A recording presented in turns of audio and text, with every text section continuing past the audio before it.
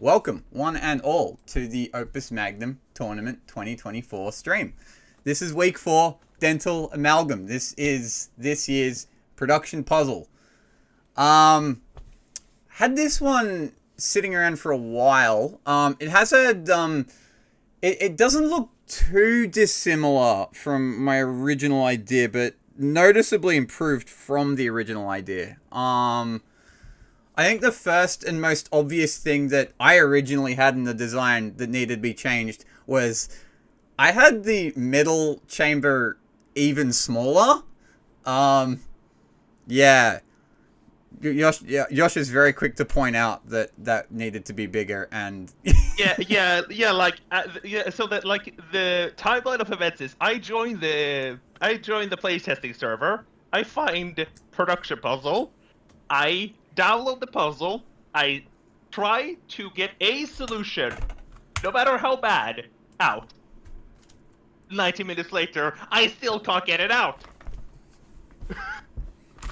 And, I'm pretty good at this whole thing. I've done, maybe 100 production puzzles, so if I can't get a single speed solve in 90 minutes, then something is wrong. Yeah, the solution space was probably a little too constrained. So, first point of order was to actually make the assembly chamber bigger, and then suddenly it hit this nice kind of sweet spot where it was annoying, but not once you got around it, the solution space was actually kind of wide, because that's kind of how production puzzles often work. Then I believe around the end of December, Yosh recommended I change the Morse output from a single Morse to a double Morse, and I quite liked that idea, and it ended up being a great one. This was in the middle of December, the 13th, to be more precise. And but yeah, I liked it because the idea behind this puzzle is for it to be cramped, because you get a similar amount of hexes to previous 20 puzzles, but there's a lot more shit to do. So turning the Morse from just I don't want you to have to use disposal to actually, but I do want you to bond two of them together and output that, just made the small chambers feel a bit more cramped. Because one thing I do kind of think a lot of production puzzles suffer from is the small chambers end up being the easy ones. Everyone knows what to do for the small chambers, but I didn't want that to happen here. So yeah, Chunky Moors was a great suggestion to that end. It also forced more interesting conditional behavior in small chambers. And Hint into instructions metric. How you doing, Mara? I'll let Mara set up her mic. But the last change was when I actually got around to doing a proper try-hard playtest for the first time all fucking tournament. I added calcifier in the end. It was originally salt in the input, but I just wanted it. The calcifier ended up being a surprisingly important change, I think. Yeah, and aesthetically speaking, the metal used to be tin in the input, and it used to be copper in the output, but they were just bumped up by one because for the dental theme to make more sense, it felt like silver ought to be the metal in the output. Oh, that's right. The output metal was originally copper, but dental amalgam uses more silver. So that made sense. Yeah, surprisingly, how that one little fucking hex ruined a lot of layouts. Wait, the calcification ruined layouts? Huh? I myself had a couple of layouts that were ruined by the calcifier. I had to do a fair amount of redesigning. I guess I never had anything interesting in the anime chamber, so I'm probably missing some tech. How you doing, by the way, Mara? I'm doing alright, yes. This was a puzzle, and I'm a lot more confident in one of my solves than the other one, but hey. Which one would that be? Redacted? Question mark? Good answer. Alright. Let's kick things off. We will be starting with cycles. Is this a cycle salt? Wait, let me check the metric for this first one, because it came in on the last minute, so I haven't had a close look at it. No, that's an instruction solve, so not that one. So we'll be starting in 41st place with 7P Storm. That's a lot of submitters for production week. It barely went down. It went up slightly. It went up? I guess Touchstone was bad, but yeah. The ratio was annoying for Touchstone, but yeah, no, the submission numbers went up, which I was surprised about. It was 46 in the end. Yeah, so actually solving this puzzle. So we see here ARM 4 is inside the product. So this is something that I immediately noticed, that you can just fit an arm inside the product and it makes those rotations a lot easier. Yeah, it's like synthetic malachite. In that one, you have an arm in the middle to take care of the large output. And that's with a lot of like area constrained ring puzzles. Cause I remember the old output version of Local Anesthetic had this. There have been like, what's that one giant ring that Brookie had in his tournament? Also had arms in the ring. Elemental mostly. dual setting or something. Yeah. And like they all have like arms inside the ring because that just ends up being like the most useful spot for arms. Also, it's like, oh, sorry. No, it's okay. I was gonna just move on to the next point, which is the small chambers. Generally, you don't want to have to handle your metal promotion stuff in the same chamber as Animismus, because Animismus is a giant glyph, and Purification's pretty big as a glyph as well.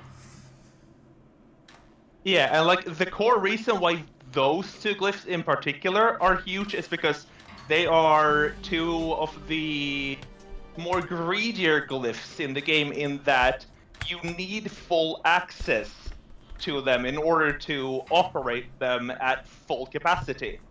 And because you need full access, that means you need to move your arms such that the grippers can actually access all 4 access points, and it is impossible for even a piston without a track to satisfy all hexes of either glyph. So you need a lot of movement in order to even satisfy them.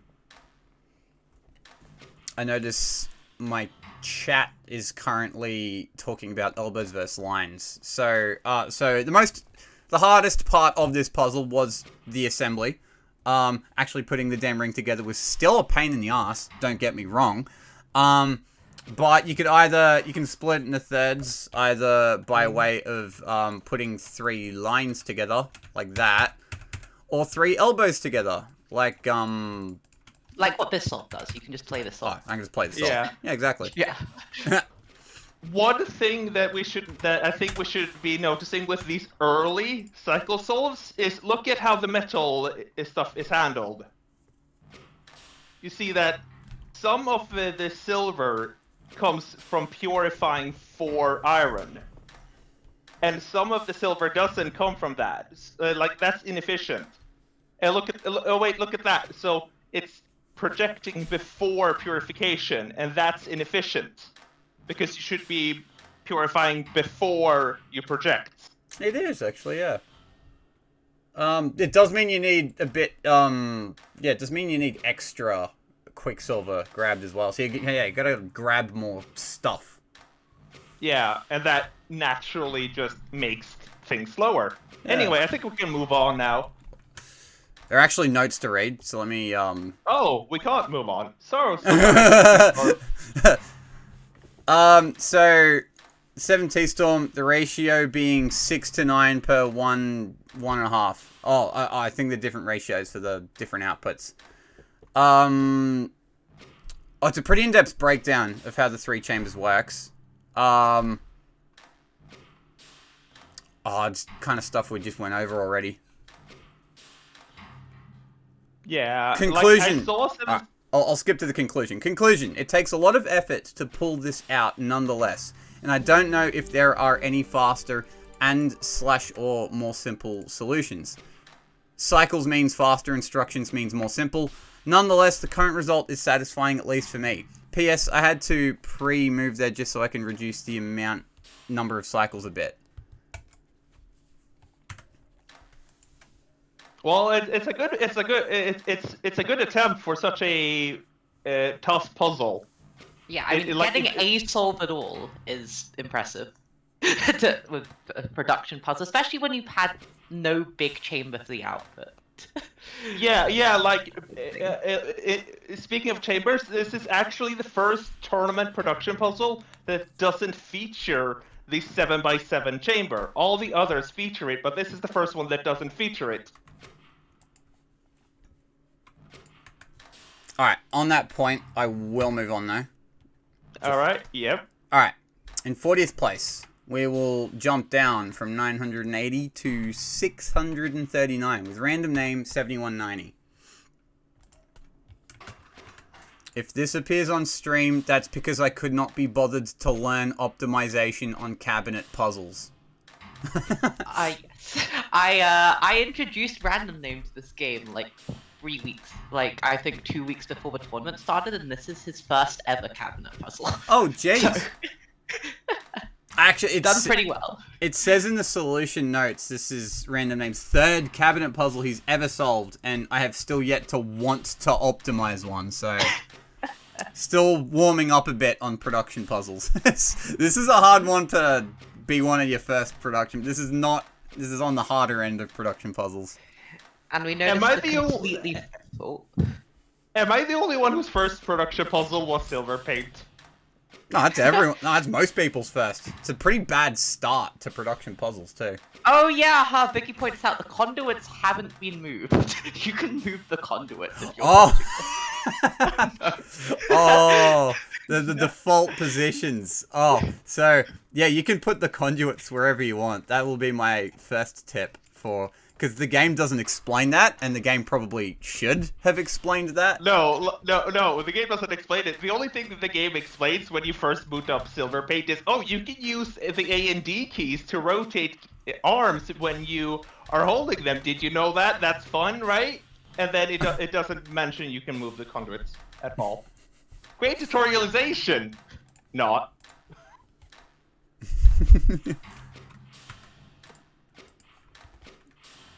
Okay, so the biggest change from from the last solve to this one is actually purifying before projecting, which I think you will be seeing for kind of the rest of the cycle. I think almost for the rest of the stream. Yeah, like there's one solve that doesn't do it. Because the kind of the ratios are designed to match up perfectly if you do ideal purification, such that you need 6 of every input to get a full dental amalgam. And you also get 1.5 chunky Morses, so bit of a loop, but yeah. All right, moseying on down to 544 cycles. We have no longer breathed in. She did mention she did not like production in the previous stream, so yeah, I guess that makes sense. I think, well, when you're doing rate period as like a main metric, that's a very space-heavy metric. Rate period in production is might as well just be cycles. Here we are. I've seen very few production puzzles where rate would make sense as a metric. I think, like, of the tournament ones, Aether Reactor might be the only one that makes sense for rates, and the other ones don't. There was a speed solve called Logistics, which was a banger production puzzle that had rate as the metric. That was. Oh yeah, that's a great one. It has 7 of the tiniest chambers. It's amazing. Hopefully it gets added to the leaderboard one day. That's a really good puzzle. That and like what was that? Cancer medicine by Haxton. Oh, possibly. Okay, so the solution notes for this one reads, this is either 1p or 1.5p depending on which output you look at. I tried doing this 2p, but that turned out to be unnecessary. This is a CGI improvement over the 2p, but not a CG improvement. Oh well. Yeah, so the reason this is CG and not CGI is because the CGI metric per actually Panic's wisdom in the playtesting server that CGI tends to promote non-looping solves, oddly enough. Right. You program them all the way out to the 6 output. Sometimes you need to in order to save cycles. And if instructions is the tertiary, then you're encouraged not to loop. So unless you're spiritual shampoo, that's a bad thing.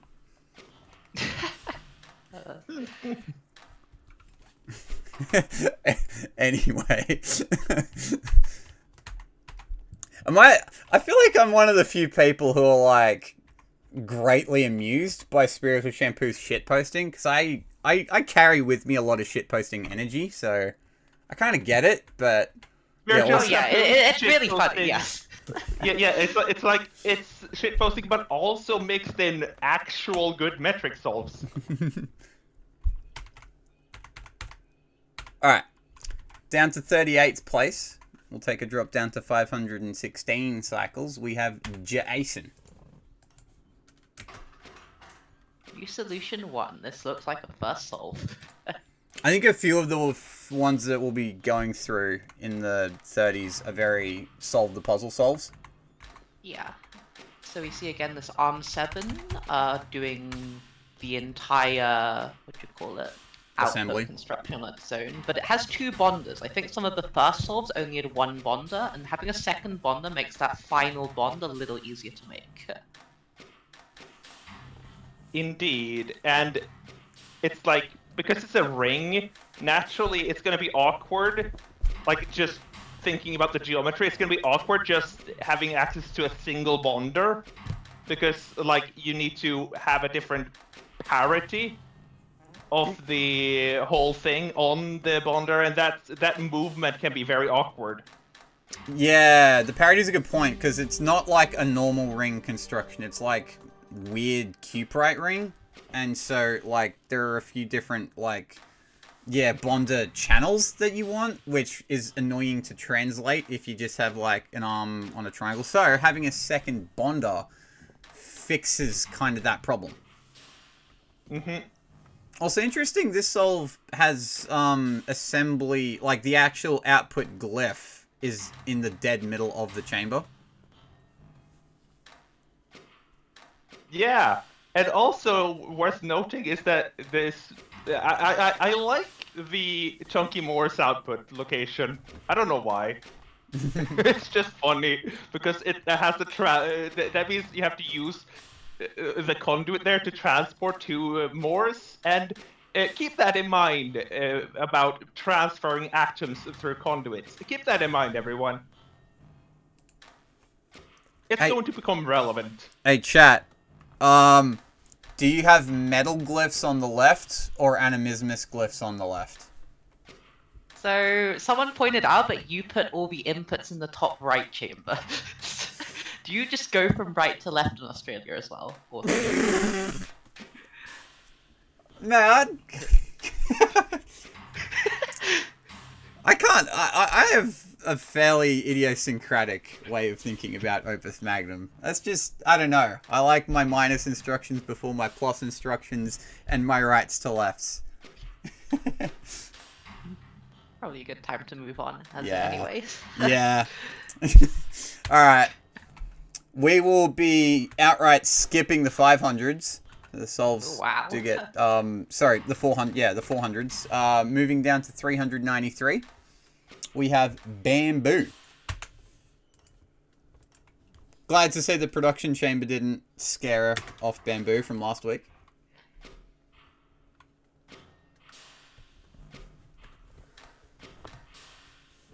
Ooh, is this an instruction This solve? looks like an instruction solve. Yeah, this is it? definitely an instruction solve. Skip this. Oh, it's the alright. Instruction solve. Alright. This is It was next solve.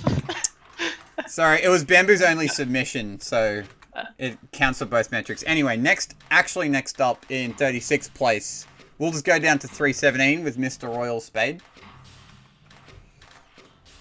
That is a very sparse top left chamber. Oh wow, this has both purification and anime in the same chamber. This is like very min cycles, because if you have very min cycles, then you have to pull inputs every 2, but you can't use the conduits every 2. So you have to have both anime and metal in the same chamber, and that doesn't quite work at input every 2. Yeah, because like because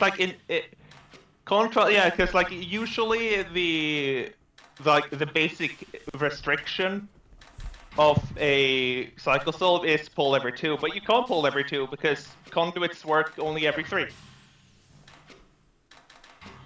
Had you got, what did people think about the conduits for this puzzle? Like, there's one of the things that you just don't know about when you're, like, trying to design a puzzle. Like, oh, what conduits should I use? So, I'm pretty happy with these conduits because, like, things are already pretty cramped in the small chambers, but...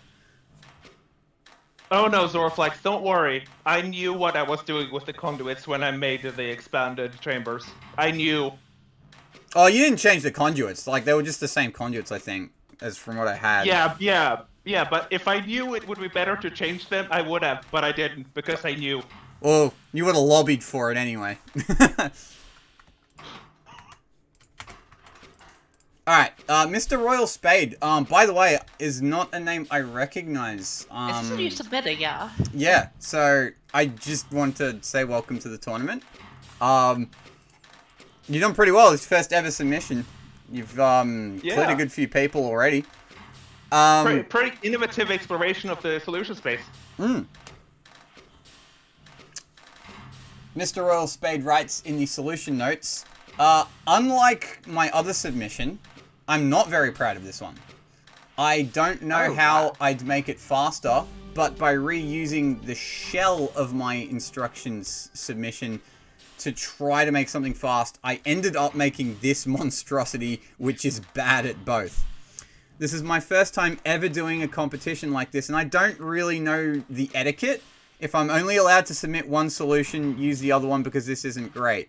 I spent a lot of time on it though, so I felt I should submit it. Enjoy ? No, You can submit as many as you want. No, so the etiquette is to just go nuts. Submit whatever you want for whatever, like, whatever you submit, even if you only submit one solve, it gets counted for both metrics. So you're encouraged to just submit whatever you like as many times as you want, as much as you can. Yeah, I get a lot of submissions from, like, people who are like, oh, I found a micro-optimization, let me submit again. And that's perfectly fine, because the website handles it, like, without problem. Who has audio on? Is it Maraconda or... Because, like, I'm hearing the echo from... Is there echo? Is there echo? I can't hear it. Oh, maybe I just have very sensitive headphones. Oh well, we can move on. Alright. One last thing to note. So this has, like, a very cramped left chamber and a not very cramped right chamber, which I find is interesting. It's only doing... reverse. projection and chunky mores, and that's it. And then the other one's got both of the big glyphs in the one chamber. Both of the greedy glyphs. Also, instead of having a triangle track, we've got a bonder inside the ring, which I think is a pretty cool and interesting piece of tech. Yeah, like, that was what I was trying to do when the middle chamber was even smaller. I tried to have a bonder in the middle, because you pretty much need to do that. Still didn't work. Also, it's just occurred to me that both of my co-commentators this week are European, so time will be of the essence. Yes. Alright. In 35th place, we drop down below 300. Coming in at 282 is Luna.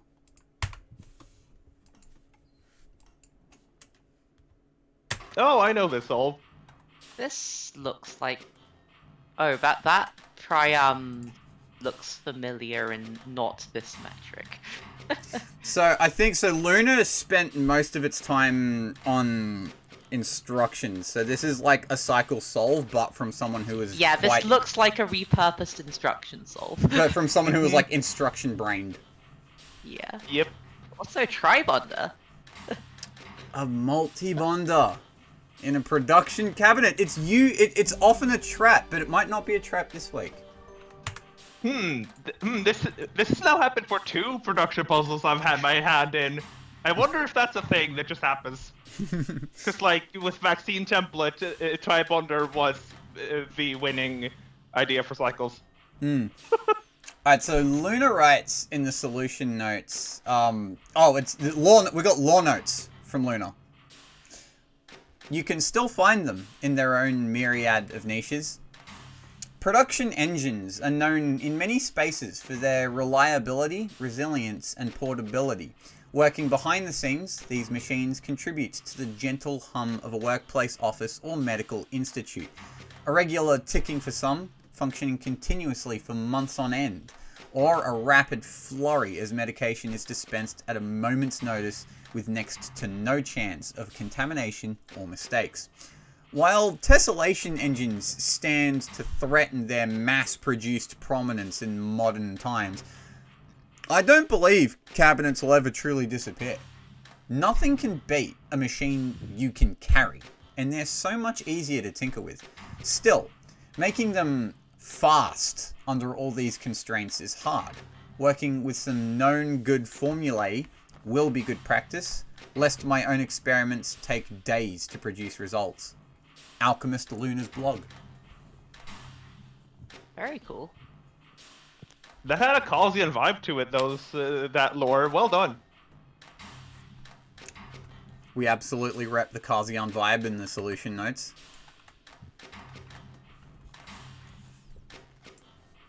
Alright, a triarm is also, like a length 2 triarm is also pretty cool. Yeah, it makes a pretty powerful statement there in the middle chamber. Funnily enough, I think it could have just been a single arm, but it does look cool. That straight up has enough time to reset.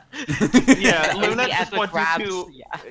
Yeah, Luna said to me in DMs that Luna just wanted to optimize the funny imaginary instructions tertiary. You know what? Valid. Because primary ties in production cabinets in general are like pretty rare because of the weird like non-theoretical nature of production metrics being kind of harder to grouse. So yeah, and like in general the community has like orders of magnitude less experience with production. So like generally the results are going to be more stratified. Yeah. All right. Jumping down to 267 cycles, we have Guilty Bystander. New solution 1, copy. Did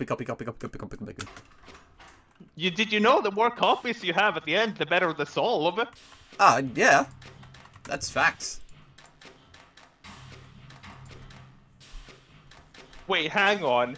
This doesn't even use This one is of the also conduits. an instruction solve. I actually or it think might be it's a repurposed one, but that is very not 1p. that so that yeah, it doesn't even use conduit number 2 at all. No, it doesn't actually. Yeah, Conduit 3 and 1 are getting a lot of work done. So, interesting tactic here.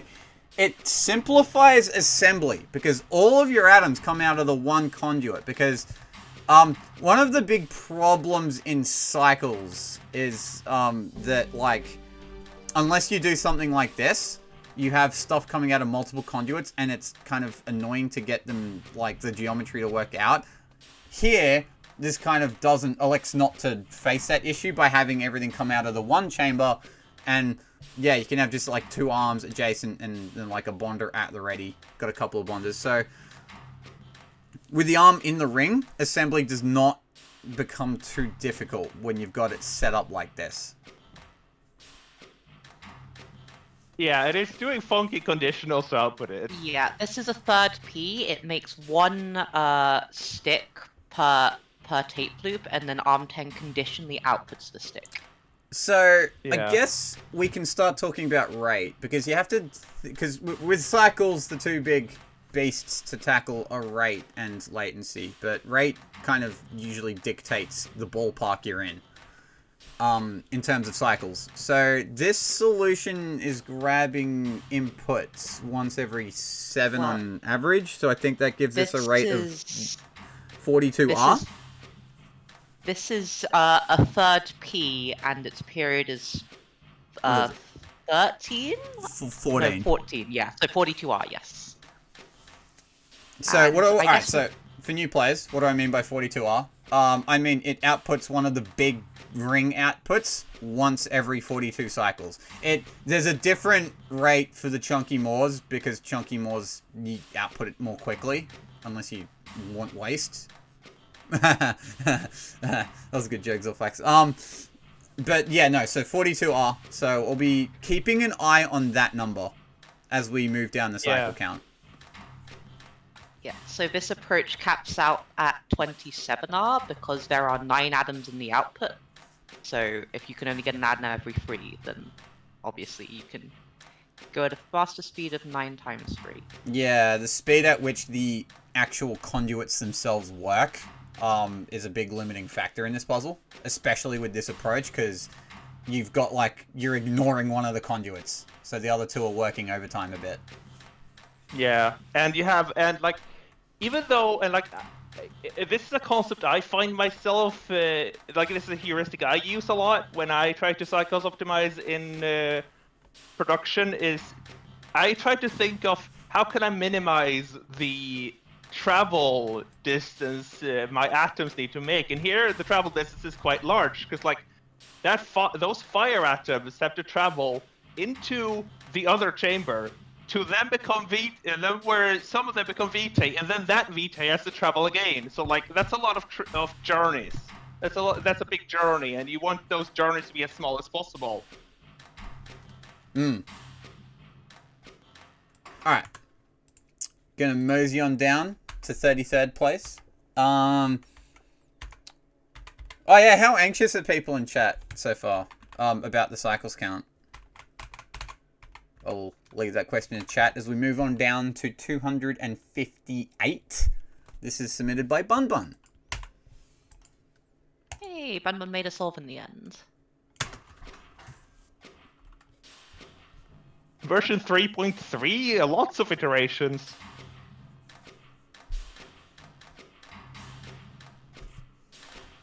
Ah, here we see what I attempted to do with my speed solve. By the way, I didn't submit my test solves because I did it on a version without calcifier. But yeah, this is what I did. I have the anime near the molten iron.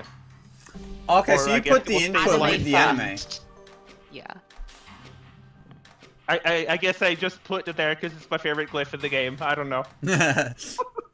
Well, alright, so that's it. It's funny because it's a completely different question. Because usually, like, do you want animismus and purification in the same chamber? Probably not, especially not for cycles.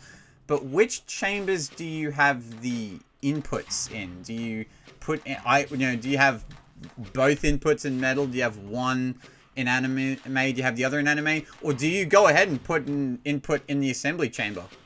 So, like, that ended up... I think we'll see input in the assembly chamber. Nevertheless, it's an open question. So, yeah, where exactly you put the inputs. Mm-hmm. But no, I think this is the first non-monomer solve. Like, it makes an elbow and then bonds everything on one by one. That's true, yeah. Interesting. Yeah, a very OMV friendly solve. Oh, yeah, true. But, I guess that's the third route, right? You have elbows, you got lines, and you also just have neither. You just have no monomers. You just put it all together one at a time. For those not in the know, when I say OMV, I mean the instruction, the repeat instruction, which you get by just tapping V.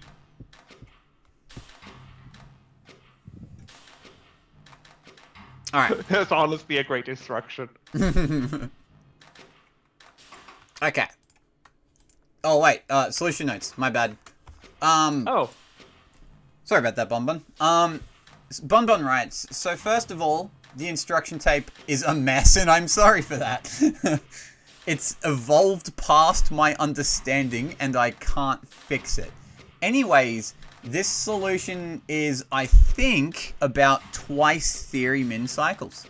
But it's as low as I can go without throwing away my sanity. Pulling more iron equals pulling more hair.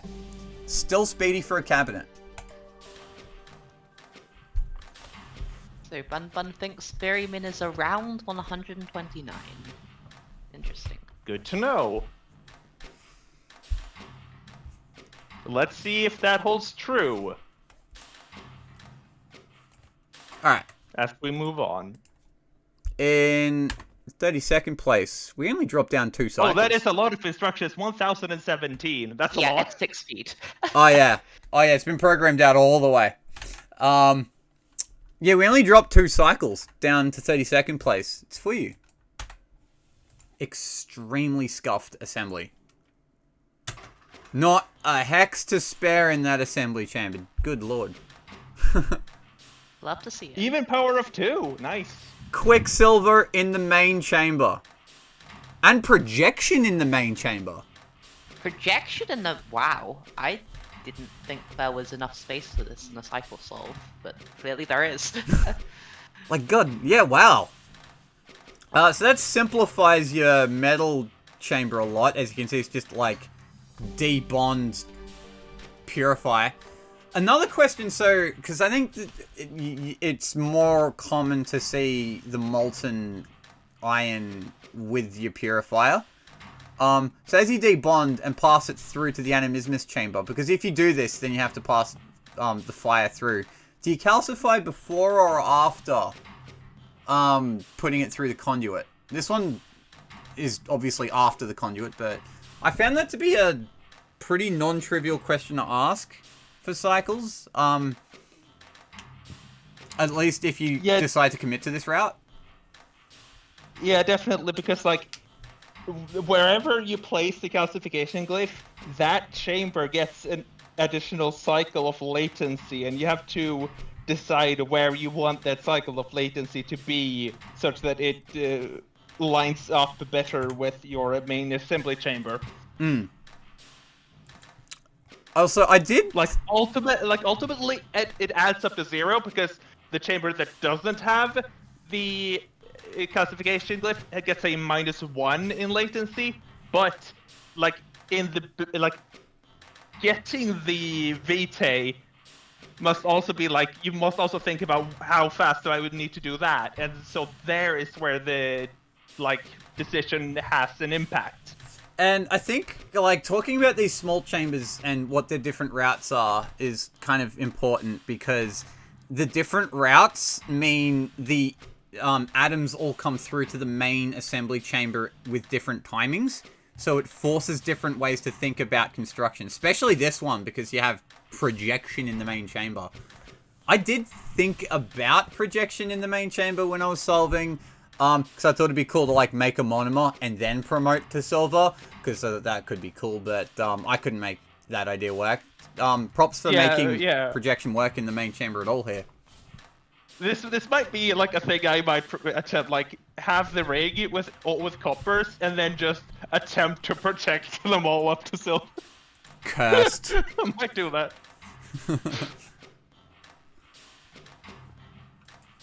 Alright.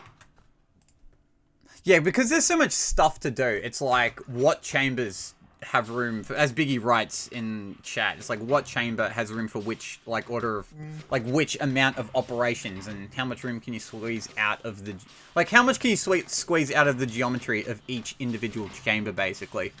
Because there's just a lot of shit to do. Yeah, Zorflex and I were chatting about this puzzle a few days ago, And I said, this one, Zoroflex said this puzzle gives him welding thermite vibes, and I was like, yeah, that's why this is one of my favorite production puzzles ever. Because, as everybody knows, that is my favorite production puzzle in the journal. But yeah, yeah, the comparison that I was making throughout the week when I was like, or at least back when I was playtesting it, was welding thermite. Because I think that's the only, like, main, like, leaderboard puzzle that I can think of that's about this cramped. Yeah, like, welding thermite is more cramped because, like, it doesn't even have... It just has the 2 5x5 chambers and nothing more, and you have to do a bunch of stuff. It's even more cramped, yeah. Yeah, you have to do triplex even, and, like, yeah. Oh, there are solution notes real quick. For you writes, at first, I naively set up the top 2 chambers to supply atoms to the central chamber at a rate of 1 per 6 cycles. However, the size constraints of the assembly chamber proved to be very challenging indeed. Finally got a working layout using 2 bonders and worked up to an output rate of 1 per 41 cycles. But still more than twice as slow as the 1 per 18 I was envisioning. Works well enough for a portable machine, but I shall leave it to greater alchemists to illuminate more efficient methods. Yeah, like, those solution notes, that is usually what you end up having to deal with. It's like, oh, I want this to run super fast, and then, wait, oh no, geometry, help, and then you slow it down. Alright. Moving on. In 31st place, we drop down just 3 cycles to 253 with Sockboy. Not a name I recognize. Welcome to the tournament. Welcome to the tournament, Sockboy. This is also 1/3 P, but it's This fast. looks like an instruction solve to me. Yeah, but it's fast. So... A fast instruction solve. This is the only submission from Sockboy. And so yeah. Right, a couple of these were like... Begin with the lore. Oh, wow. Oh, wow. Back in 2020, so it's actually welcome back to the tournament. Potent Potables. Damn, that's a long-ass time ago. I think Potent Potables was the first time I ever optimized for sum. Potent Potables was the first time I ever optimized for cost. I then went ahead and didn't submit it because I was an anxious boy in 2020, but I would have placed 6th if I submitted. Oh, wow. Yeah, I didn't realize until after the fact. I'm like, ah, shit, I actually would have done well for the metric I'm not good at. And then I found out later that I'm weirdly good at cost. I guess that's the difference between the old submission format of send the solution file to the host and now you just submit it to a website. I guess the submit it to a website makes it feel less personal. Yeah, actually, that's a great point. I reckon I might have just gone ahead and submitted if it was just through the website. But back then, you had to, like, DM Biggie the solve, and I'm like, oh god, I don't want to do... Because anxious boy, but yeah. So I was looking forward to participating in 2020, and I was hoping some wouldn't come up because I knew it was my best metric. But then it came up in week 1, and I got stage fright. Anyway, that's enough reminiscing from me. Yeah, and like, we see 2 multi-arms here. I want to make a point about multi-arms and how hard they are to fit in production. The way production works is you have walls, okay? Where's the point? Well, the point is when you place a multi-arm, it has to be in a hex that isn't bordering a wall. So they are fundamentally hard to place because you want your arms to be near the edge. So well done getting 2 multi-arms in. I think multi-arms is a good idea for this puzzle because there's a lot of shit. There's specifically a lot of single atom shit flying around, right? You have to like get Vitae to the conduit, You gotta like calcify fire and put it. You know, you gotta do all You this gotta do the stuff. metal stuff. Yeah, with single atom metals, and hex arms are good at manipulating single unbonded atoms, especially even in a production chamber. Yeah, you just gotta be more mindful with where you place them. Yeah. You have to work around them a bit, but they're like a good thing to like want to work around. I think we've squeezed everything out of this, unless there were notes. No, there were no notes, so Alright. I'm happy to move on. Cracking our top 30. 239 cycles, we have Jamu. This time, it's Biggie Max. Sorry, Biggie. Alright, so nothing inside the ring on the assembly is the first thing that jumps out to me on this solve.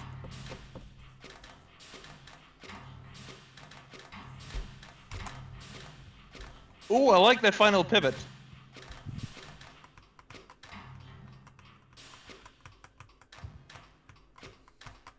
It's a very space-conscious assembly of the ring here. It looks like something you'd almost do for an area solve. Which, alright, it's production, so fair. Area is the 0th metric in production, after all.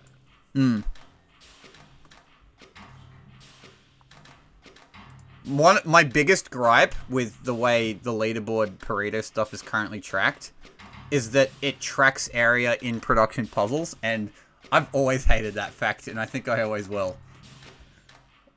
So I don't know. One day we will have some 4 in production. Ugh. Actually, I'm pretty sure that just is indistinguishable from some 3 in production.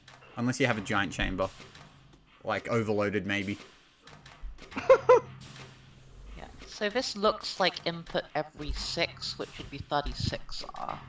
That is as correct. denoted by Yes. ARM1. Yeah, because R1 is just grabbing, doing 2 rotates, and then it has to reset. So yeah, that's one every. That you get 1 input for every 6.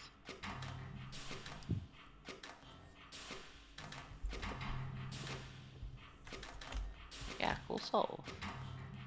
Yeah, I wonder if Jamu's decision to not put anything inside the ring was deliberate, or if Jamu didn't consider putting like an arm in the middle or something.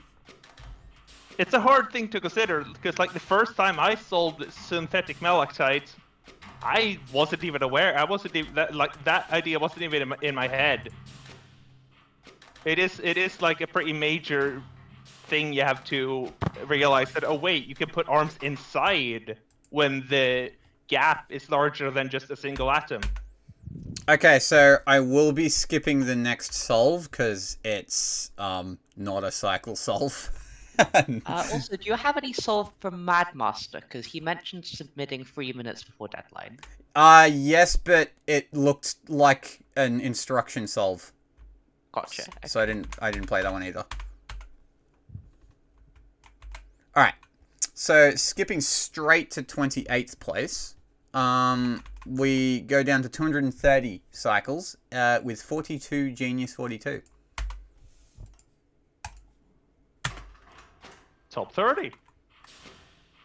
This cycle's primary version. This is a 6-speed instruction solve. We might want to skip. Okay. Nah, there are notes. I think this is. Oh, it's sufficiently different. Gotcha. Yeah, I don't think it's gonna be that different, but it's like it was. I think Genius would want me to show it, so here we are. Gotcha. I like the hex arm slapping itself with the input and then just rotating it away. That's actually a pretty cool movement. It's one way to do calcification.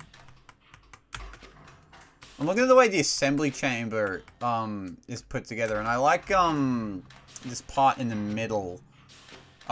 When it makes the second elbow here, arm 11 swings around right as arm 10 pivots, and arm 11 can just retract and immediately bond. That's pretty sweet. And it just barely doesn't collide with the chamber walls. Pretty slick. One thing that did surprise me was the variety of ways to construct the ring in the assembly chamber, because it is probably the most annoying part about this puzzle. But yeah, I'm like, is it going to be like yeah, is the solution space going to be constrained? Is there enough depth here? And yeah, there absolutely is. It wasn't really as constrained as I thought it'd be. Mm-hmm. The solution space is quite large, as we will see. One thing I suppose I wouldn't have affected throughput. I was just thinking with Arm 1, you could swap the calcifier and molten and do that. Oh, no, you can't. Never mind. Ha! I saw it as I made the change visually, because it would... Yeah, you yeah, can't because... pivot. The Hexstorm grabs both the iron and the fire, and then the pivot doesn't work. Though you could do the pivot in the other way. But that's no fun. I think as we go down towards the top solve, I reckon people will start recognizing certain aspects in chambers more, because there will eventually be like solution convergence, because like there is only so much space. Yeah, and like I said in the beginning, the cycles metric is weirdly stratified with this one. So, actually, speaking of, as we move on... Oh, actually, did I read the notes? I did not read the notes. Sorry. Pause that thought. 42 Genius 42 writes... I'm pretty bad with the notes today. Well, this has significantly fewer cycles than my instructions version. I think it was 1/3 P. However, I modified this to be 1 P, which reduced overall cycles by 4 with the more exclusive actions of certain arms in the last third of the large product building process. So you go, this is also pretty instruction-brained. Yeah, so Maraconda's analysis at the beginning was pretty spot on that this was a cycles repurposed instruction solve. Alright. In 27th place, we will drop all the way below 200. Oh, wow. Okay. At 192 cycles. Cuckoo 52. Drops happen yeah. Just suddenly We already 38 have cycles. a track loop inside a production chamber. With There's 4 space for pistons! Wow. I guess that's the Cuckoo 52 experience.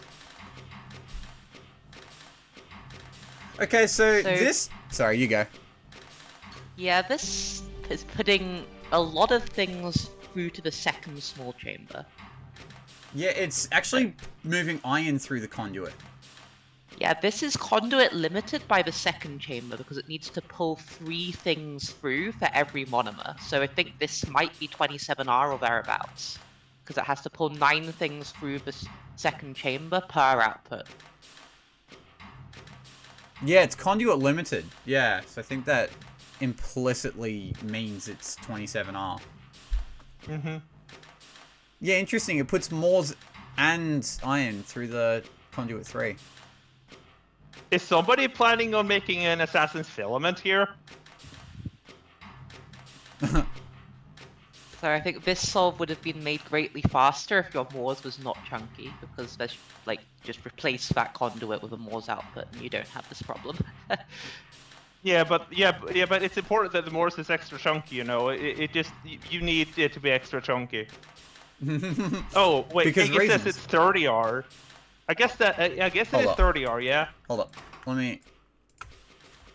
Alright, so it outputs the first one on cycle 42. 72. Oh! It is 30R. Yeah, there you go. There's 30 cycles between outputs. Sorry, our mistake.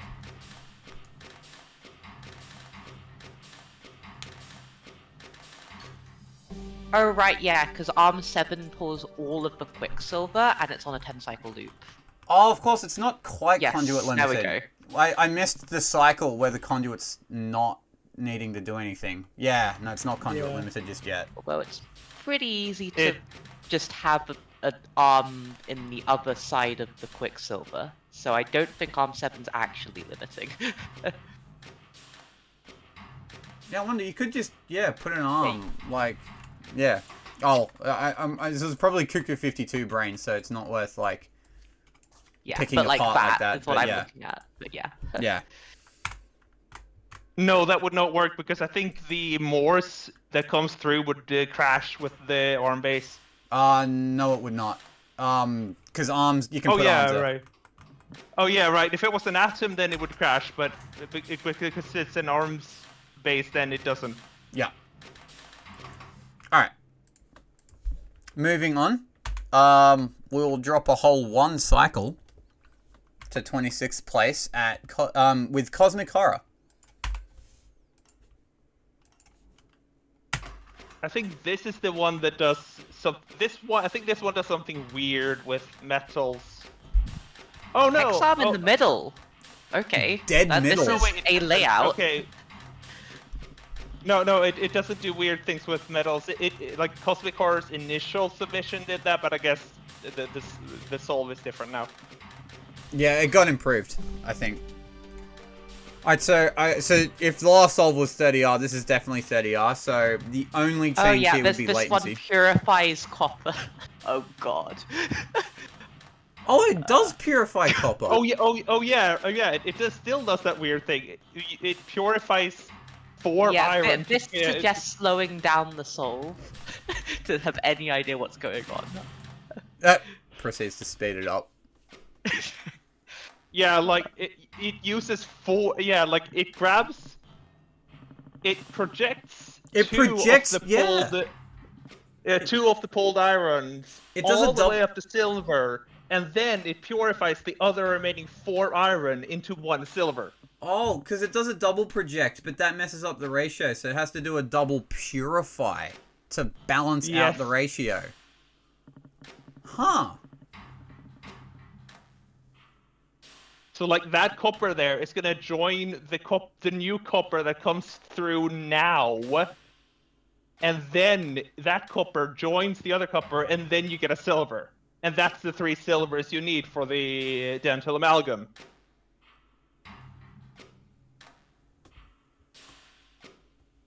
Weird method, but hey, Cool. It works. Cool. Apparently. I didn't even know this was a route to, like... I didn't even know, like, that would balance out the ratio. Oh, funky. I like it. I think you do end up pulling more Quicksilver, though, because, like... Yeah, you end up pulling 7 Quicksilver instead of 6. Because you pull 4 Quicksilver to do the double projections. I agree with Rebix. This has a very strong aura. So yeah, this method is Quicksilver limited. I'm impressed that that top left chamber. I'm impressed it works at all. If I'm being, to be honest.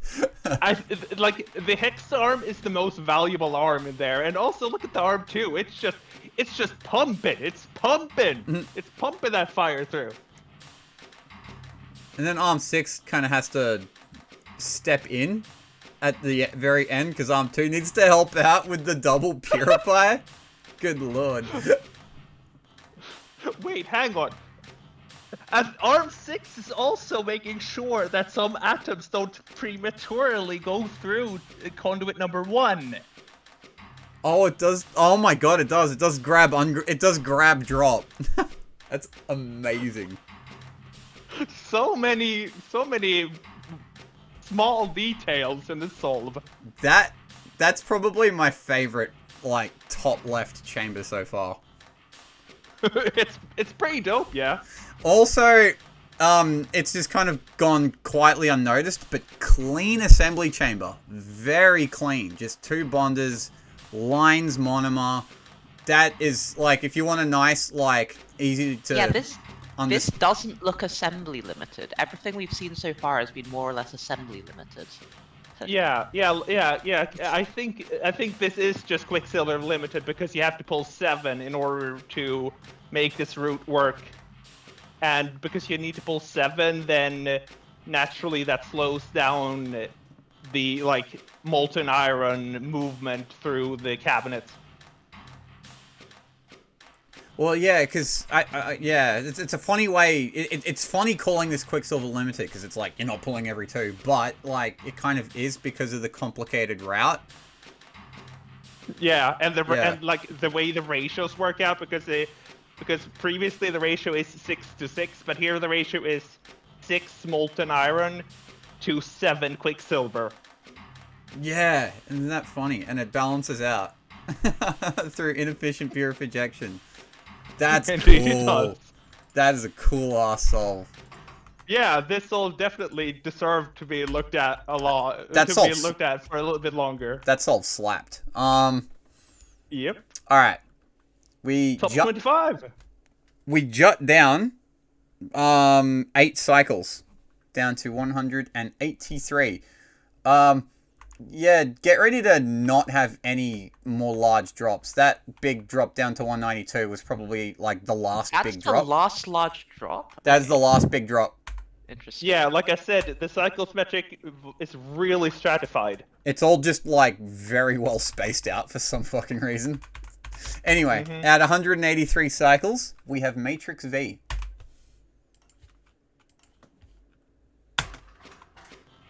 But is it invertible? That's a hex arm. Length 2 hex That's arm. that's a big hex arm. So this one needs to be a hex arm. Yeah, pulls those two inputs at the same, two things at the same time. I guess I can It like does. tab through for an in-between speed. And also multi-bonder. So it has a hex arm grabbing, debonding, and purifying. Good hex arm usage on the metal chamber. This is so this is what I would describe vaguely.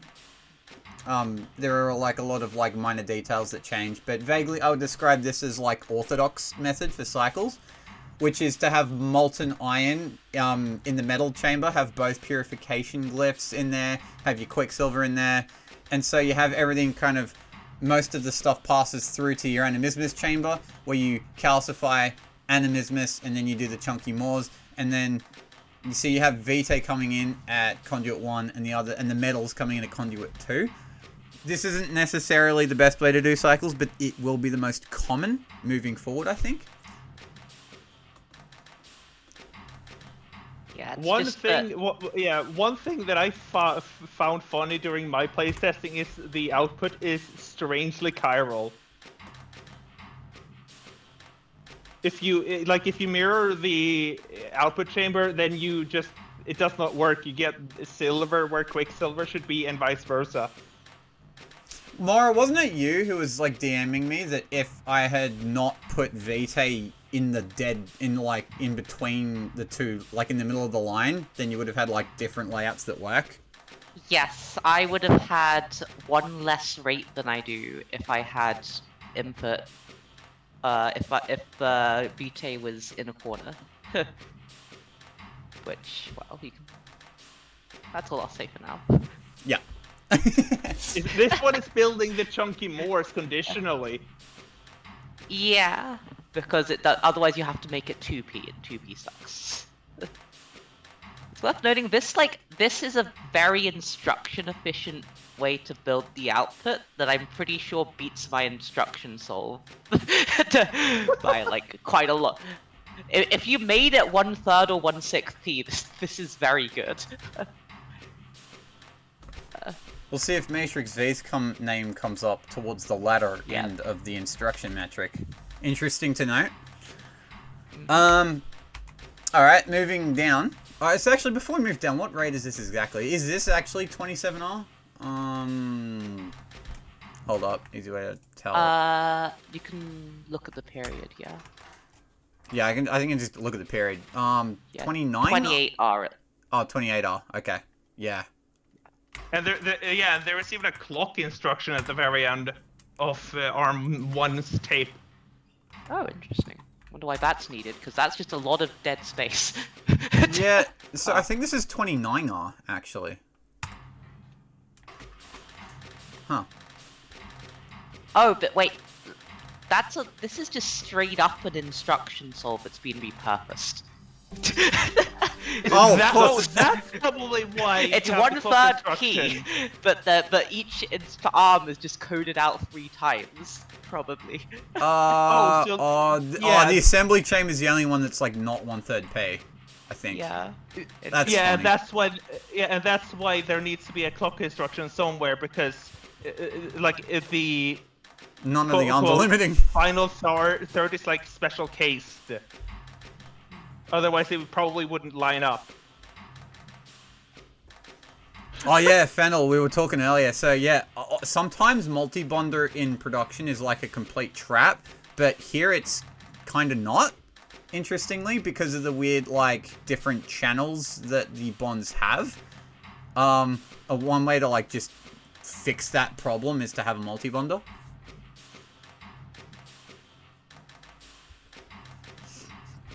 Cal Euresis points out that ARM 12 sometimes like ghost pivots. Yeah, so like we were talking about, the assembly 2/3 chamber of was the time. one. The assembly chamber is the one that's actually programmed out, but ARM 12 is still not like. It's just like does the same thing 3 times. Yeah, so this could have been like 240 instructions, so you could have saved on the imaginary instructions tertiary. Man, I'm curious to see the instruction solve now. But we will move on. At 177 cycles, we have Kevalan. Not I. 1,587 instructions. Good lord. That's an instruction count. That's a 6p.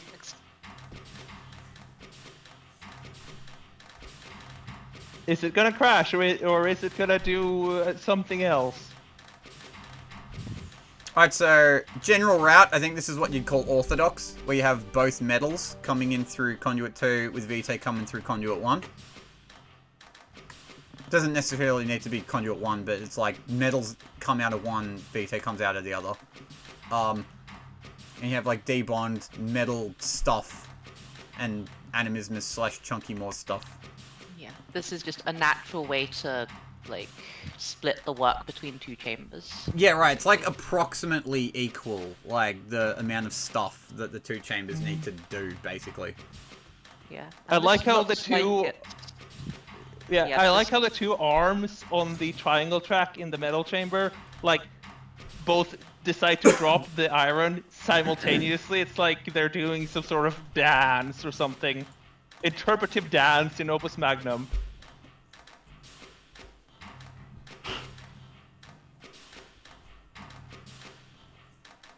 The animismus approach seems very orthodox as well, yeah. Interpretive Moors. Interpretive chunky Moors. Oh, apparently the last solve was not a repurposed instruction solve. It actually was just a cycle solve, but didn't want to program shit out. Huh. Oh, fair You know enough. what? That's fair, considering there was no instructions tertiary. Yeah. So Kevalan writes for this solve, check out the elbow construction. Each of the 3 elbows is constructed differently. This was the only way I could find to get the period as low as I could. The requirement to translate the 3rd elbow means only ARM 12 can handle the last Vitae efficiently, but it's then too late to grab the Quicksilver for the next elbow in time. Had to 6p this because the delay in Vitae at the beginning is different than once the machine gets running at its steady state.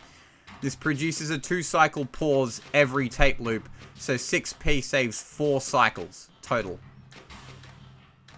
Chunky Moors requires Chunky P, of course. Chunky P for Chunky Moors. That Chunky Moors output is the exact same one that I had.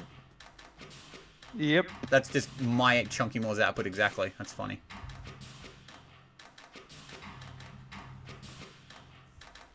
Alright. Yeah, pretty interesting breakdown. The assembly chamber here is proving to be limiting for most of these. look at how Quicksilver is pulled. It's like pulled rather quickly, but then there are a lot of but then there are some weird pauses in the middle. Hmm. And like there pause, and then oh now we're gonna pause, and then now we do work, and then we pause again. I guess you would need to do that. Consider with these like design decisions. Yeah. Alright. Gonna mosey on down though. We will take a 12 cycle drop down to 165 cycles at 615 cost. Is not great.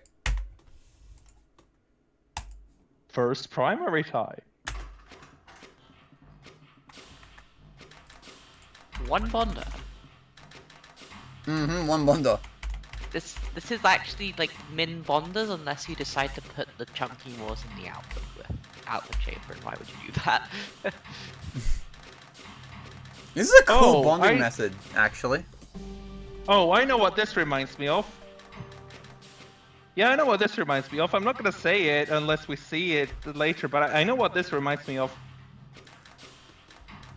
Okay, so yeah, we'd probably call this orthodox as well. As in the general routing of the atoms. Not in like how exactly it gets accomplished. Here it gets accomplished here with the hex arm once again handling purification, and then you have a bunch of single arms doing like copper quicksilver manipulation at the bottom here. Notably, also the chunky Moors is again built conditionally. It is, yeah. Actually, yeah, it's a pretty cool conditional, actually. I do, yeah. So it was also mentioned single bonder assembly chamber, which I think looks very slick, at least in its movement. Yeah, this actually looks almost limited by Arm 2, because Arm 2 has to grab 6 fires, and it's 25p. Presumably the weight's just... this last one's too early. It looks almost like the only thing limiting. I think you're right. Yeah, it did catch my eye earlier, because if you want to do this orthodox route and, like, increase or decrease the rate, make it faster, you have to have more than... well, you can do it a couple different ways around it, but for this particular idea, you'd have to have more than one arm handling fire. Also, yeah, same with arm 3 on the other end of the conduit, also putting fire on the calcifier. You'd probably have to work something else out for that. Not great writes in the solution notes. I'm nearly certain it's possible to make a solve that pulls every 3, but I couldn't figure out how to make it fit, so I'm stuck with this one, which pulls every 4.1667. That's every 4, but then plus 1 every 6 for the final output.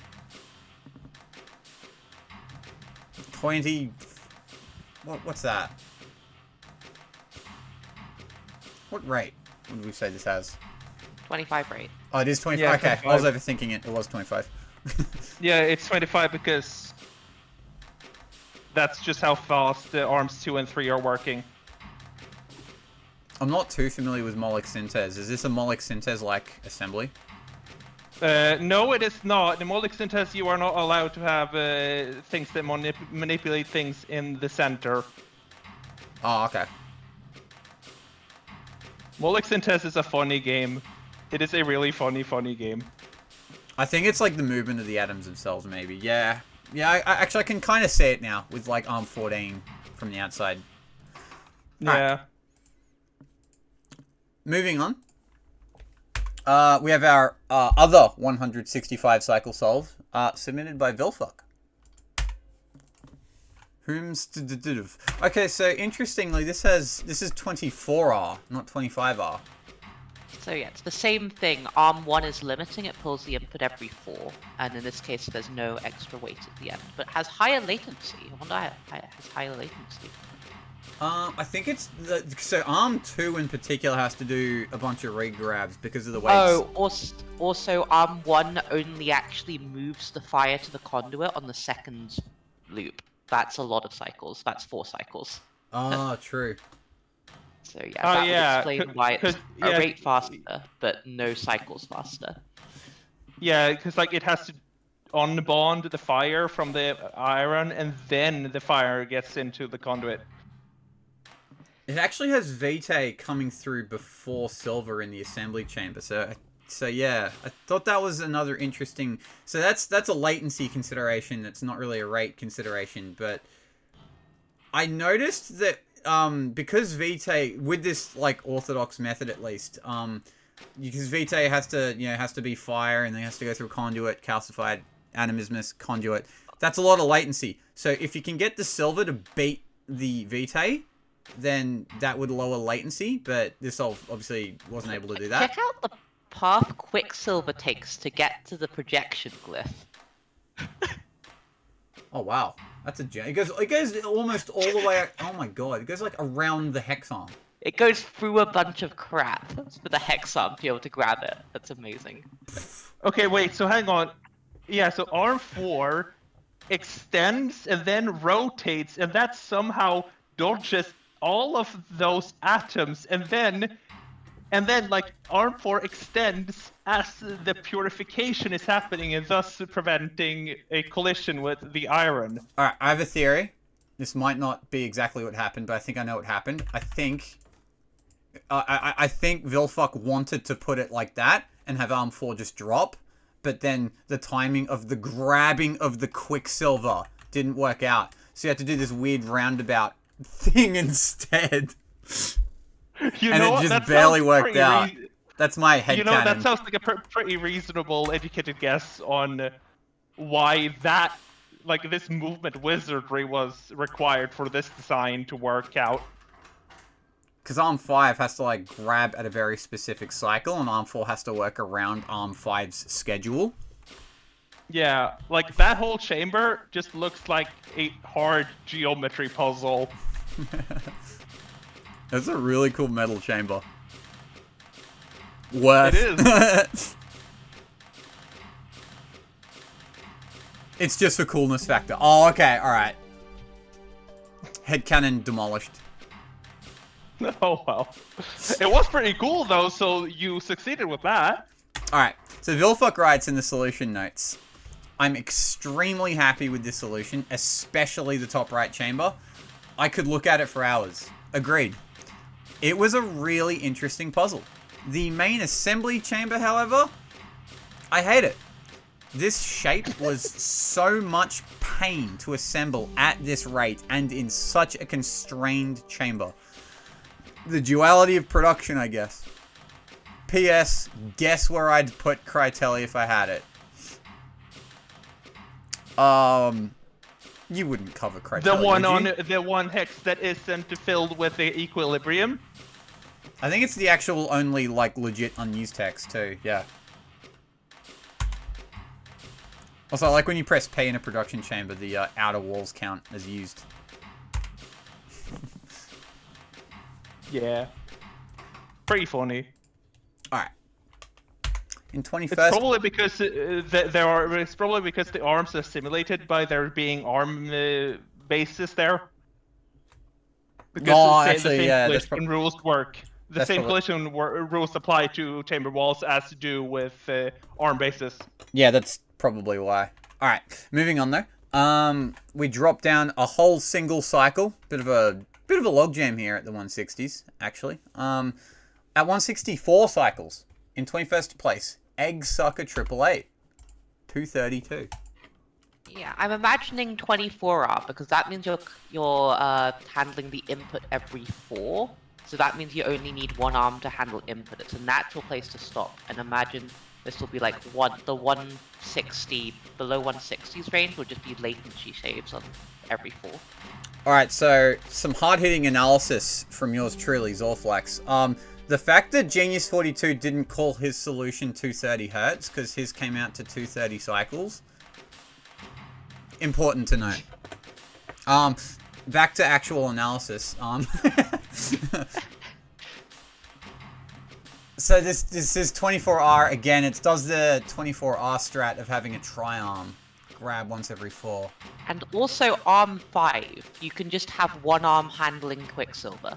This is That true. also just saves you so much space. I like I like the funny thing that Arm 13 does. It like stays still, and then it has to dodge the dental amalgam at the end. That's the only reason that track's there. That's funny. Yeah, without it, you would have a 10 G. It would be 10 D cheaper. Speaking is hard. I like the sort of. I don't know what they're doing. Arm 6 and 7, like, it's like a continuous stream of the fire atoms just coming in, getting calcified. It's a thing that, yeah, it's another like 24R strat because alright, so at this so a thing that a word that Cycles mains like to use is pseudo period. And I think we should start using that word more often actually. Moving down the cycle solves, because at 24R, because everything's kind of in thirds, you can say the side chambers are both operating at what's called pseudo period 8. So because 8 divides 24 into 3, so this has 24R, but because everything's in thirds, you can think of having every individual arm has like 8 instructions to work with, which is why like Arm 5 can handle both Quicksilvers, Arm 2 here is handling it at, or using all quote-unquote 8 of its instructions. Same with Arm 6 and 7, so there's a lot of like good use of that pseudo period 8. And one of the biggest problems of trying to get it below this rate is that pseudo period goes down, which means your individual arms all have less to work with. So it goes down from 8 to 7 to 6, and who knows. And if we get down below 24R, then yeah, you're gonna see they're gonna see that these motifs that work here at pseudo period 8 just they no longer work. You need other methods. Alright. It's not Genius Food 2 solve, whoops.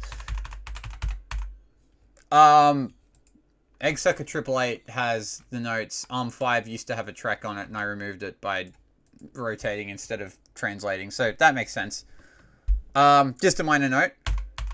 We enter the top 20.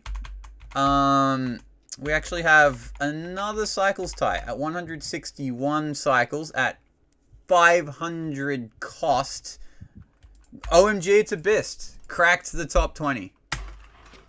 Well, you mentioned having made both of her solves in a 24-hour period, so not bad at all. Not bad. Hexarm in the middle again, but it's doing a cool pivot. It's doing the same thing that we saw in, or was it Genius 42 solve or something? Solve, yes. Because that one grabbed the molten iron and then pivoted the fire to calcify it. Like, that is a viable approach at 24R, because that is like, like every single action that pulls molten iron is then 4 instructions. Because it's like the Arm grab 6 is also a very powerful 24R motif, because since you have pseudo period 8, you can do 2 things to 2 different atoms in pseudo period 8, and that's exactly what it does. Yeah, and it's kind of neat. Yeah. Sorry. I hate to break it to you, Morakonda, but turns out that chamber is actually inferior to a version that has 2 more fixed arms for both cost and instructions. Oh. It is literally objectively inferior to a version that doesn't put Arm 6 on a track and instead rotates the animismus glyph a little bit differently, so that you can just move the vitae to the conduit with a single arm, and saves you cost and instructions. How would it save cost? Because this is only 30G. The only thing cheaper is a single fixed arm, which can't access both. Because you don't have the track. You don't have a second arm. You don't have the track, but you don't get the piston either. So that's minus 50G. Minus 50 plus 40, that's minus 10. Oh, right, you're talking about the piston. Oh. Yeah. I know. Alright, I see what you mean now. Oh, okay, alright. Alright, yeah. So, no, the point I was going to make is that, so this is orthodox, but it makes a different decision from the last couple, which is calcify before conduit. Which is why it kind of gets away with this, like, really leisurely looking animismus chamber. There's, like, a lot of free hexes spare, whereas the left chamber is kind of working overtime because everything's designed pretty nicely around a hex arm, useful in all 6 directions. Also, 3 bonders. I think it's just cut out latency. I like how the when the Quicksilver and Vitae enter the main construction chamber, they just instantly get bonded to each other. Alright, so 10G... Oh, wait, Bist wrote notes. Sorry, my bad. Before I move on. Sorry, Bist. A low effort, period 24 solve. Latency can definitely be improved plenty on the left chamber. Theoretically, Quicksilver in the assembly chamber will be faster, but it's already cramped enough as it is. Looking forward to seeing lower latency and lower periods, perhaps.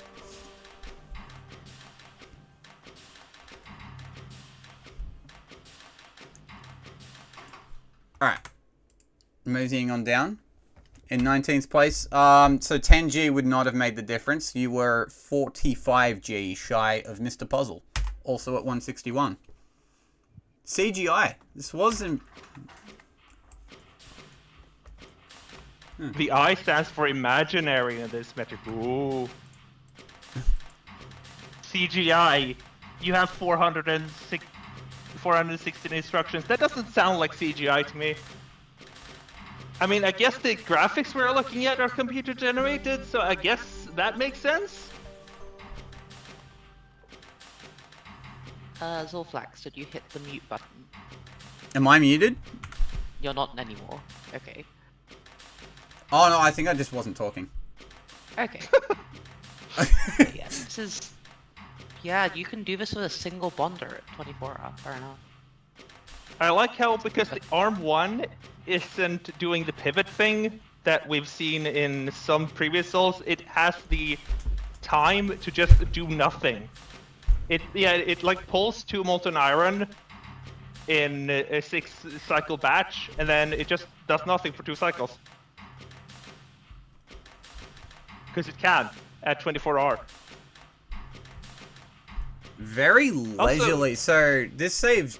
So that animismus chamber is more than 10G cheaper because the hex arm handles both one of the anime salts and the Vitae itself, which is pretty slick actually. So that's probably what almost on its own the tiebreaker was. But yeah, single bonder was probably the other one.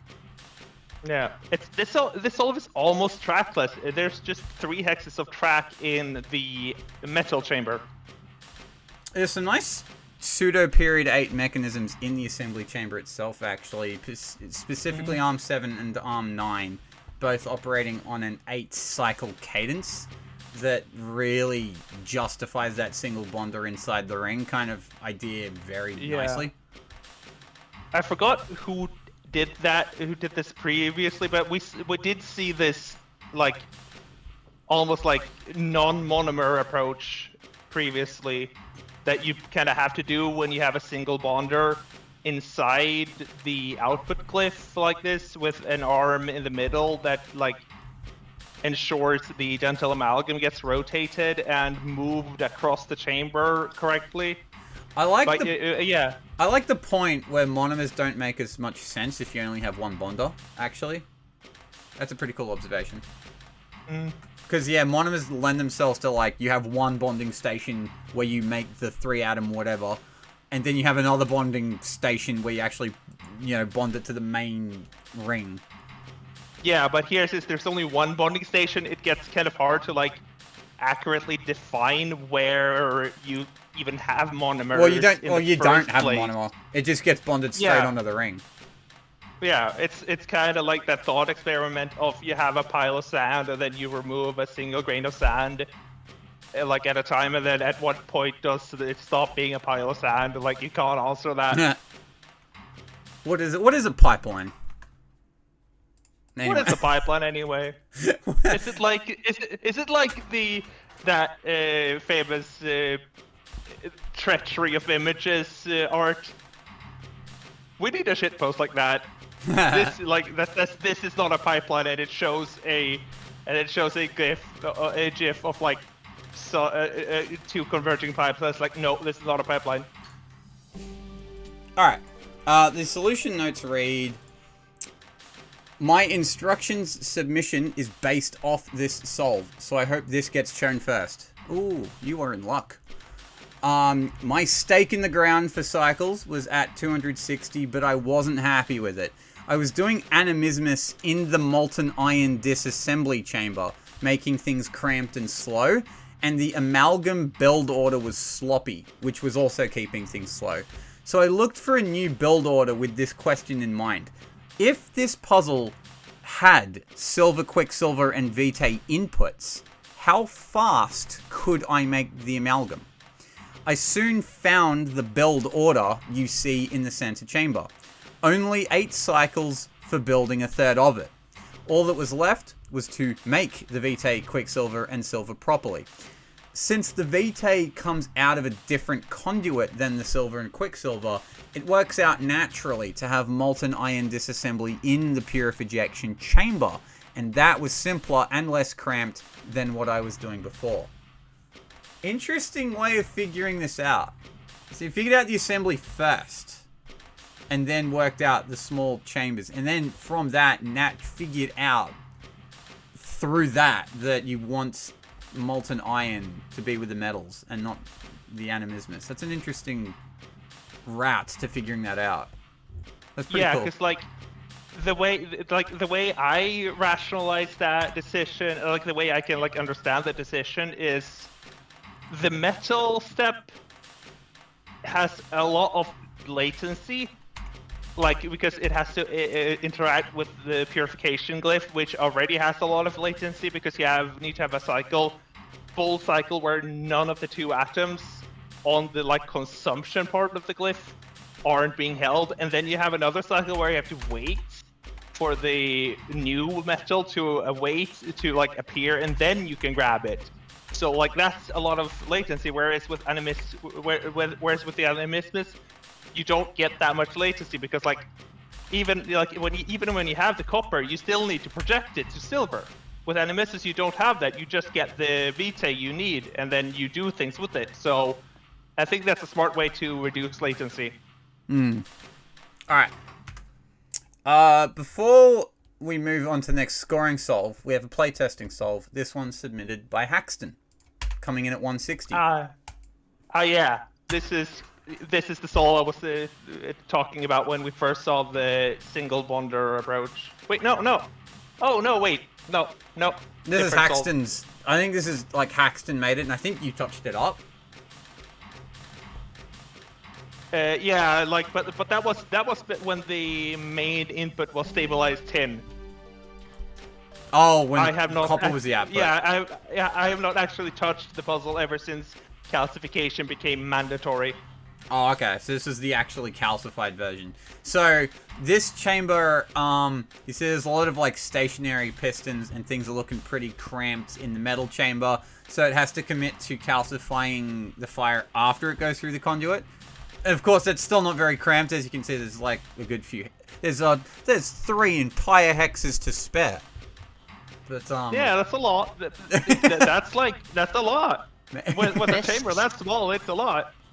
This anime chamber is identical to my anime chamber. Oh, okay. It's Cool. like almost identical. That's funny. So, like literally, I think you put arm 6, you move it 1 down left, and you move all of the other stuff 1 down left, and that's my chamber. Yeah. So, Mark, that's a great point, because one trap that you might run into when designing a solution for production when you have large glyphs like animismus is you place it somewhere, and then internally your mind like fixes on that's where it has to be. But sometimes you have to think about, can I actually move it, and does that improve the geometry? Did Hexton write any solution notes? No. I was a big fan of the the assembly here. This looks like it's limited by the metal chamber more than anything else. In fact, not just looks, I'm quite certain it is. Arm 8. Like, Arm 8 is limiting here. Arm 8, there's also like Arm 9, Arm 13. Yeah, Arm 8, there's more than one. And Arm 7 Arm 7 is also limited, and you have a bunch of regrabs as well, because like the iron just gets unbonded, and then Arm 9 has to immediately grab it again. So yeah, there are a lot of regrabs happening in the metal chamber.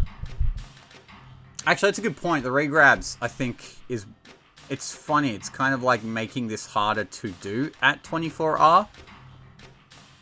And also, Arm 11, I think it waits a cycle before grabbing the copper. Curious. Alright, moving on. As was teased in the chat, if you've been reading chat, there is another 160. It was in fact submitted by Zanuck. Zanuck's was 110G cheaper though, so see how Zanuck pulled it off. It wouldn't have mattered for the placement anyway, because playtest results are not scored. Yeah. I like the solution title. A lot of these. Cyclotonic complexity certainly confounded. Cost, cabinet constraints concerning cycles. Alright, solution notes are pretty long, so I'm going to get cracking early here. Zanuck writes, I'd written something clever in my original solution notes about the frustration of production alchemy from an alchemist's point of view. Born of my own frustration with spending my first 5 hours unsuccessfully trying to make both silver and vitae in period 6, or pseudo period 6. Once I allowed myself to build a period 8, I got an initial solve. It required substantial delay at the end of each product, which was painfully disappointing and not fun to actually implement, especially since it didn't loop, so I had to 6p. I eventually shaved off 1 cycle in that gap, and then I got 1 more by tightening startup. I worked on an instruction solve after that, and having a bit of a break and an alternative perspective helped immensely. I started having fun with it. As a result, this might actually be the puzzle I've put the most time into so far this tournament. After working on instructions for a while, I tried again to get a cabinet with period 6, or even 7. But I think it just requires too many arms or shenanigans I wasn't able to make work. My breakthrough came from realizing that I didn't need to have the left hex arm run a period 8 in blocks of 3131. If it ran 332, all the materials would be processed earlier in the period. This was actually the 1 cycle startup hack I had used earlier, but that combined with some construction methods I had experimented with in instructions, I was able to eliminate the delay between products entirely and no longer need to 6p at all. So here I am, 50 cycles down from that original solve. Quite pleased. Thanks for the puzzle. You are very welcome, Zanuck. I have to point out something. This solve pulls 9 quicksilver to make the dental amalgam, because it first projects the iron into copper and then purifies copper I didn't even notice silver. that. How did I miss that? Yeah, good shout. This totally is just pulling extra quicksilver because it is projecting before purifying. It makes geometry significantly easier. That's an interesting find. Projecting before purifying made the geometry easier. That is... And Arm 4 is a really good arm too, doing one of the quicksilvers and sneaking the silver down as well. I guess the reason why projection first is easier is because when you project, you instantly lose the quicksilver which frees up more hexes. So, like, instead of having to have a lot of atoms in the chamber, you just always reduce it by 1 when you pull it. Right, and it 'Cause, also like, just makes purification just like much more leisurely. Yeah, like projection is atom disappearing trick, whereas purification is atom compression trick. Yeah. Not quite as powerful as unifying into quintessence, but hey, we'll take it. That's okay. That's a pretty cool. That is a very non-obvious route to 24. I absolutely did not consider that. It sort of works too because it has 2 arms that can pull the Quicksilver, so it can like get away with pulling 9 Quicksilvers per product. I'm geeking out a bit just to see deliberately inefficient purification, like that still goes to 24R. Yeah, and having that like be like a purposeful, wise decision. Damn, good find. Honestly, that's a cool ass idea. Not many alchemists would have found that idea. Yeah, no, it's very clever. Yeah, because no one ever like looks to inefficient purification for anything, because it's like it's inefficient in that it's in the name. It sucks, right? But no. Interesting. Yeah. Moving down, we will drop another whole 1 cycle to 17th place. This being Kazian.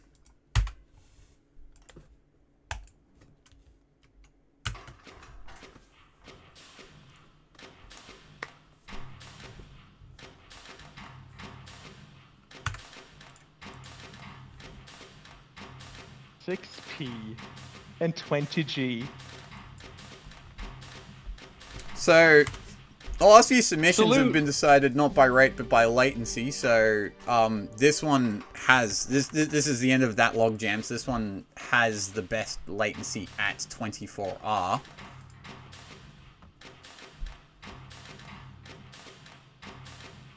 Yeah, this one was made in modded. You can see that because there are a bunch of clock instructions.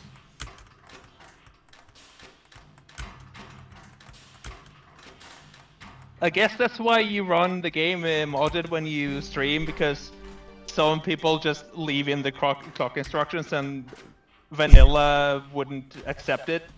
Yeah. Oh, there's some. Oh, I mean, not only do I get like my mods and stuff, but yeah, that's absolutely one Oh of yeah, the reasons. and like the eviscerator so that your computer doesn't die. Exactly. Yeah, like Kasian was very angry at me with the chunky Moors. Why is chunky? If it only was a jar of Morse light, but nope, it's gotta be extra chunky. Okay, so I mean, yeah, goodbye Galaxy. You can have more than 1 clock if you run Fugitsku. Otherwise, you can only have 1 clock. So I think I don't know, the thing to say about this solve is that it is by far the simplest 24R. It is making 24R look easier than the others, and I think the assembly is playing a non-insignificant part in why this solve kind of edged out the last few. So it's calcifying. So first of all, I think we pay attention because Vitae and Silver come out at the same time. Silver bonding last. Kind of interesting there that it kind of matches up nicely. There's also a third bonder. I think that third bonder is just like to cut latency.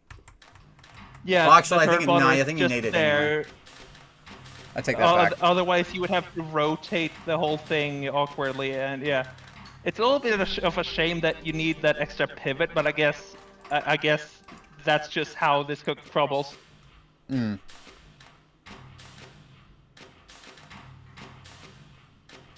I'm a big fan of the anime chamber not having a single piece of track and not having a single piston. Yeah, right. Wait, what is Arm 7 doing? Just by your our 7 existence. moment. Does that have any instructions on it? It What does is Arm one. 7 It's doing? 1 at the start. Oh wow! It just. Yeah, I guess that's the 20G reference amazing. in the title. Oh my god! It's literally just that. That's the reason this is 6p. No, that's the 20G. Yeah, that would be 20G. He's doing his best.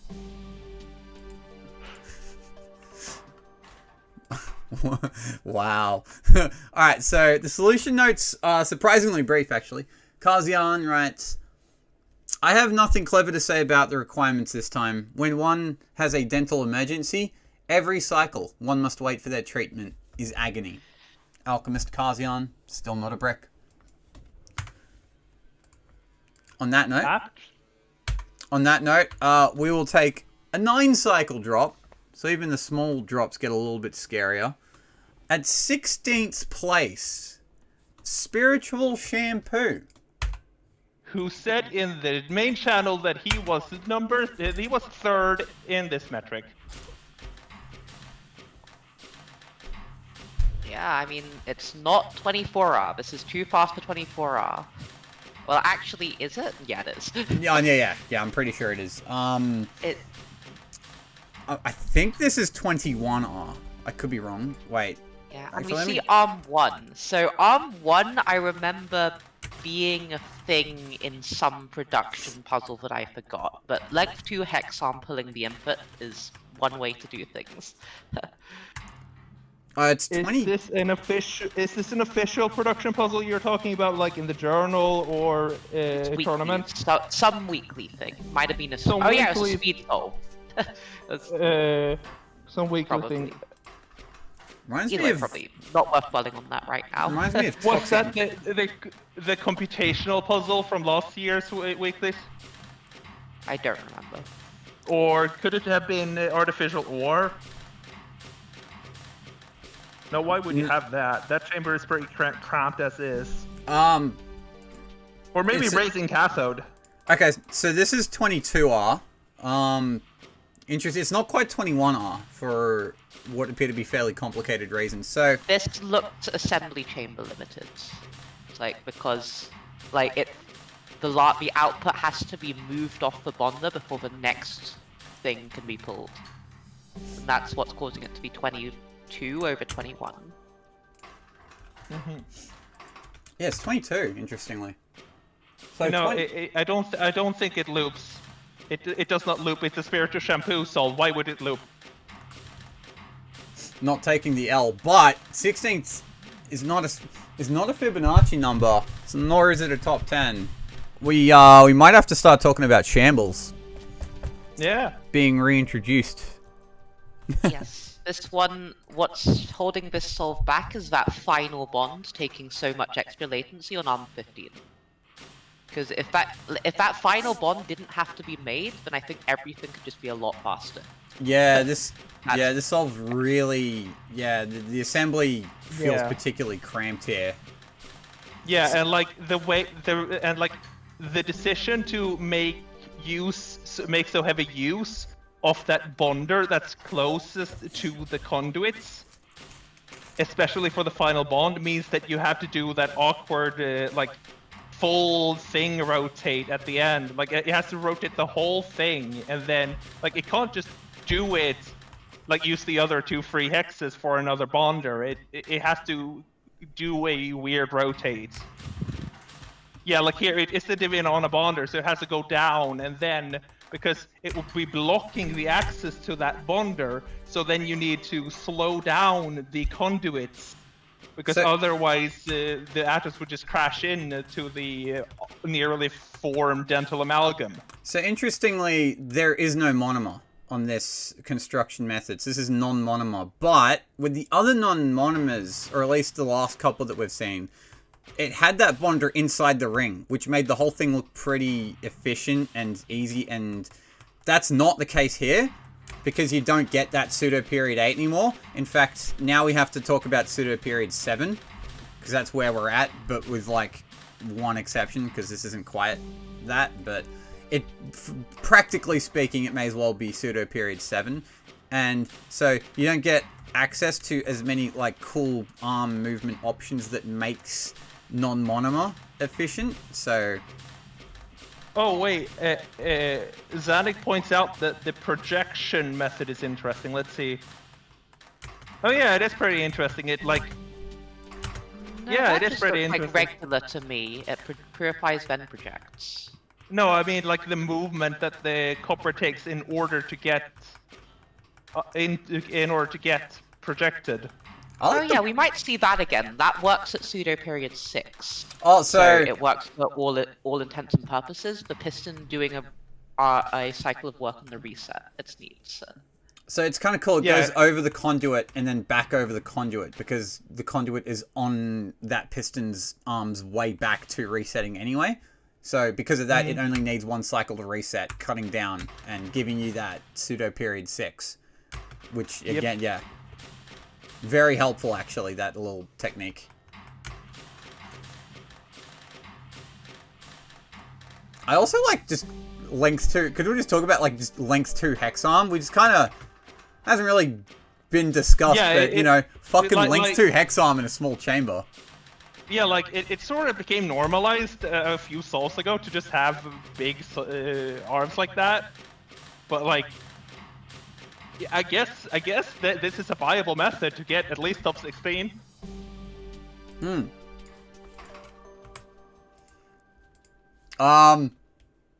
Spiritual Shampoo writes, output limited 22R looping version at +1 cycle. Oh, okay.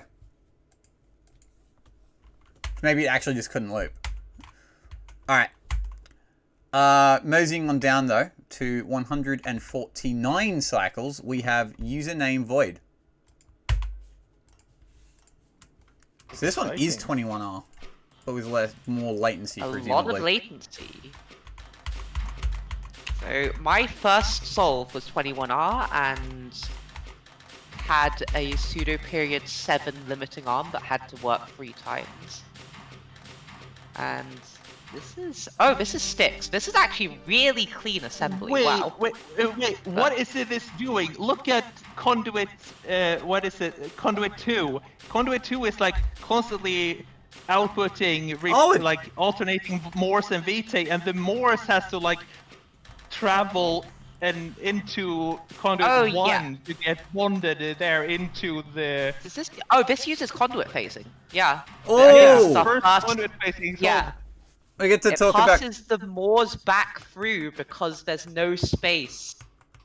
Wait, no, but input on the right. God. So it inputs with animismus. So, so there's no room to bond the Moors on the same in the same chamber as the animismus glyph. So it actually has to go through a conduit. But conduit 3 is way the fuck over there. So it has to go through conduit 1 through and sneak its way through to the other conduit here via conduit phasing. Is when you have 2 atoms that are both dropped at both ends of a conduit on the same exact cycle. They will phase right through each other. So you can see on that cycle the Moors we have and the silver silver. and Morse. Yeah, And now it's Morse and silver. and now you can output chunky Moors. And Wow. that's wow. Moors through the main chamber. Actually did And not think I'd say also- that. And also, 21 rape with animismus in the molten iron chamber.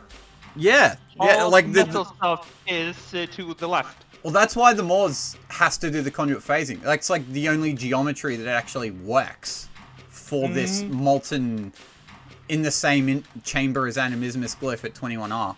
I do also want to go back to this very clean assembly that Maura pointed out earlier. So one kind of cool feature of the sticks monomer method is that once you get like the stick kind of into this like little avenue here, I'll mark the area I'm talking about with EQs. So this little like ring here. Your output is only swinging across this ring, and that's pretty space efficient. And that's so once you introduce that stick monomer, you get to just do like repeated swings in that little ring area chamber. And it's a really cool way to fix up your last bond, because your last bonds are all on the corner, and that's where the monomer bonder is anyway. And it's really cool that nothing collides. Yeah, I like that motif of there being 2 arms in there, because if you didn't have 2 arms in the middle there, then you could not do that final like hand of rotate thing. You like that movement is impossible if you just have a single arm. Well, no, I guess it's not impossible, but it's just a lot slower because you would have to make sure the arm slides across the track correctly. So yeah, this is just a nice way to simplify that and make that faster. But oh man, I know this is this might be. Is this the busiest? Like all right. What I mean, there is like 0 spare room in any of the chambers. There is room for 1 equilibrium glyph. That's probably where the Critelli would have gone if there was Critelli. And literally every other hex is used, like purposely. Like yeah, that's what we call good use of space. Username Void was like DMing me about trying to get this below 21R, and I'm just amazed that this is 21R. Yeah, Well, like I immediately dismissed anime in the same chamber as the bonded input because I just thought there was not enough space to do anything. Turns out there is. Well, it's kind of yeah. What is kind of cool is that it does mean you just have like 1 conduit that's like you can stick it right next to the animismus glyph, and that's where both your anime atoms go, and the other one is just the debonding conduit. So. Like I can see it now that this solves in front of me. That oh yeah, there is geometry for this idea, but yeah, when I was playtesting, I'm like, yeah, no fucking way.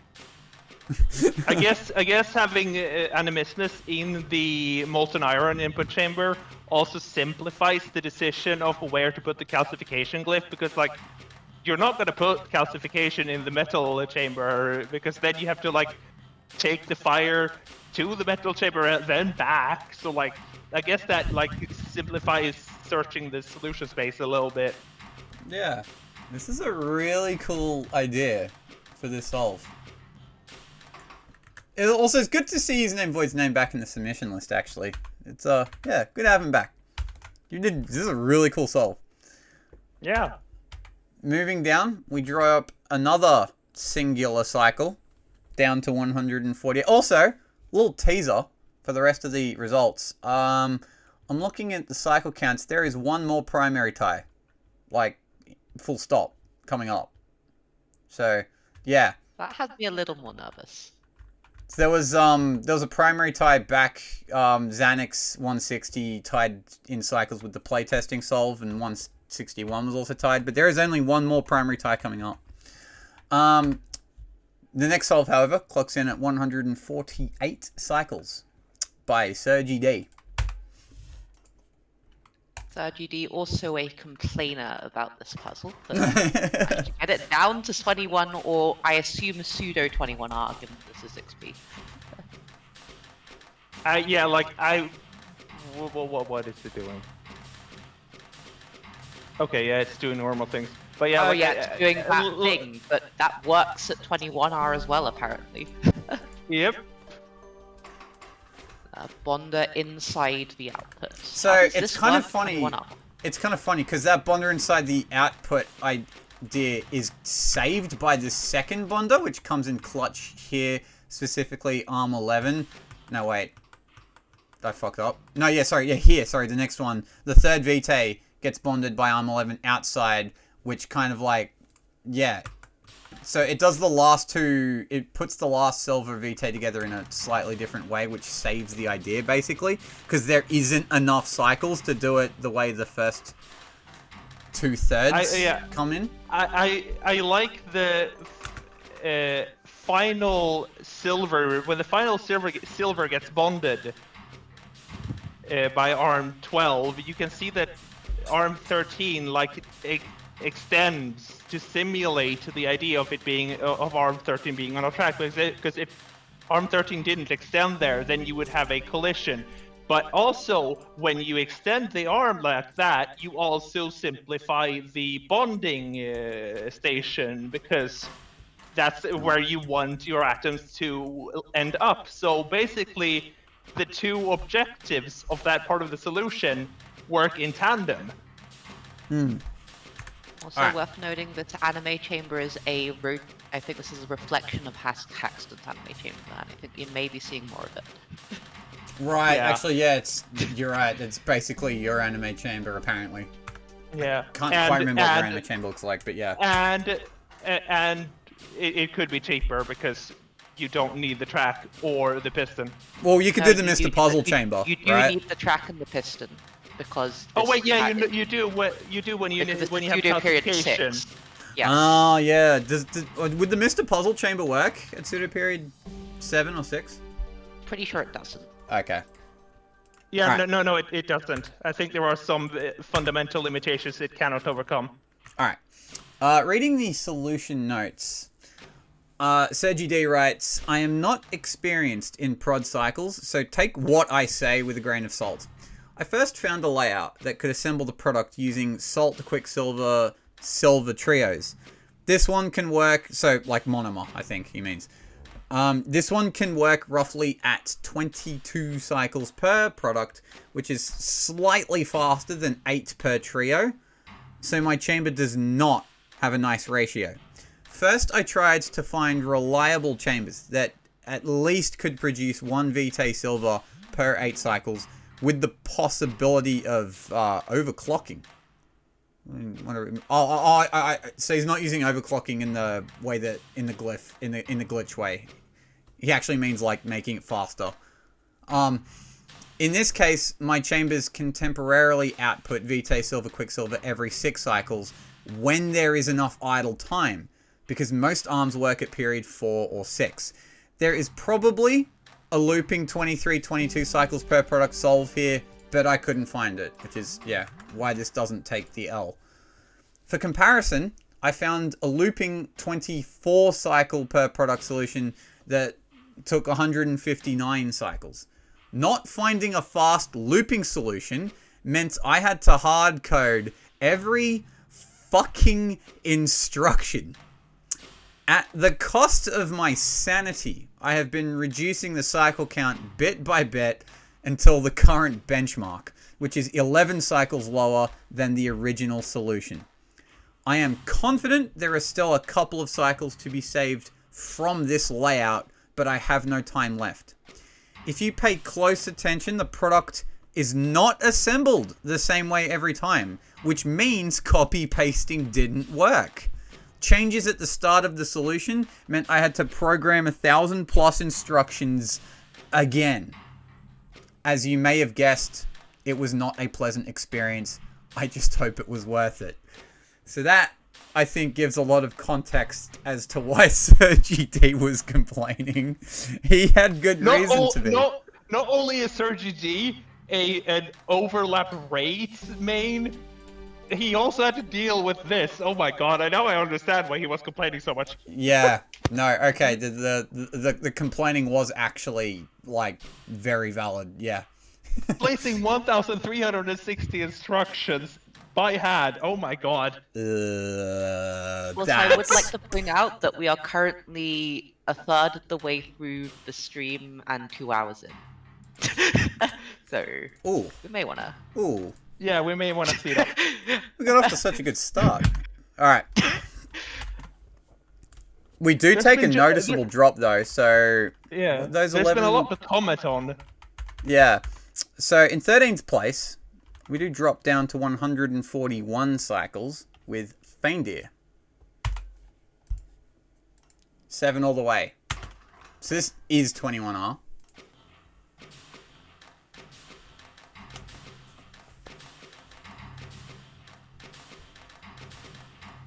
The hex arm looks very swank.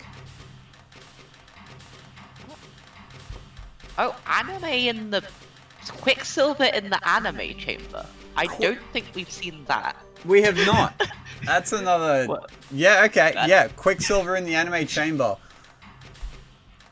So And, like, Yes, half of the face for time it. it's well, yeah, and like half of the time Arm 7 is grabbing Fire, Vitae, and Quicksilver. That's pretty good. it's actually really cool for the geometry because you get Quicksilver in the anime chamber, it moves to the metal chamber via conduit phasing, so you can just kind of focus a bit more on the conduit instead of having to like place the Quicksilver, you know, input in there. Gives you a bit of spare room. It also means Quicksilver comes out of the same conduit as Vitae when in the assembly chamber, which I do think helps construction a bit. Because it also helps with latency a bit, because it does commit to having Vitae coming out last, which is what you kind of want anyway, because that's your naturally highest latency thing. Also, that hex arm really makes it look really... like, it justifies itself in all 6 directions, I think. Mm-hmm. I also like that the 2 bonding stations are so close to each other that they basically are the same bonding station.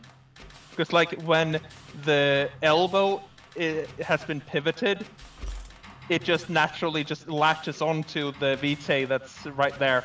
Right, you just do a 3rd pivot on arm 14, and it just like that 1 extra pivot is exactly where you want that elbow to be to bond onto the main ring. Yeah, it just you want to do it anyway, so why not make that the thing you want to do anyway more efficient? Yeah. Alright, now that I'm a little bit more time conscious, gonna move on. Coming in 12th place, we'll drop 1 cycle down to 140 with Witch Push.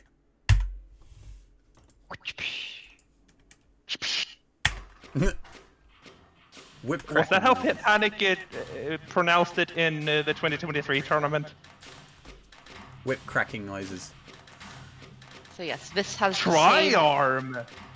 This is orthodox bonding, orthodox layouts with this anime chamber we've seen before. Single bonder 21R. And pretty also cool. funny tri-arm in the middle there. Right, because that's why the single bonder kind of works at 21R, because now ARM 14 doesn't have to, like, you know, reset. Which is the spare latency. One unfortunate thing though about this is that when you have the final dental amalgam, you cannot actually pivot it with the tri-arm, because the tri-arm will always necessarily be holding 2 different atoms of the dental amalgam, and so when it tries to pivot it, you will get a crash, and so therefore you need an additional arm here, arm 13, that does that final pivot. Actually, ARM 13 is needed anyway to load the silver, so it's actually really cool that it can do that pivot on its way back. Yeah, but like it's a thing for consideration, because like on the other 2 times, I guess on the other times ARM 14 does some ARM 14 needs to do the quote-unquote reset, because it's a tri-arm, and so it needs to like move back once. So that makes me wonder, would it have worked if that was a hex arm? Probably not.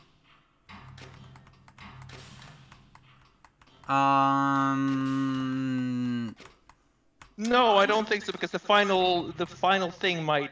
No, it would have worked as a hex arm. Wait, yeah, it would have worked as hex arm, so yeah. That would have been -1 instruction. But as Morris said, this is orthodox method otherwise, but with a pretty nifty assembly chamber actually. That's I'm a big fan of this assembly chamber. But and also that, we see we see a return of a beloved anime chamber motif. Yeah, we've seen that anime chamber come up a lot actually, which is kind of cool. Yeah. In 11th place, not a name people were expecting to hear just yet, Calliuresis. Production is hard. Production is hard. I mean, it's still pretty good. 20R. Oh, we're down to 20R. Okay. Oh, absolutely. I don't want to knock it. It's 11th place. Like, shelter. I'd take 11th place these days. So, this... Whereas this also has Quicksilver in anime chamber. Interesting. I never considered this. Because it's like, you want to have Quicksilver in the main chamber to build the output, and in the metal chamber to project. So why would you put it in And the then- anime chamber? Yeah, it's kind of funny because like it's a very unintuitive idea. It's kind of because the anime chamber is the one you need to do the least amount of things in. So it's like, okay, if we like focus on conduit phasing the Quicksilver through the conduits, I can just put Quicksilver next to both conduits because that's all it's doing in that chamber. And I don't have to worry about putting an input into either of the other two chambers. So it's really, and also this conduit phasing idea works beautifully with the Hex Arm. You can see Arm 1 drops the fire and just immediately regrabs onto a Quicksilver. And it synchronizes perfectly. The tri-arm, the tri-arm arm number 6 there is clever because that means it's not grabbing the Quicksilver half of the time. So that half of the time where it's not grabbing it, arm 11 can grab the Quicksilver that is needed to like become part of the main output. It's really cool, yeah, because you can see Arm 6 does the same thing, except the other way around. It drops the Quicksilver and immediately regrabs onto fire. Yeah. Pretty clever. Very cool multi-arms. And then same thing, a 20R assembly, single bonder assembly this time. Yeah, I wasn't expecting to see a lot of solutions that had rates that weren't divisible by 3, yeah. 3.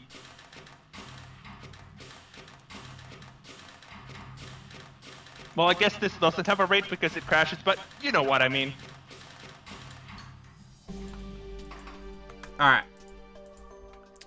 This brings us to our top 10. Got a pretty cool top 10. So, starting us off, cracking in the top 10 at 133 cycles is Goodbye Galaxy. Shampoo style. This one is funny.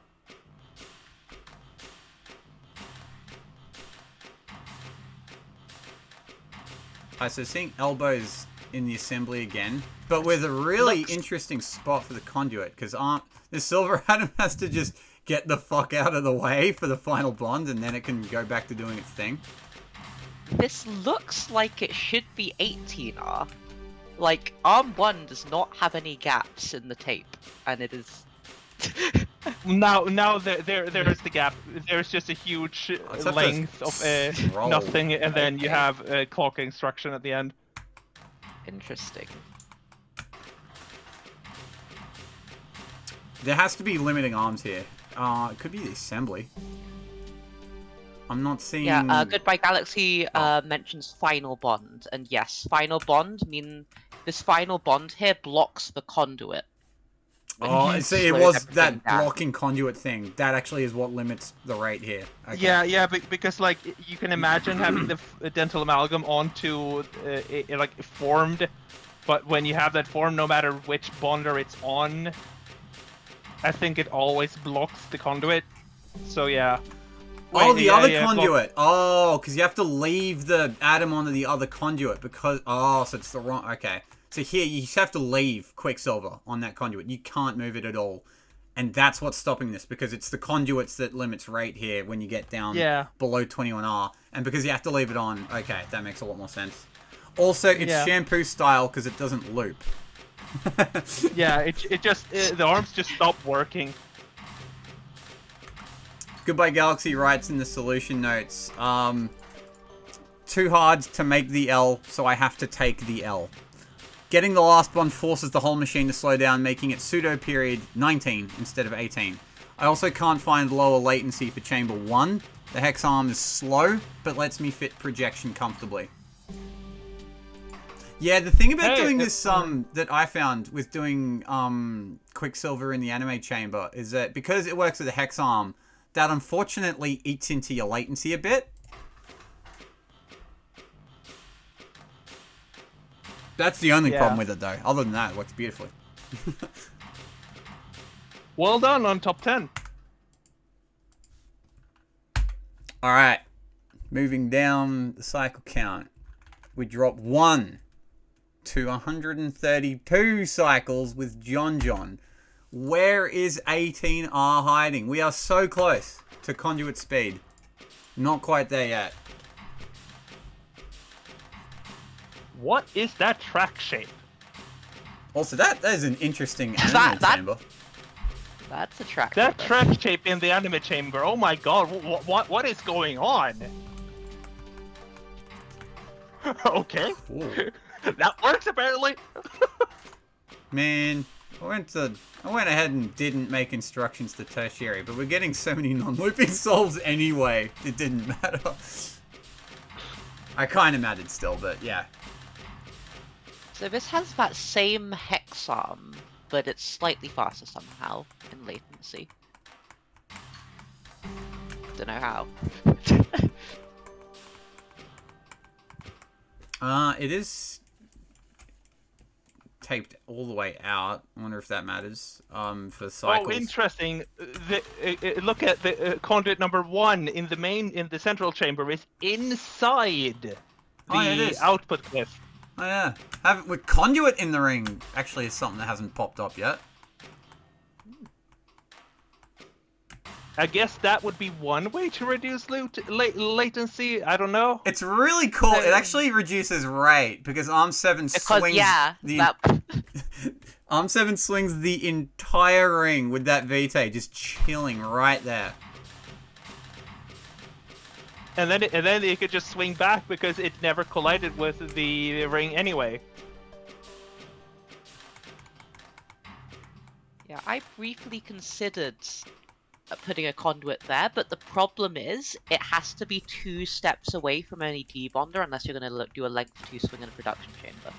And that makes it very cumbersome to pull around. Like, that is all Arm 9's job. But Arm 9 is very efficient because it's like the perfect pseudo period 8 piston. It does work both on the retract and on the piston. Yeah. Oh yeah. It's a cool idea. It's a cool idea though. I'm just flabbergasted by that track shape in the anime chamber. Like, what is it? Like, what is bro doing? What is that track shape doing? I like the way that puts chunky Moors too. That's another thing I like Yeah. myself.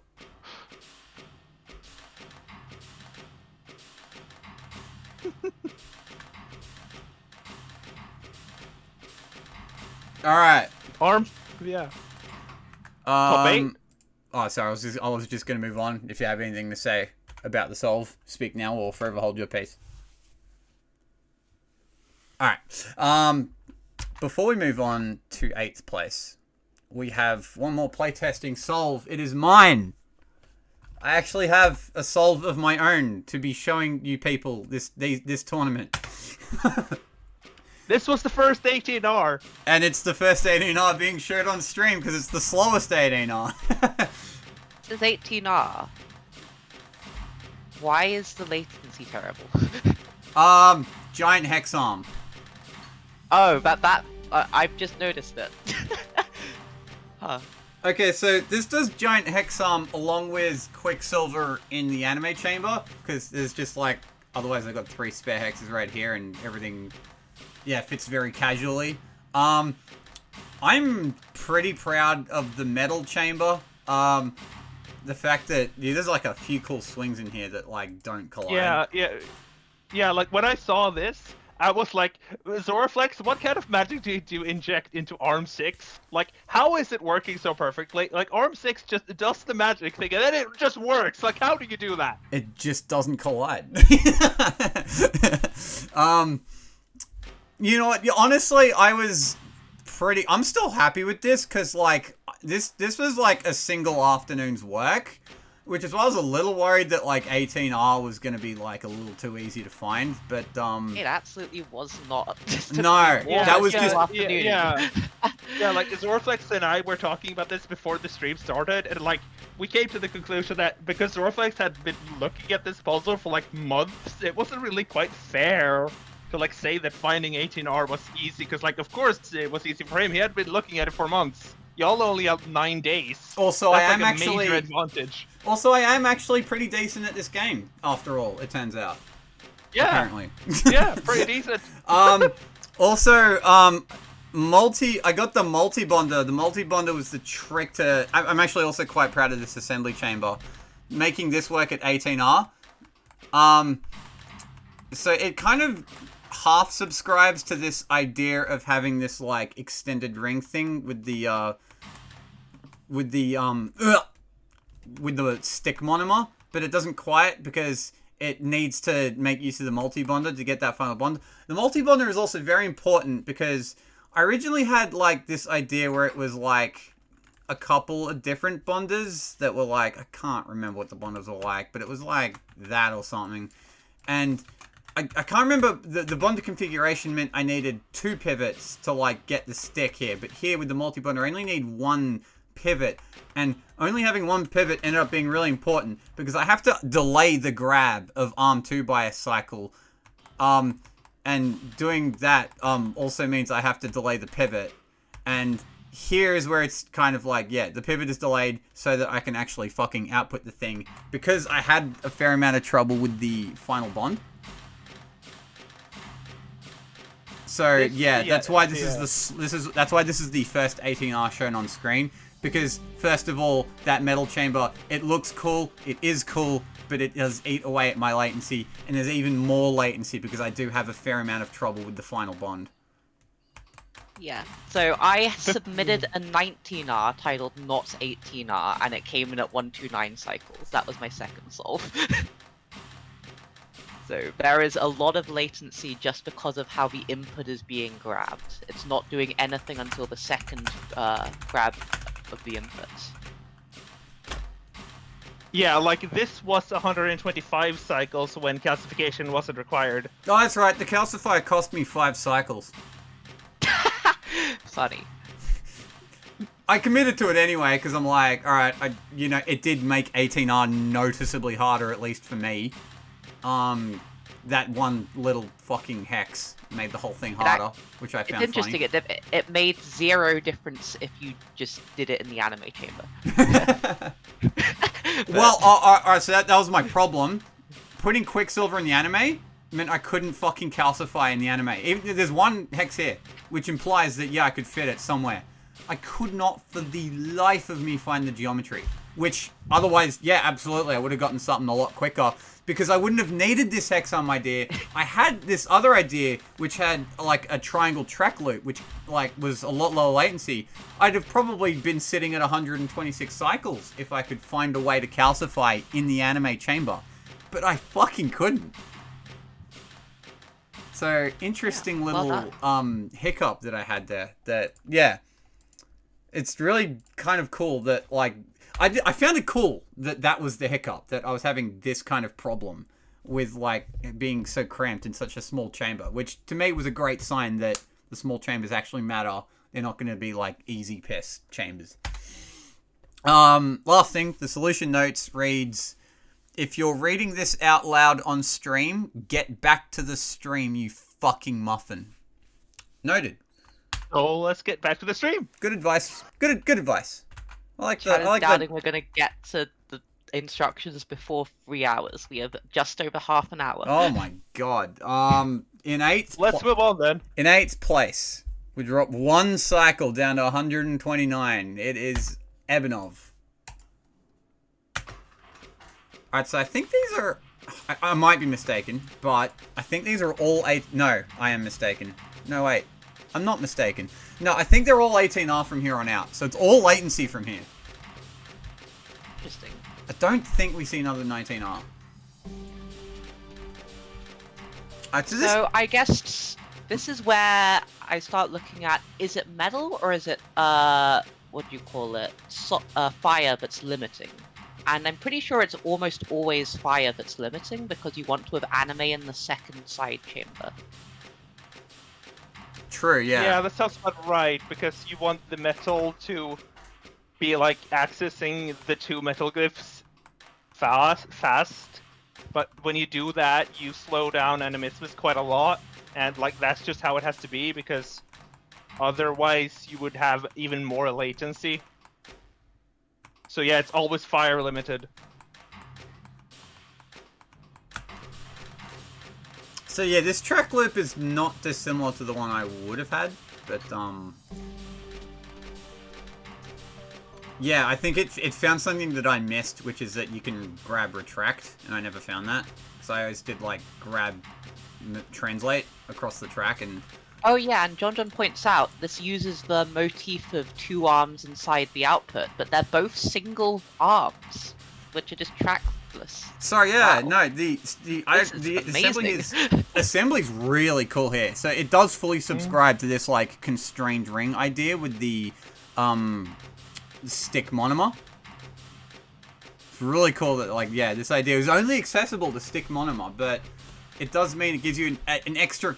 It gives you a lot of extra cycles to like get that last bond in before outputting. It does cut into the latency a bit extra because like there's a whole ass regrab. In fact, there are 2 regrabs, but it does make 18R look almost leisurely in the assembly chamber.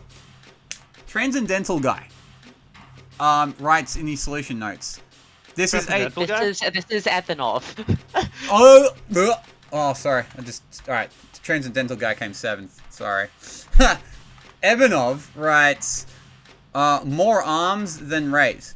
The major hurdle to getting 18R here is to avoid collision when arm 19 does the last swing, which means that the Vitae has to have extra weighting instead of being driven by one pseudo 6-loop arm.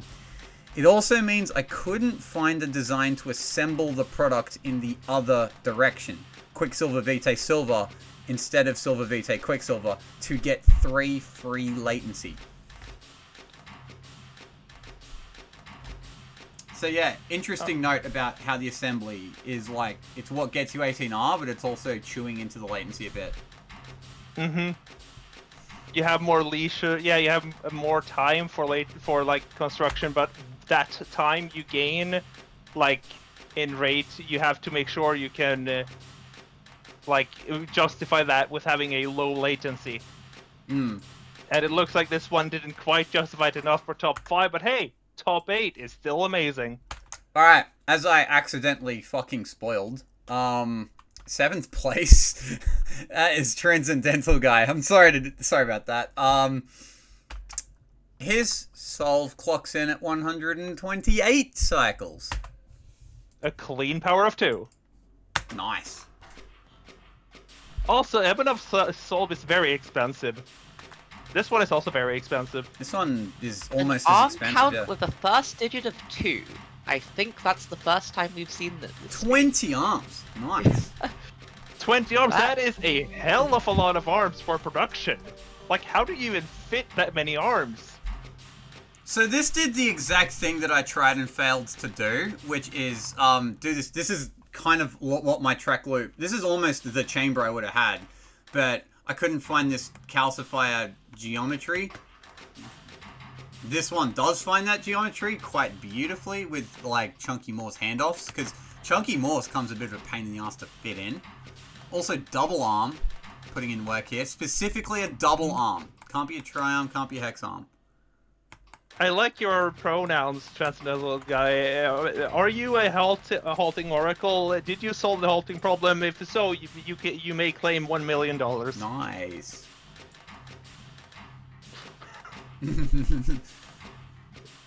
Little computer science joke. So this kind of, yeah, so we're seeing stick mono. We've seen all these 18Rs have been stick monos actually.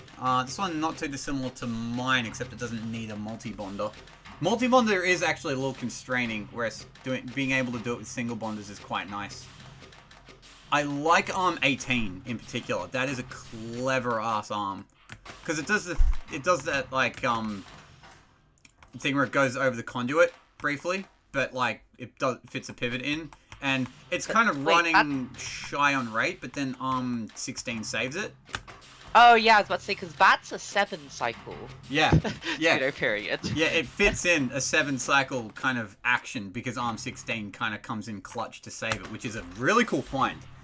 A lot of people would see arm 18 and it's like pseudo period 7, and it's like, oh well, shit, that idea doesn't work then. It's not pseudo period 6, but it does if you fit in another clutch arm like arm 16, which also does other shit anyway. That assembly chamber in general is this is a complicated solution. All three chambers are putting in good work here. Transcendental Guy writes, this is 18R, ignoring latency optimization. I know that theory min is 12, but this would demand two things that I wasn't able to do in the limited chamber space. And I hope someone did. Not passing all the fire iron at the same conduit. Because in theory, the conduits could allow for lower than 18R. But you need, like... Yeah, it sounds hard. So we need to pass from alternating conduits or condense them into Vitae bronze or both. Not passing two atoms of each monomer always through the same conduit, so either alternating the conduits or having an input, probably Quicksilver, in the output chamber. Also, 6p is just -2 cycles via reusing the monomer's bonder for outputting once.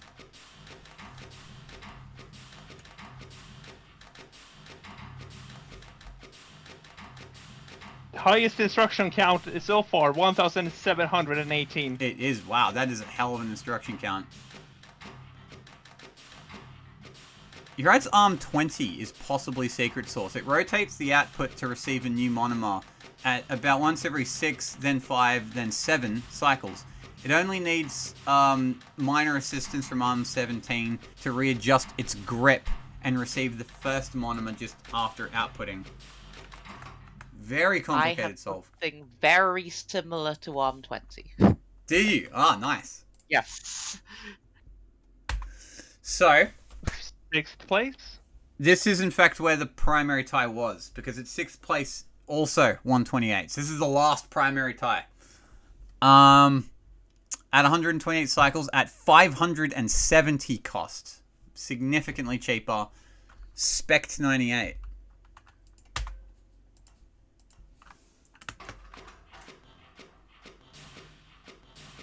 To the 7th power.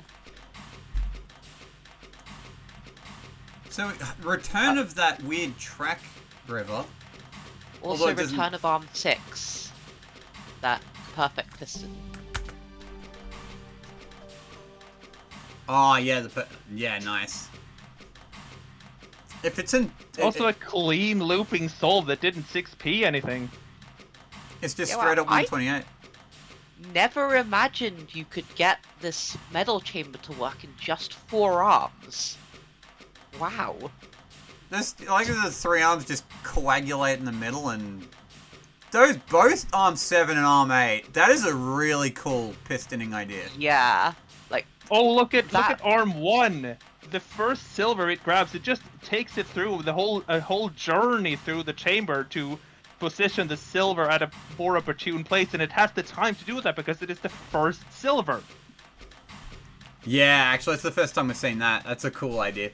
But yeah, I'm still geeking out about the pistons. And arm 9 being a multi-arm working perfectly with more conduit phasing, and arm 6 just like, yeah, this is way cheaper and justifiably so.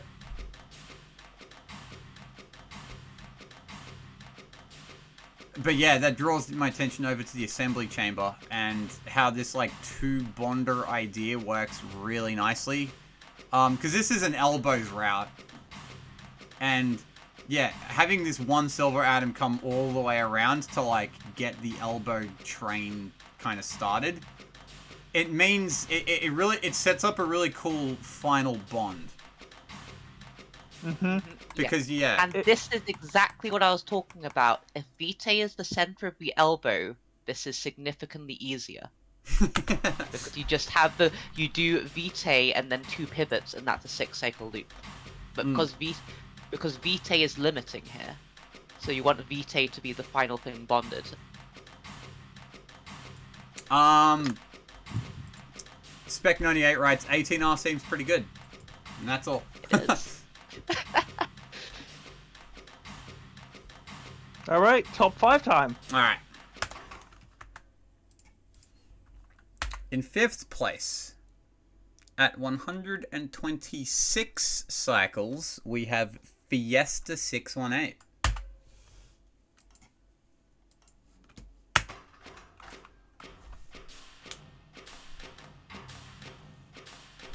I know Fiesta was expressing confidence on cycles. Top 5, I think, somewhat justifies that confidence. Alright, there are a lot of notes to read here, so I'm going to get cracking immediately. Also, Fiesta's notes are usually really good at analysing his solves anyway, so we might not have to commentate much. I have historically struggled with cabinets. I surmise that this is because my favoured duct tape and zip ties method of solving doesn't work well without an infinite canvas. But today is different. Today, I think I have slain that dragon.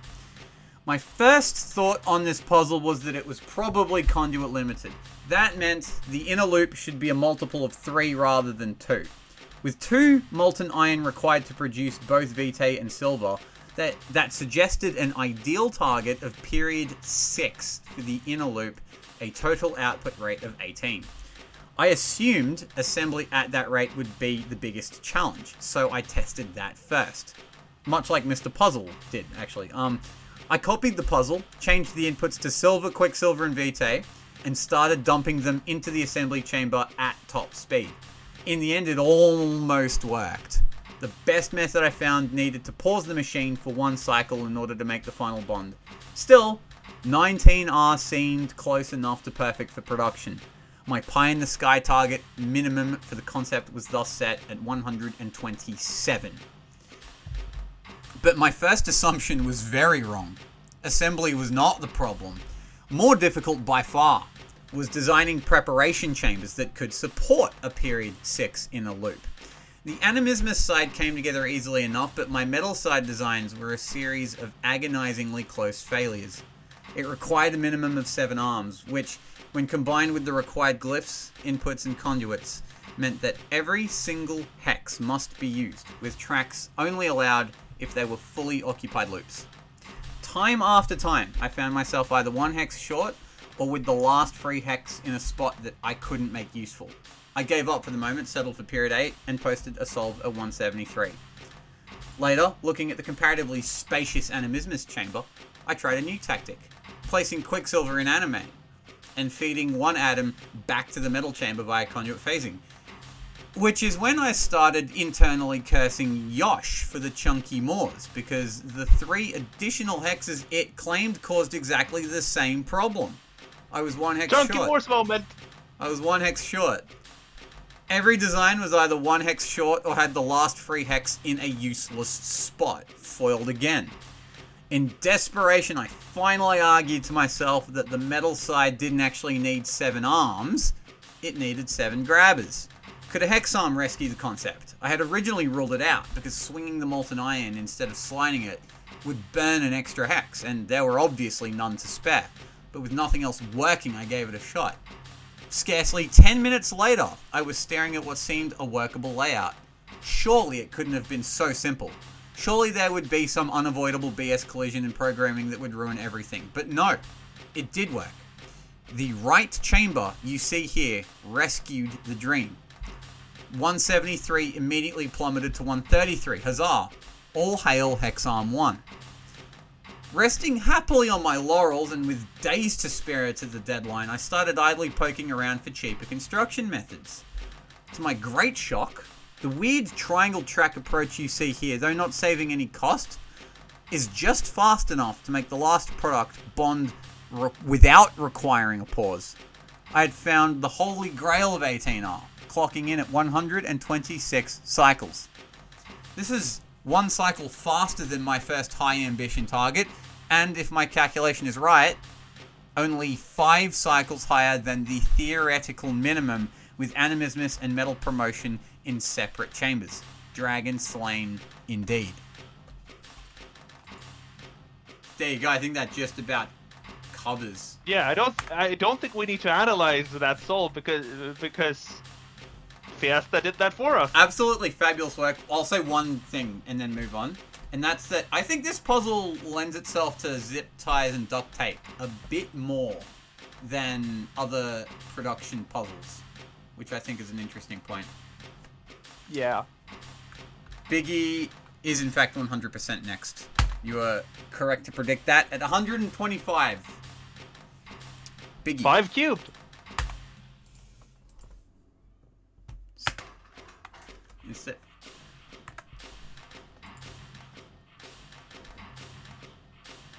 So That's a length a length 3 3 swing. Yeah, we like length 3 swings. Funny part That is actually. you could do it with a piston. It just saves cost.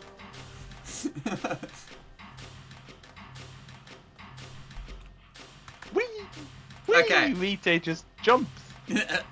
Alright, so Biggie's written a lot of notes here too, so I'm gonna get cracking.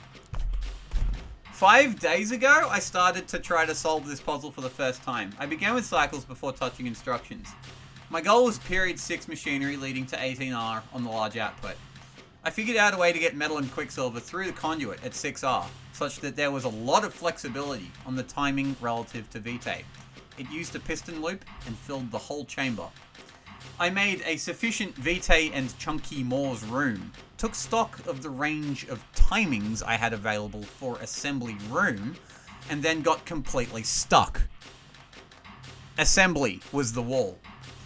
If I overlapped some bonders on the output, it was a free 122 cycles, but that was obviously cheating. After several hours of effort, I managed a 19R assembly where the final bond needed everything to wait just one cycle to avoid collisions before it could start again. At 131 cycles, it was within a single digit of my goal of 122, and I put it down and worked on instructions for a few days. I kept coming back to it though, certain that 18R assembly was out there, taunting me. And so, the night before the deadline, I tinkered more and more, until I finally found this assembly chamber. It had a massive delay on the metal, almost as long as my original chamber allowed, but it worked at 18R. I watched it run, finally happy. 126 cycles, 670 cost. I had done it. But I didn't remain happy. My original output chamber was built to get metal out as quickly as possible, and I had an obvious delay getting the fire out. This new build order was limited by Vitae. I could definitely rework the input chamber to save 1 or maybe even 2 cycles. Right? All of my ideas ran out of space until this one. A hex arm to handle as many jobs as possible to leave more room for arm bases. It would save 1 cycle getting fire to the conduit. The problem with the hex arm is that the timing now becomes exact on the metal. If you grab copper 1 cycle too late, then the hex arm carries iron to its demise. Because I already knew the assembly chamber's required timing, I measured it out and was very fortunate that the grab 3 move, drop, 1 move reset option aligned perfectly. So the perfect piston, I think? Yeah. And after a little effort, the rest of the chamber came into place. 1 cycle and 100 gold later, I could rest. Sitting on 18R with good enough latency, it's no 122. I'm pretty confident. The route to lower latency would be to put the quicksilver in the assembly chamber, move it to projector via conduit phasing, or Biggie Rat's conduit swapping, and honestly, that approach gets you all the way to input speed if it worked. But definitely, there is not enough space for it. Even adding a single arm to the assembly chamber, I can't build the product in 18R anymore. So adding an arm and an input with strict timing would hurt far more than it helps. Curious to know if anyone out-sweated me this time. Some detailed notes, and yes, arm 14 is that perfect piston. Yeah, it was. Congratulations on top 4. I do, one thing I'll note before moving on is I do like it fixes its monomer problem because it doesn't have, so we've seen all these stick monomers have like that kind of Yeah, have we had all of them be stick? Yeah, all the 18Rs have been stick so far, which I think is pretty interesting. This one just does, Arm 6 just does a giant ass swing and is like, Arm 7 you handle the problem, and Arm 7 does handle the problem without complaining. What a trooper. Yeah, real teamwork. Couple cycles in that bond, but again, that's a sweaty issue. So, not one Biggie was keen to solve. That single cycle did grab Biggie an extra spot. Biggie points out that her assembly chamber is literally identical to Fiesta's. Oh, is it? Oh my god, that's awesome. It is literally identical. Okay. Moving on. In third place, at 124 cycles. Who? Who? Who? For whom the bell tolls. Ask not for. Wow. Okay. This is whose first tournament, right? Well done. This is his first tournament. Podium finish on a production cycles puzzle. Absolutely stellar job here. Alright, let me get cracking on the notes again. I'm reading all the notes, but it's good. It means I don't have to use brain. I can just read. the stream's completely automated now. Also, I just noticed, is that the same assembly again? That is the same assembly. Three souls in a row, same assembly chamber. That is funny. Alright, whom writes, min R in free space is 12, but unless molten iron is in the same chamber as one of the outputs, conduits limit R to 13 and a half. I don't know if that's theoretically true, but again, that's theory, not practice. Getting the left and right chambers to reach 18R was hard but doable, but assembling the product at that rate was much trickier. After many failed attempts, I eventually moved both conduits to the right wall, which meant I could only fit 4 arms in the central chamber, 3 for pulling atoms from the conduits, and 1 for assembly, which is kind of the perfect amount. Going below 18R requires passing fire through the main chamber, among other difficulties, and appears quite impossible. I think there are, in theory, other routes, but I'm not entirely sure, but then none of them seem practical. I believe I am at min latency +3. Vitae is limiting. The Vitae Mercury bond is 1 cycle late, and I lose 2 cycles moving the output around. If I bring the Mercury 1 cycle earlier, everything works except it collides with the Vitae when moving onto the bonder. I could bring Mercury to the main chamber before Silver, but there is no place to buffer it, nor is any atom free to manipulate the buffer. Neither do I think it is feasible to fit Annie in the same chamber as the molten iron. My best solution with Mercury input in the left chamber is 2 cycles slower. So, Quicksilver in anime was toyed with. I could not find a way to build elbows at 18R. I expect a big pile-up around 18R and that many people will get the side chambers to min latency. I would be surprised to see 122 cycles. Hex grid paper has been super handy. And then there's like a link to a website. Here's a sample from my notes for this week. Let me just throw that bad boy in Twitch chat.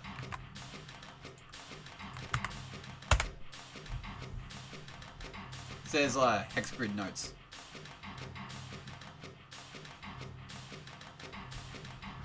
Wow. That's a lot of planning. Respect. Yeah. And again, all the analysis is done for, so we can... Yeah, nice solve. Very nice podium finish.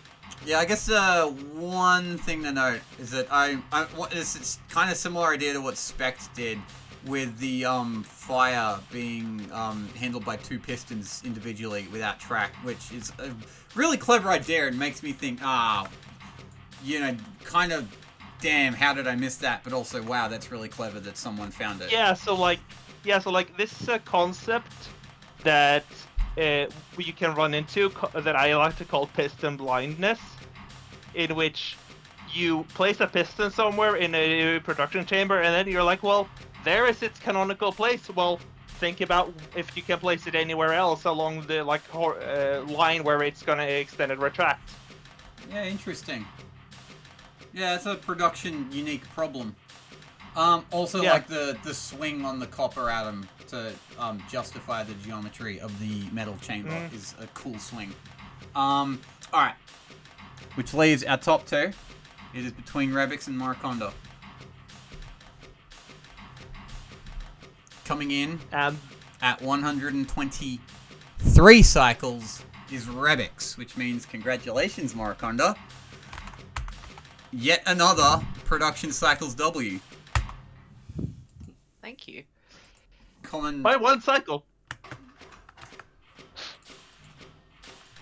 Alright, so Rebix, in a rare turn of events, Rebix, Rebix had, seemed to have more fun with production cycles than production instructions, which is not something I'm used to seeing from Rebix, but yeah. Oh my god, what? Oh my god, you're doing the same length 3 arm swing that Biggie did to get the Vitae to the conduit. Oh, it's better than that. This output chamber looks very familiar, and it's just better than mine. It is way cheaper. That is funny.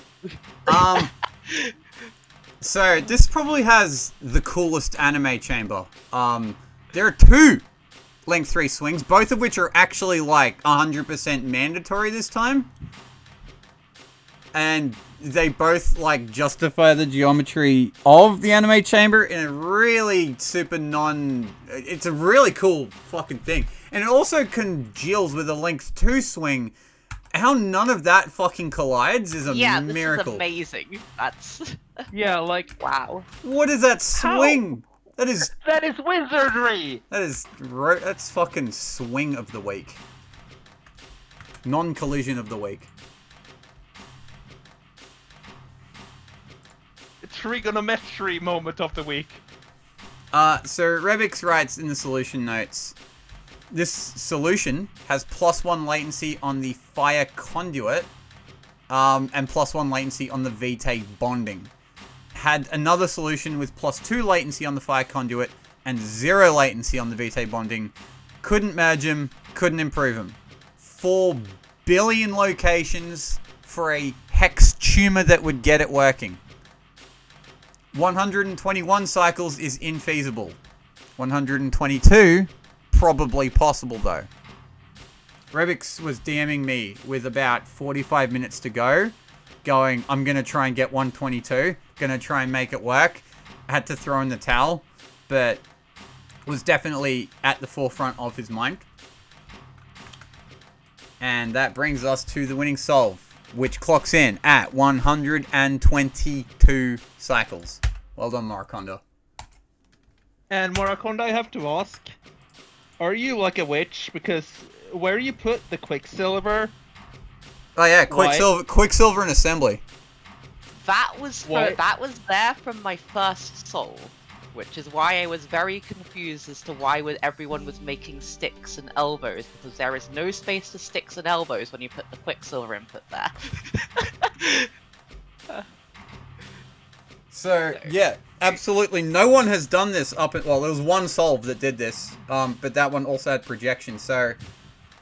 incredibly unique, also incredibly clever idea to have Quicksilver in the main chamber. No, this is not like 17R or anything, but cuts on latency. And also Morikonda actually submitted 2 122 cycle solves, but this was submitted earlier and is cheaper. So how was your design iteration process, Mora? Okay, so I started with basically this, but like instead of ARM 16 and ARM 13 doing a bunch of weird stuff, you just have ARM 14 doing grab, rotate, piston, pivot, and that's a pseudo period 7, and that works because that just gets the Vitae to where you want it. In the correct orientation. So I guess this is kind of elbows, but it's doing everything separately. Yeah, it's kind of elbows. It's really cool that you have, in the assembly chamber, you have managed to fit 6 arms and an input on top of the 2 bonders. And that, it's really clever construction method here. Apparently Rebix did it, simpler and, cheaper, but Rebix didn't have Quicksilver in the fucking assembly chamber, so... So ARM 15 is a really cool ARM here, and is kind of what constrains the space perfectly to just like the output and 2 bonders. So it's a similar ring idea to like the stick monomer, but it's like a different shape. And this one kind of lets you squeeze everything, like, and I mean everything on the edge here. So your solution is only ever rotating in that space.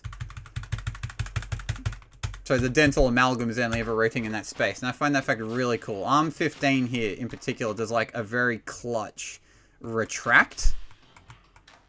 Yes, here. Right into a length 1 swing, which is just really cool pistoning. Yeah, Also, and like it pivots the vitae also, so you get 2 balls at the same time. Yeah. So Arm 15, also grabbing the Quicksilver saves me because Arm 15 can't move the finished product back onto the bonders. But Arm 15 having the final Quicksilver means Arm 13 can do Arm 16's job. And Arm 16 can retract the final thing here. That is... Oh wait, no, that doesn't work because of stream delay, but yeah. that is so fucking clutch. You have the nice double piston to the output because that doesn't actually waste anything. This is my favorite assembly chamber, like of the cycle solves, just straight up. Yeah, it's wizardry.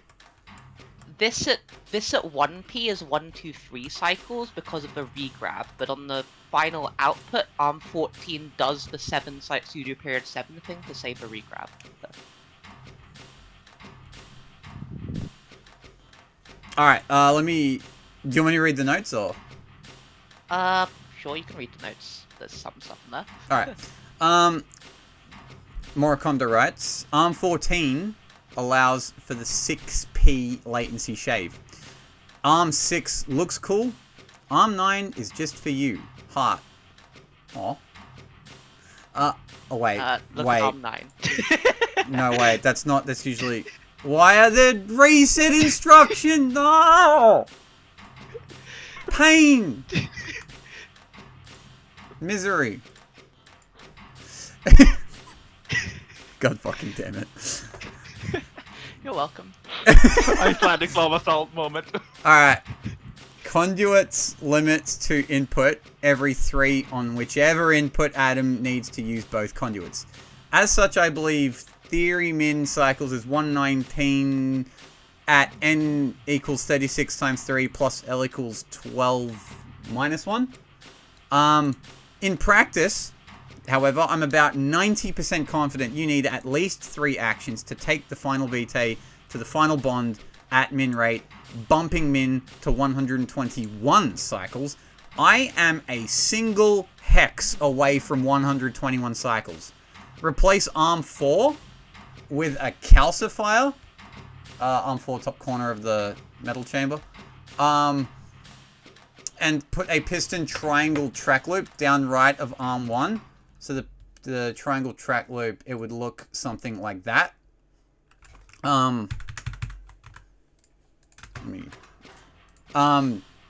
Eliminating the regrab on the final fire.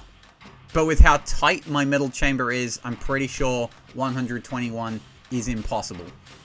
I shall wildly guess that the whole podium will be at 122. And that prediction you in fact got wrong. You stand alone. Congratulations. Yeah, I guess everyone else thought that input in the main chamber was crazy. And I just started here, so I didn't know. They were right, but also you made it work anyway.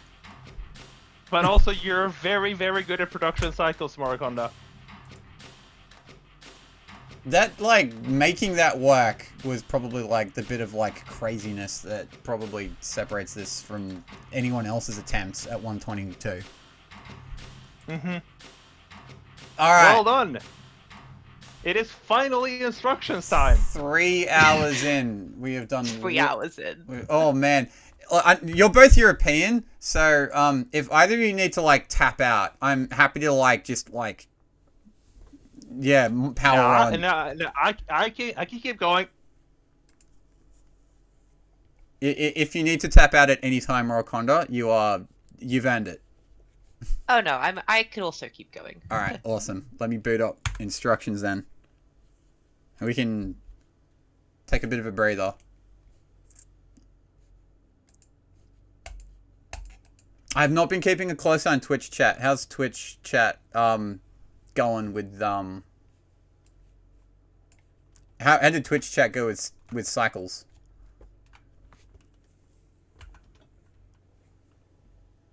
Go faster, says Goodbye Galaxy. Fair.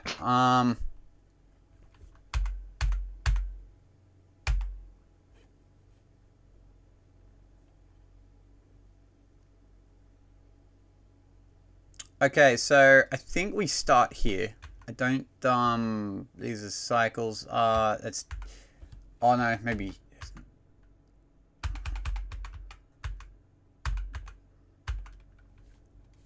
Yeah, so like instructions turned out to be a fun metric to see submissions to get like turned in. instructions was interesting.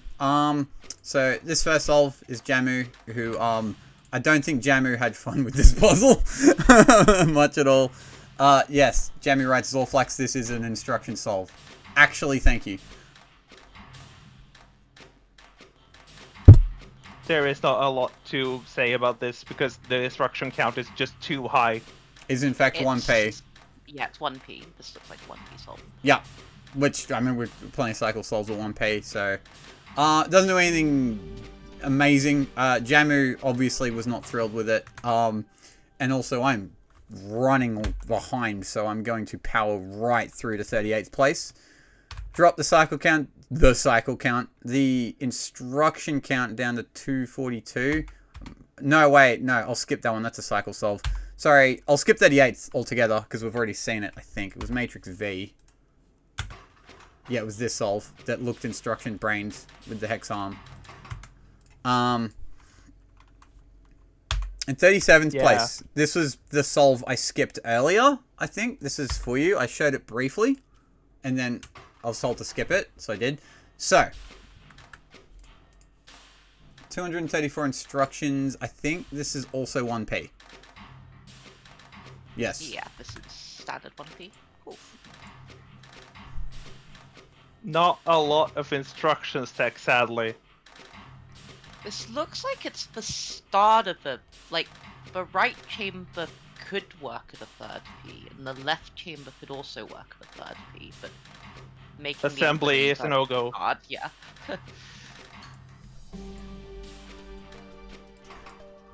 Alright.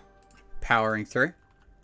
Well, actually, so I want to power through up to this point because we take a bit of a monster drop down to 108 instructions. So we're going, yeah, there's a very clear distinction between this solve and, like, the rest of the solves. That's 108 is a Buddhism number. Alright, so, yeah, we just cut the instruction count in half. At 108, Bun Bun.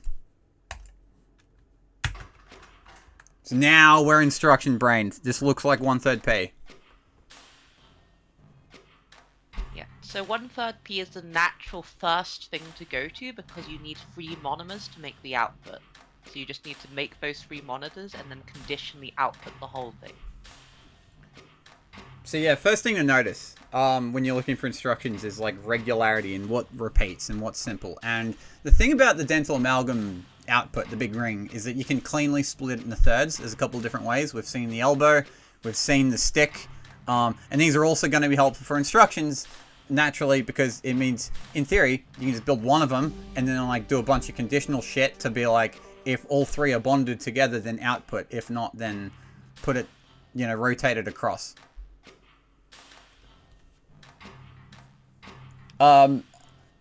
Production instructions is a very nebulous metric, actually. You'll see a lot of conditional stuff. Also worth noting for instructions is that Chunky Moors does not have the same output cadence as the actual output. So Chunky Moors has to be handled conditionally if you're going to go for a 1/3 P thing. I mean, it has to be handled conditionally at 1p because of the 3 and 2 thing. There's 3 V and 1. input. This is yeah. true. That was one of the many reasons why I suggested the chunky Moors. I definitely think Chunky Moors helped make instructions just a little bit more spicy and interesting. Bon Bon writes in the solution notes, who knew such a complex shape could be constructed with such simple instructions? That was very simple. So do we think, it was a little interesting cycles. It seemed to be mostly stick before elbow ran away with it at the very end. Do we think stick? Do we think elbow? Do we think non-monomer for instructions? Well, it has to be a monomer because Actually, no, you're right. Non-monomer, there's not enough space for non-monomer to work. Non-monomer's out. You can't really do that one conditionally. Well, Biggie says she's a fan of non-monomer, so... Actually, you can do it conditionally. Kind of. Yeah, no, you can, but it just kind of looks like elbows, I think. Yeah. Yeah, okay. No, that's a fair call.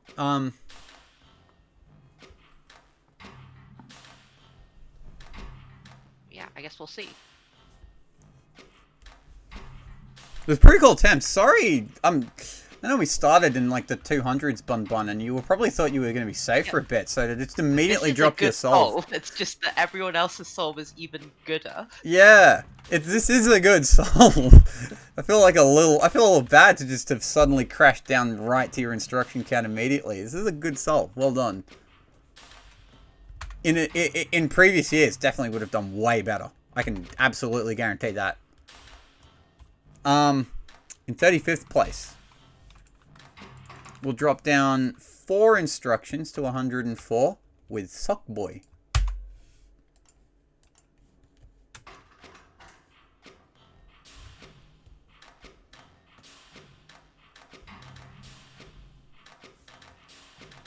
So another thing to know for instructions, we haven't seen it yet, but we will, is that 1/3 P is natural, and it's obviously like, okay, that's a cool way to do it. Oh yeah. Hmm? This was. Oh yeah, we've shown seen in this the one cycle before. part. All right, well, I'll just make this point real quick before I move on. Is that, in theory, you can do anything that's divisible by 3, because of the way the outputs in thirds. So you can do like 1/6, 1/12, 1/18. I think you could do like 1/36 or something. Alright, we've already seen the solve, but that's right. Sockboy only submitted once, and the solve is kind of more instruction-brained than it was cycles-brained anyway. It just did pretty well on both, so here we are. Powering through. At 101 instructions, Cosmic Horror. Disposal Glyph. Disposal? There's space for this? On one. Min metal glyphs. And a load of empty space in that anime chamber. Yeah, wow. Arm 1 with the massive workload. Oh yeah, Arm 1 is absolutely putting it. Arm 1 finishes half the puzzle. Yeah, so disposal, kind of. Man, disposal glyph. What a. Alright, so disposal glyph means you don't need purification.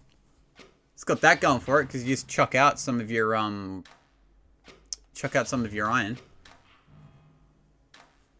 You chuck out half of them? Yeah, you chuck out. Yeah.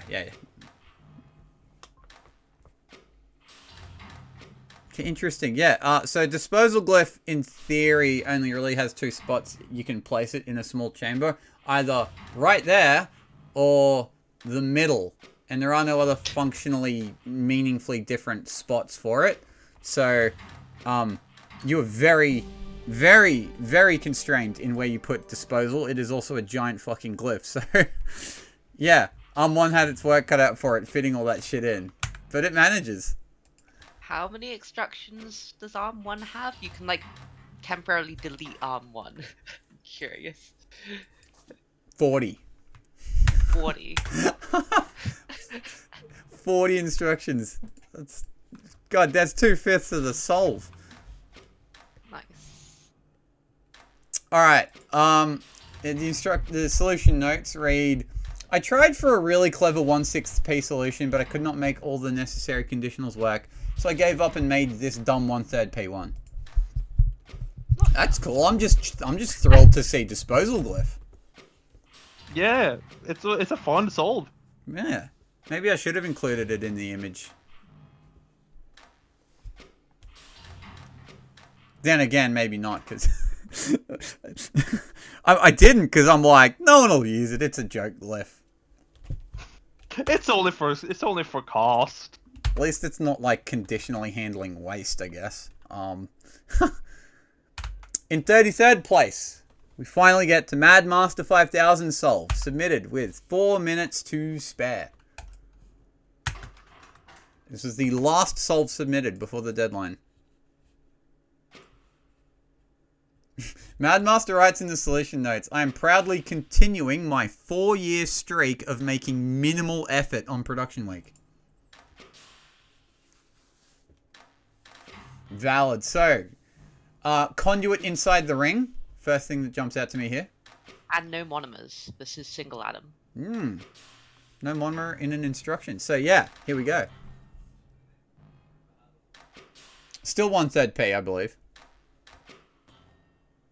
No, this is 1/6p because you can see ARM1 grabs 1 input every tape loop. And Oh, you of need course. 6 inputs. Yeah, no, of So, course. Yeah, sorry. This is a 6p somehow. That conditional, that ARM2 is like making more than VT conditionally in an interesting way.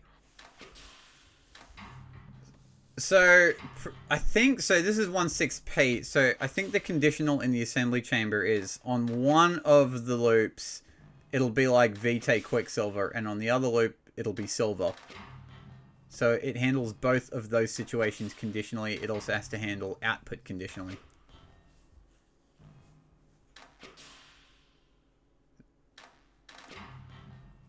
Pretty good, pretty meaty conditionals for a minimum effort solve.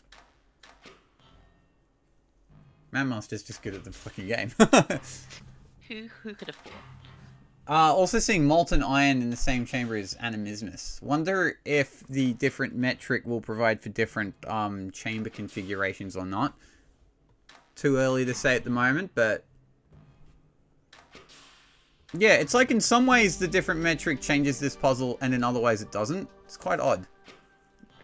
Oh yeah, by the way, I should say, I was the one who suggested this metric, and I chose cycles as the secondary because I think that's just the natural secondary for production instructions, because then you encourage the solve to have the final drop instruction that drops the final product as early as possible. So, like, I guess I was initially hoping we could use sum for this metric, but we were a little too worried about the depth. And I was still worried about the depth of instructions, but it ended up working out quite nicely. Because, yeah, instructions is kind of like, you know, people... It's a bit of a tradition at this point to have, like, one that's, like, production cycles and the other production instructions. And I'm like, maybe this is the year we could do production sum, but no, this is not the year we could do production sum. Because this puzzle just kind of, I think, lent itself a bit more to instructions. So it was a good call, and like man. another reason this doesn't work for some is you have a lot of like Gilder for a lot of mandatory glyphs. So like the cost is just gonna skyrocket. Right, yeah. It becomes naturally high, so cycles and instructions become a focus anyway. So it's like, alright, just may as well do cycles instructions. Moving on. At 32nd place, we will drop down to 90 instructions. No longer breathed in. P. P's in the chat. Also, Oh, there's a fraction in there. It's just not visible in the 1/6 in-game for T. text. Funny. oh, is it? Oh, it doesn't register on the in the game. That's funny. No longer breathed in writes in the solution notes. Is it 1/6p or 1/4 p? Because of the chunky mores. Whatever. So this is 1/6p because everything is limited by the output that's dropped what is it? Less often. Yeah, less often. Yeah. So yeah, you just say 1/6p, even though like chunky Moors is technically 1/4p, but you'd say the whole solve only really outputs at 1/6p. Yeah, no, I think the whole fractional p thing measures output sets, and Yeah. since there are two outputs here, then you get like you measure how long do you take to output a set, like one chunky Morse and one dental amalgam, and like the extra chunky Morse you output, they don't really contribute. So yeah, this looks like it has another one arm, like does half of the solve's work. If you look at arm 9 over here. Putting Yeah. in work. Let's see how many. So many ghost grabs at 1/6p. Oh, that dropped this. That's 39 instructions. Damn. That is almost as much. God. So the advantage of 1/6p over 1/3p is that you only have to grab one input per tape loop instead of two inputs per tape loop. And that saves potentially a few repeat instructions, but it means you have to do stuff like this. Yeah, it's interesting. It means your inputs are easy to deal with, but your assembly has to have more conditionals. So it's an unclear trade-off which one you actually want to go for.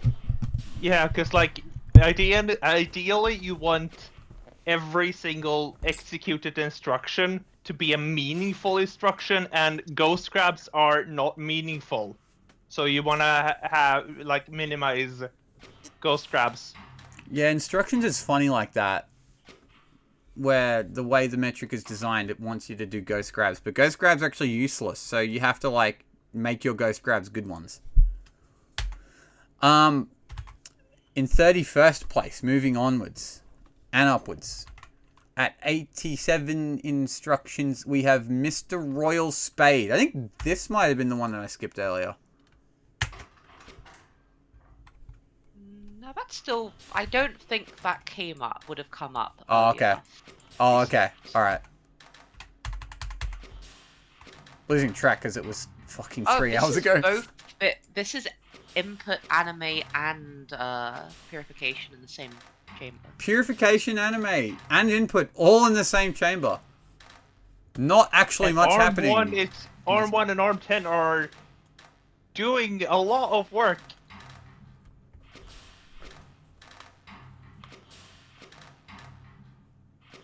Yeah, there is not much happening in that in that top left chamber. That's just the projection chunky Moors chamber. Much cleaner assembly, actually. So that spin on arm 10 to output, that's glorious. Yeah, the big fat output arm. That's 4 useful rotates in a row that it does. Mr. Royal Spade writes, "Look, Ma, no tracks." True. Oh yeah, TI. This is a TI solve. This is my first time doing a competition puzzle, and I'm extremely pleased with my result.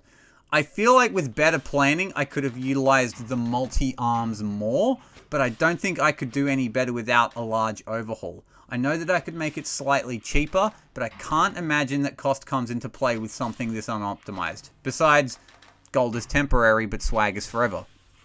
Enjoy. Wise words. Yeah. Could have come out. Those needing a redesign, like this really crowded input chamber leaves not much room for conditionals and a lot of like inefficiency, I guess. Yeah, I guess that. Yeah, you'd have to redesign it because of that, I think. Yeah. Yeah, because like sometimes you land yourself in local minima that you don't realize are local minima, and then you have to like, there is this psychological barrier towards like leaving that local minima because like you're proud of your design, but then you have to realize, wait, no, my design is actually bad and I need to improve it, and that mental step is hard to overcome.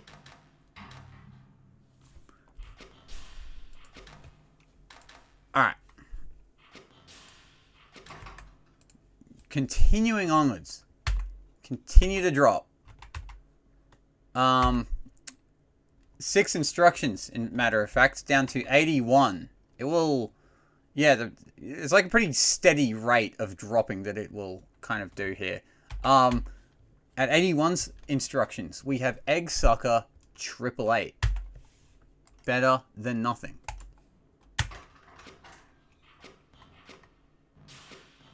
So seeing this tri-arm debonding thing again, it's a pretty fast solve actually. Yeah, 204 cycles. Did I show this one earlier? You probably showed a 6p version, or well, a 1p version of this earlier. Yeah. Because I don't remember seeing this before. Yeah, 204 cycles is fucking quick. Yeah, because it's a 10 cycle loop. Oh yeah, no, there's a much quicker one. Yeah, okay, this is the instruction solve, but I think it's cycles brained, interestingly. Yeah, Arm 6. 2 seems to be the limited one because it has a full instruction tape. So just a piston handling all the purification by itself. That would be 10 instructions. Oh, and 11. Yeah, 11 is also also has a full instruction tape. Alright, so it does all 3 pivots. Because it's functioning on just that single bonder. So sticks here, I think it's the first time we saw sticks.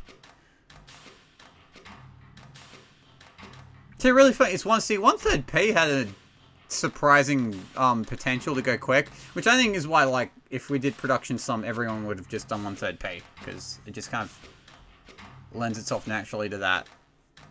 Mm. And it's Because just cost is not really a factor, because you need so many glyphs anyway. yeah, you need so much shit. So yeah. Maybe in a future less glyph heavy puzzle, you can have a production sum. Yeah, absolutely. I think, yeah. It works better in different contexts than this one. Sorry. I should not have done that into the mic. Eggsucker 888 writes in the solution notes, this was my casual solve and ended up having fewer instructions than my attempts to optimize instructions. Your casual solve was 1/3 P. Fair enough. Nice. Wow. Alright. Dropping down just a few, down to 78 instructions, we have Guilty Bystander.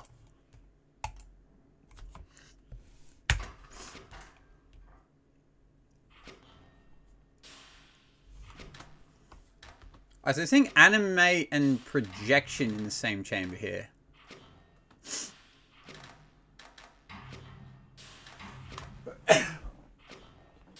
This is 1/6 P, yet Arm 1 is surprisingly busy.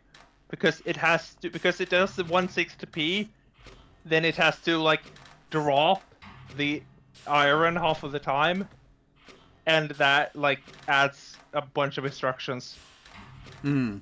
Yeah, I mean I think that's just a common. Arm 1 is going to be a common motif for 1/6 P, where you just definitely. okay, but I can only grab one input per tape loop, so I have to conditionally grab the one that's on the first purifier location. I wonder if the molten iron was rotated differently. Could you have placed the calcifier where conduit 3 is, and just let let Arm 2 calcify the fire? Would that save the pivot? So the problem with that is that then Vitae comes out one full tape loop later, and that's I think a common problem. Where because anime True. is so slow, you don't want your first anime to come out before your second Quicksilver. True that. Yeah, full solve. Alright. Steaming on down. We drop just a couple of instructions to 76. Who?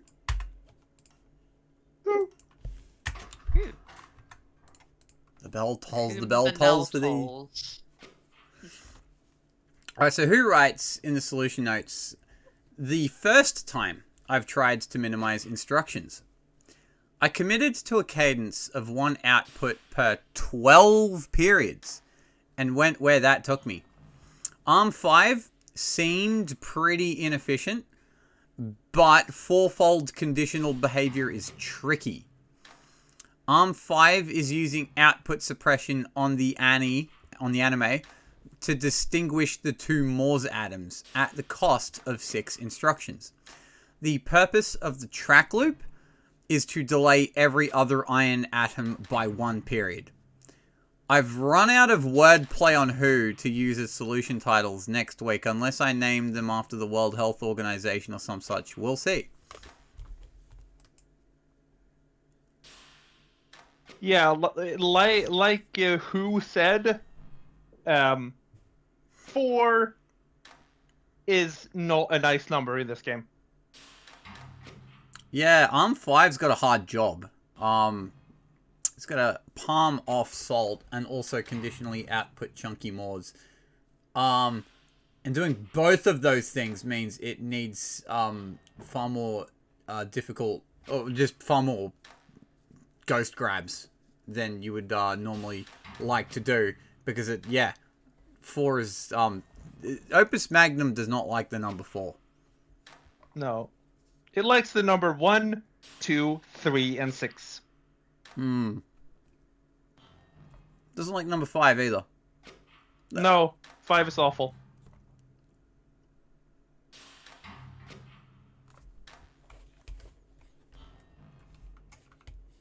So yeah, this is 1/12th pay. And Yeah, It's the first which reflects in the cycles count of 2043.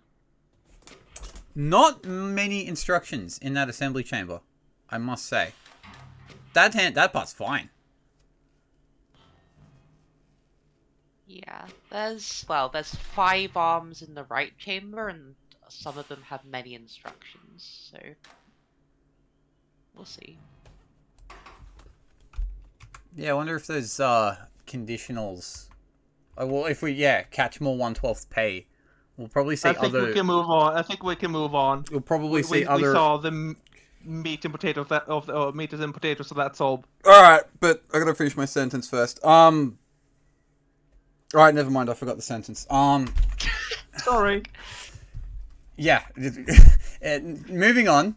In 27th place, we will take a pretty sizable drop down 7 instructions. We do, in fact, have a scoring 69, submitted by Zanuck. Nice.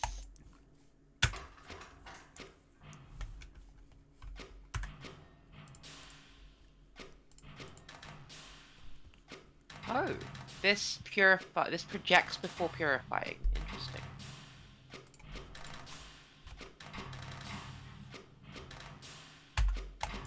That means 3 additional grabs. But also look at that input and metal chamber. That's so efficient. That's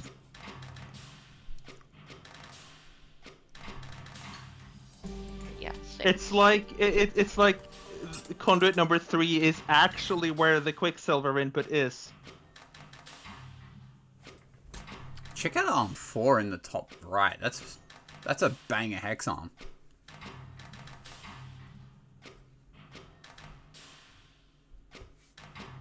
Pretty strong conduit phasing here. Also being, cause yeah, we saw it quite a bit. We saw it in some of the top cycle solves doing it, but absolutely has its place in instructions, because again, conduit phasing works well with hex arms, and hex arms don't need to reset and can do multiple tasks with just the one swing. So hex arms, you'll be seeing them quite a bit in the instruction solve space, because they're a particularly good way to cut down because on instructions, because you don't need to worry about anything going fast anymore. So if you can try Zorflex, there are notes. Yeah, I'm mid-sentence, sorry. But yeah, if you can try and design solves around like clumping all your glyphs and inputs and single atom like tasks together around a few hex arms, you can do many tasks with just a few instructions. So having a look at the notes, Zanuck writes, my initial solve was 100 instructions. I named it Turn of the Century as a pun, but gradually shaved the score down to the high 70s. Then while working on cycles, I rediscovered the conduit exchange tech, as I call it. so conduit phasing, where atoms can be dropped on the opposite sides of the same conduit without colliding. I wasn't sure it would even be useful until I tried using it to replace 2 arms in the left sector by moving the Quicksilver to the one cabinet where it's never used. That's the tri-arm. A hex arm would conflict with the other, and a bi-arm with the Quicksilver input was too finicky to get the Quicksilver to the right conduit. I kind of regret needing 3 pistons to output chunky Mors, but the space is quite constrained. Working on both cycles and instructions alternately was an especially great help in learning how to improve the output sector. I'm quite satisfied with this quote-unquote nice solution.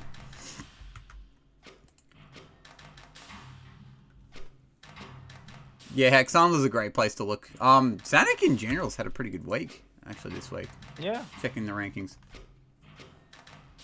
I think we've covered most of the solve. So I'm gonna try and mosey on down.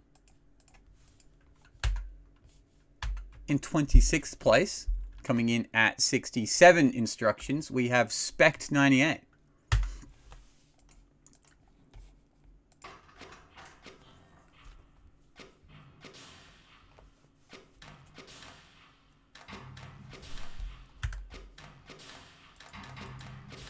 So this is 1/3 P, it looks like.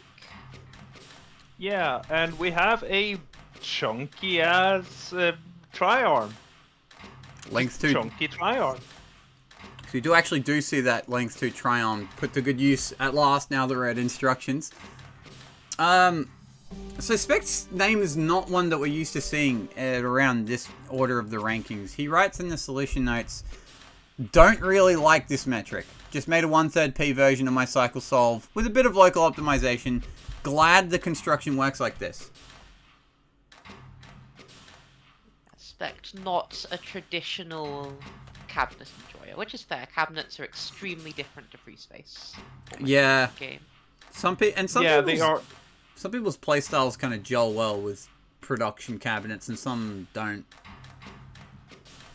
My style gels well, but like everybody knows that. I like a good production cabinet. But not a bad one. No. I do the bad ones also because I don't know why. Yeah, well, Arm 8 is doing so many different things. I guess since it's 1/3 P, it is allowed to, but hex arms, they're good.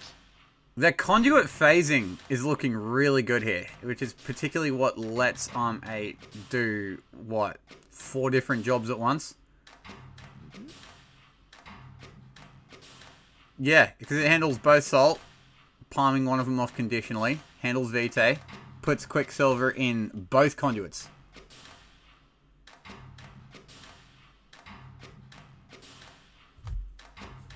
Pretty swell. Looking pretty clean already. Yeah, it's kind of insane where, because we're at 26th place. It's funny how instructions, it's very non-obvious how to, you look at solves like this, and you're like, that's clean, that's pretty simple. And, yeah. The top instruction solves are just, insane. In 25th place, we drop a single instruction down to 66. Nice clean number. With Luna.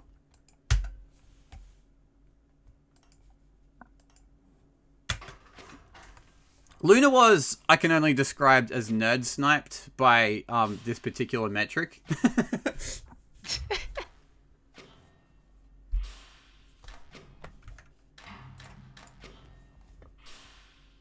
So this looks like a 6 P to me. Yeah. And here we see the same motif from Luna's cycle solve, because that cycle solve was indeed instructions but faster. So we've got some pretty cool notes here. More lore notes. Luna writes, "You can still find them. in their own myriad of niches. A modern transmutation engine is pretty much impossible to understand. You can look at individual pieces and understand how one might work in isolation. You can start at the bottom level and start layering and layering abstractions, but you could never look at a real transmutation engine with all of their intricacies and features and say, I could build that. At most, you could reproduce some of the glyphs, like they teach the new entrants to scare them off. By contrast, a toy production engine can be put together in an afternoon, if you know where to get the parts, and a more versatile one is maybe a week-long project.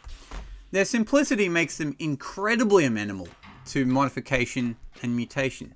In fact, much of my thesis research has been conducted with them, due to the non-standard environments I've been emulating. More on that later.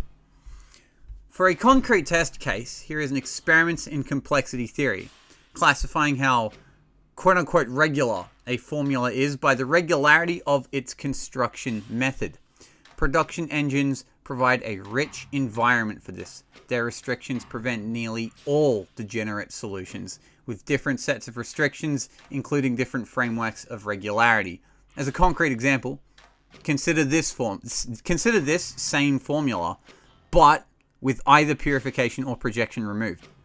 These can be very rapidly prototyped thanks to their simple construction. Alchemist Luna, presenting at an introductory seminar in engine design. Cool. Actually, Luna's solution notes are they're carrying the in-law notes niche this week, actually. So they're very much appreciated. So Luna was DMing both Yosh and I quite a bit with like constant saves and shaves and just little like cool things like, wait, there's this pivot here that I don't need. Oh wait, this like, conditional can be done. ARM5 outputting Moors, like the Moors output is amazing. Like that that's my favorite part. To work. That one in particular, just like hand it back to the hex arm and let the hex arm do the job, is really cool. It's just shit like that. Like, it just works. Yeah, it's shit like that where Luna's like, oh wait, I can just palm it back off to the hex arm. Oh wait, it doesn't need to pivot here and there. And oh wait, I can get other hex arms to do more stuff. And that's something that I think this instructions for this puzzle explores kind of very well, because usually you have to like use a lot more like piston track kind of stuff, but here, because of all the single atoms flying around, hex arms become very powerful. Yeah, like instructions in this puzzle is ultimately a pure exercise in how well you understand core fundamentals. It's a bit like that, isn't it? Yeah. Yeah, because it's like, okay, you can do stuff smarter, but fundamentally, you kind of just you want to do the least amount of stuff that's required by the puzzle. And while this does stuff in a really smart way, there's a lot of stuff being done. So maybe there's a way to make this output by somehow doing less stuff, dunno. Luna points out in the Twitch chat about the conditional non-projection that happens in the metal chamber on the top right, which is just one of Arm 3's jobs, which is really cool. But yeah, there's a lot of like funky little conditionals to make the geometry work here that is really nice. Now, I saw Luna write in chat in Shambles, I have some bad news for your Shambles, because there was actually a primary tie. No. Also on 66 instructions, but at 653 cycles, is Vilfuck. So that's also feels like 1/6 P. Yeah, it's a similar, ballpark. Yeah, the cycle secondary pretty much just favors higher pay, but this is the same pay as the last solve anyway. And this one even has a clock instruction. Period override.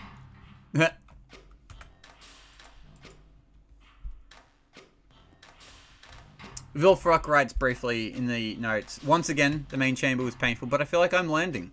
P.S. If anyone beats me with a less than 1/6 P solution, I'm gonna eat.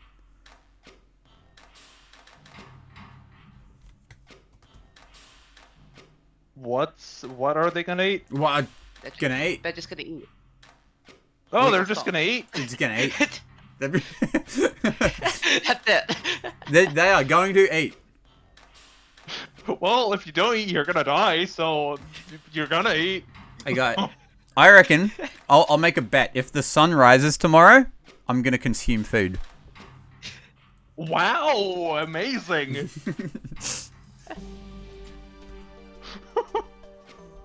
Okay, so paying a bit closer attention. See the small chambers are once again making heavy use of the hex arms. We're also seeing pretty clear split division of labor once again along the lines of anime in one chamber, metals in the other. I think that's just because the metal chambers communicate better with each other, because like they only handle one set of one subset of the atoms, whereas the other subset wants to be near the animismus glyph. That's a good way of putting it, actually.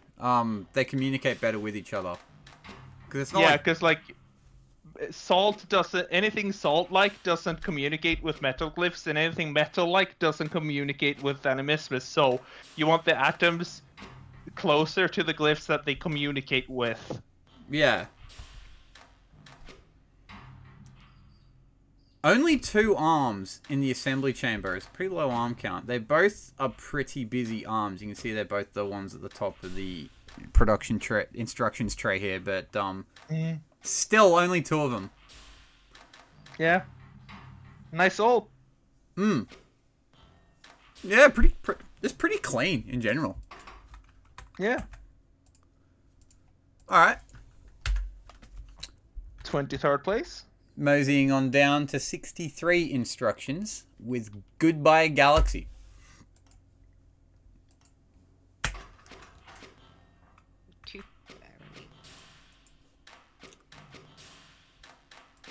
If I remember correctly, I don't think Goodbye Galaxy is the biggest production enjoyer anyway.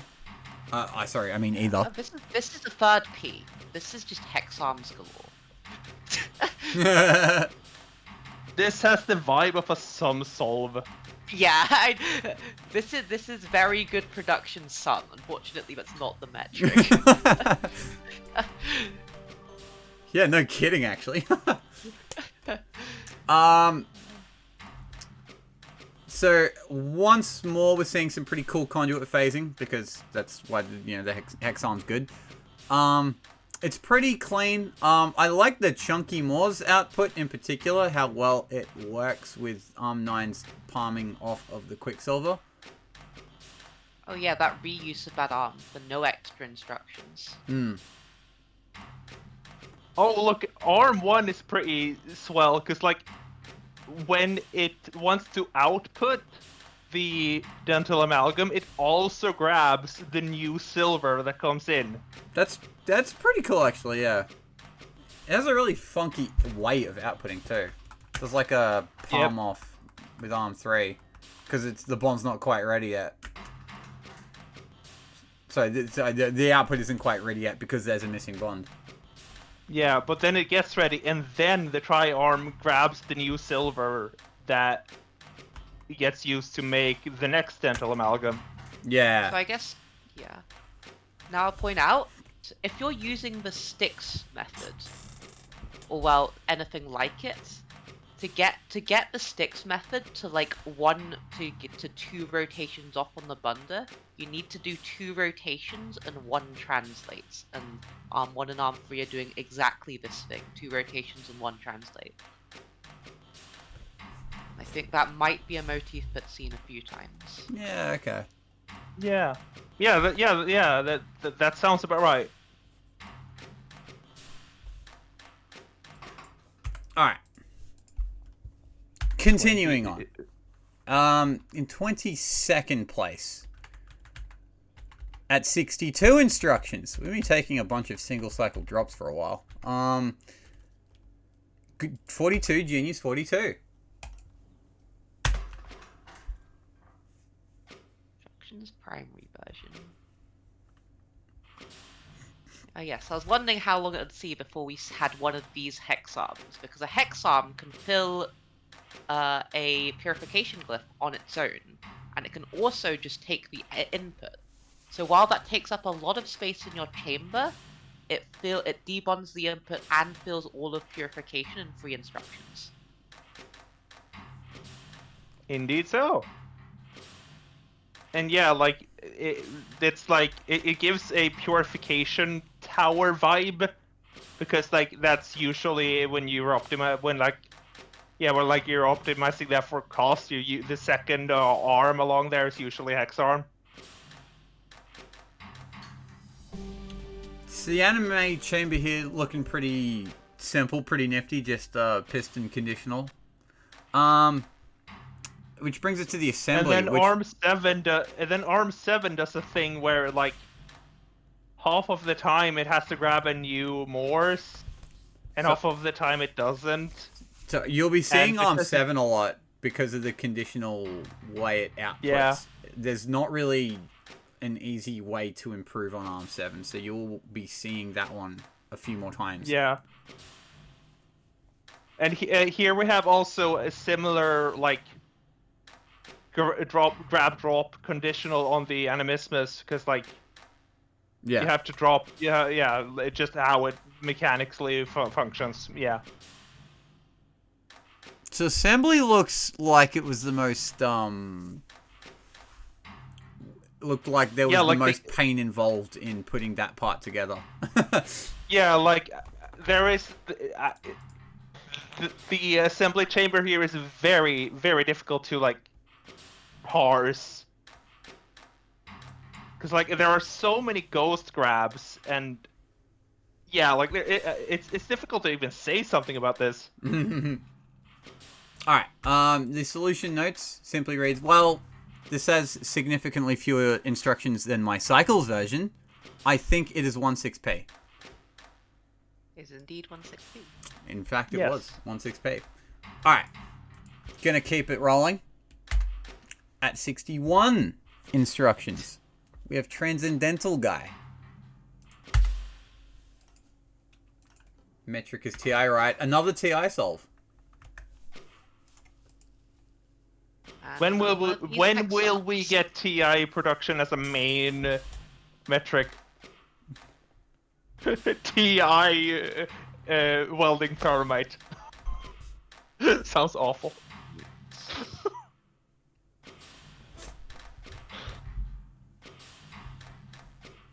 It's another 16p hexarm handling input and purification. Piston arm 2 is putting in all the work. It handles via 16p input stick movement with arm 7, doing the rotates in the piston for translates. Once again, we're seeing like a conveyor belt of iron atoms being handled by a hex arm. So I guess that brings us to the output assembly chamber, which looks not this. It sticks, but with what appeared to be the elbow bonder configuration, which I find kind of interesting. I'll have a mosey look at the solution notes. Transcendental Guy writes, I couldn't find any saves using tracks. Observations. The solution used to be period 12 until arm 3, the tri-arm, merged two arms and messed with the drop timing, which is dealt by a 2-cycle delay in arm 2. Arm 7 saves a lot of instructions by only ever needing to drop once. Arm 6 used to be a bi-arm and could save 2 more instructions if I had an extra free hex around it.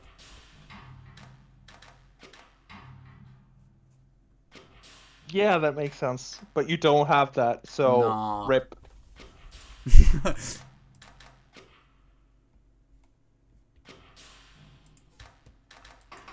Alright. Keeping it going. We breached top 20 at 60 instructions. We've been taking one instruction drops for a bit now. We have username void.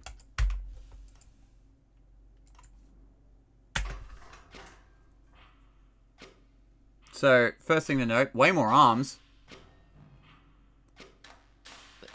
Hex arms and tri arms with 3 instructions on them. Okay, not quite 3.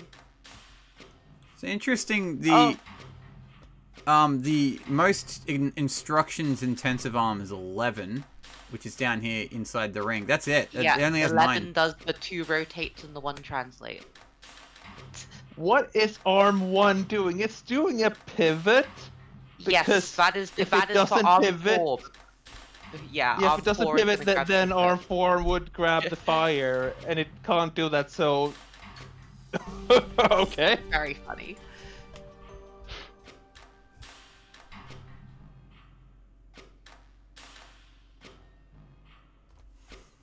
A very simple, yeah, metal chamber looks pretty simple. The animismus we're also chamber. seeing like the perfect piston from Cycles make a return in arm 3.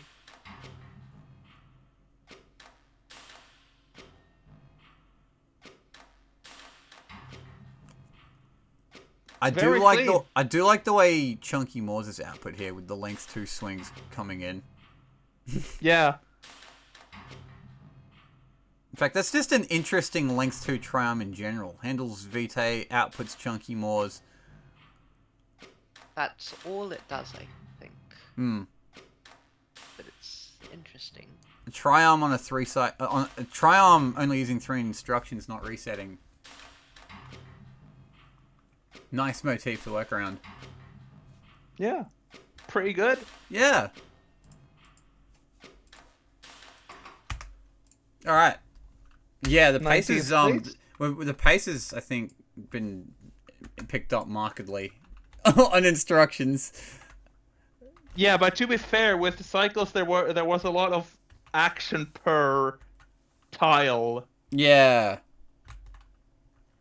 But here in instructions, the stalls are much simpler to dissect.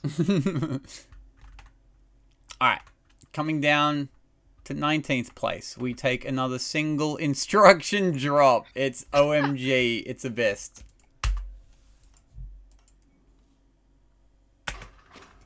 And this is I believe this is part of Bist's one-day effort. So, yeah, top 20 is a pretty good fucking attempt. Bist writes, this is heavily inspired by my period 24 cycles assembly. So the assembly here being elbows, I think that's just because it's cycles brained. Yep. But Bist is someone who's very good at conditional, so makes it look pretty easily. Makes it look pretty arm easy. 10 doesn't need to reset. Which is pretty slick. And then arm 11 both does Saves the the 1 cost translate tertiary. required and the input-output conditional. There's some reuse there.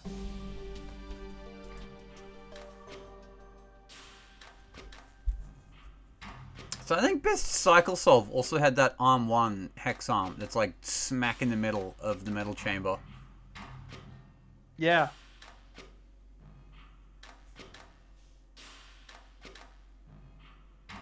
Yeah, like the coolest arm here is definitely arm 10 because like it's a single arm that doesn't need to reset. That's like that's cool.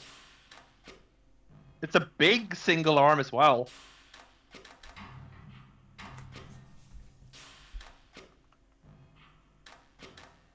Yeah, pretty dope. All right, let's keep firing along. We actually have a primary tie here at 59. So the rate of instruction drops continues to slow down. At 356 cycles, as opposed to 435 cycles, we have Kevalan, who is not happy with his assembly chamber. So this is kind of similar to where I was at, where I started and I got a 60i, but my assembly chamber was like half of that. And I was like, this sucks, but I don't see better because 2 rotates and 1 translate is really awkward. Or in this case, I think it's... How does it get the input? It does, I think, a pivot and 2 rotates? Something like that. For the monomer, this is Elbow's monomer.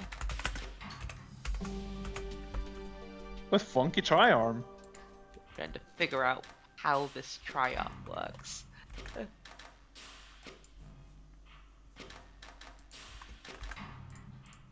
Alright, Kevlin writes in the solution notes, it's painful to have final assembly take up 23 of the 59 instructions here, but that's the best I found. I explored putting the output in a smaller chamber, as that would allow efficient animismus in the large chamber, 10i instead of 19i. Problem is, the small chamber can only have 1 arm then, and my attempts to assemble in there ended up more than wiping out that 9 instruction in savings. So, I guess we haven't seen it ever to the stream to this point, but it is actually possible to construct that the big output in one of the small chambers. It's just it's an objectively awful idea for cycles, and remains to be seen whether it is a good idea for instructions. But it's less unclear. It's less clear with instructions. It might pop up. I won't say, but yeah, definitely an awful idea for cycles because you only really get one. I think you only get the 1 arm to do the entire assembly. Yeah, like when I tried it, when I tried the original puzzle, I put 2 arms in the chamber, but nope, doesn't work. You can't have 2. You can only have 1. So I believe we saw that Chunky Moore's output conditional in the cycle solved. There's just room for it here in instructions as well. Other than that, nothing too crazy. Just a very clean, orthodox method.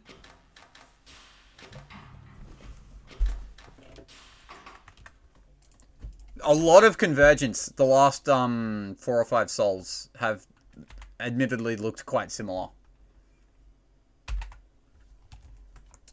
Alright, let's see if that keeps up. So we will take a 2 instruction drop. I know. Wowee. Whoa! So let's slow down. At 57 instructions, it's not great.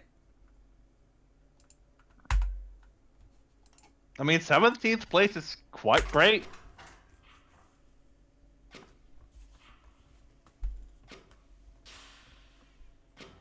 Funky hex arm. What is arm 4 going to do?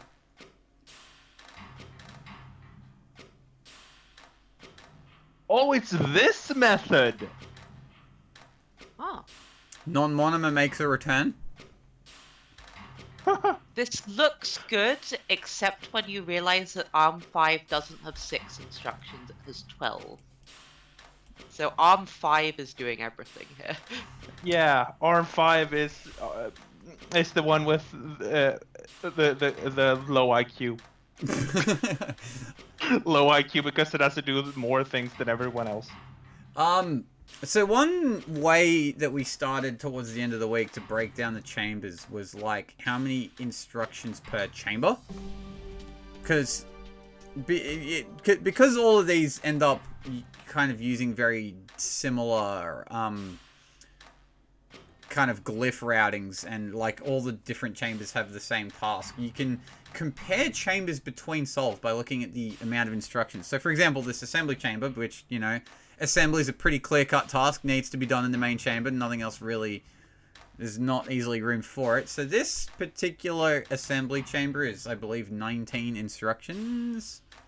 Mm-hmm. So when you... That looks like it. 12 plus 3 plus 4. Yeah, 19. And when you look at, like, the actual, yeah, the total assembly numbers, I would make the argument that suddenly Arm 5 isn't stupid anymore because of how little work Arm 4 and 6 has to do. So yeah, breaking down the chamber by that, you can kind of see it'll tell you as we get to the solves that like have really low instruction chambers, like where the savings were. And I can't really say where they are right now because like spoilers, but something to keep an eye on as the instruction count continues to drop. I promise it will drop. Oh yeah, it's gonna drop. It's dropping. Foreshadowing. Oh, before I move on, sorry, let me read the notes. Not great, right? I'm pretty happy with this solution. It's not perfectly optimal, but there aren't any obvious improvements, and it's nicely one input per tape loop. The biggest thing is how the main product is assembled. I suspect that there's some way to do it much more efficiently. Arm 5 has so many instructions. So he wasn't happy with Arm 5 either. I will come to the defense of Arm 5 personally. I'm an Arm 5 defender.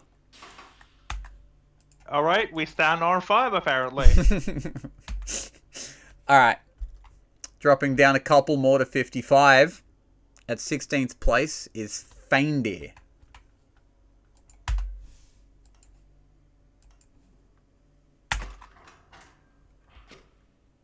12p. It's a pretty cool pivot on Arm 9 here, actually. Some 12-piece strat that we haven't seen before.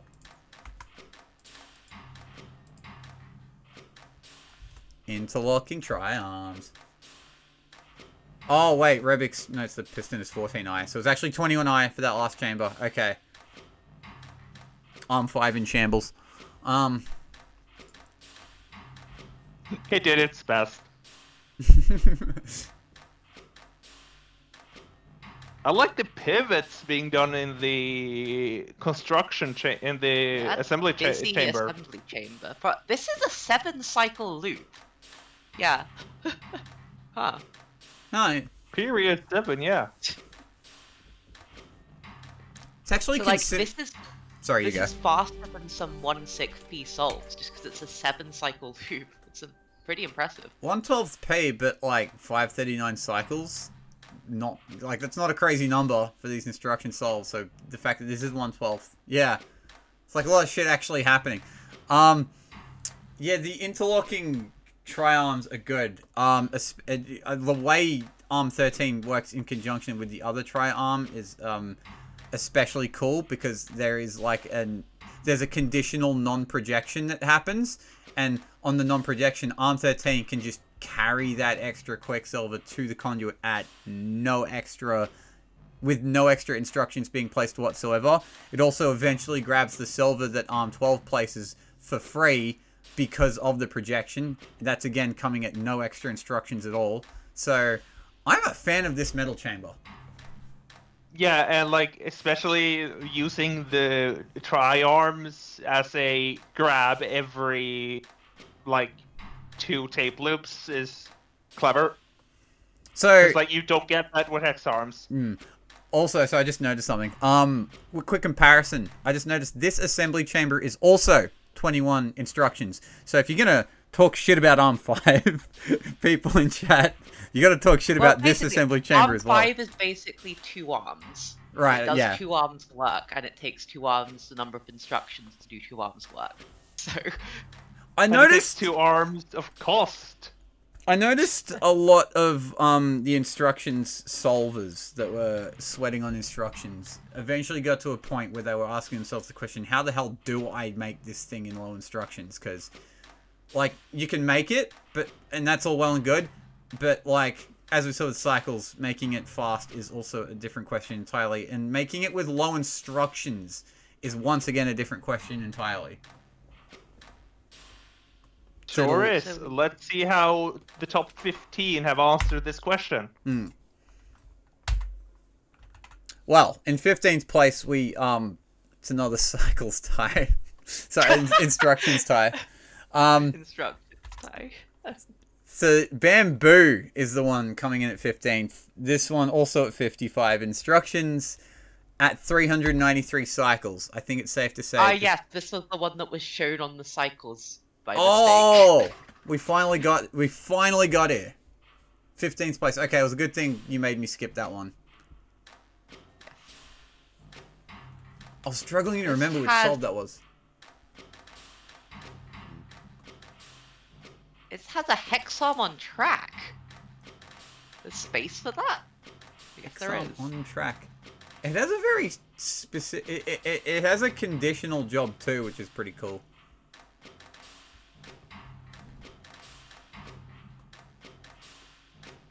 Yeah, because half of the time it's delivering Quicksilver and the other half it's projecting.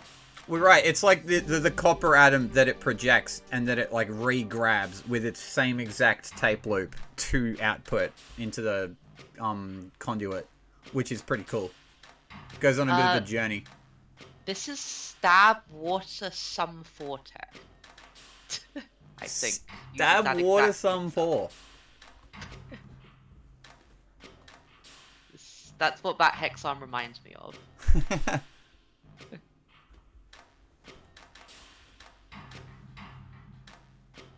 Incredible.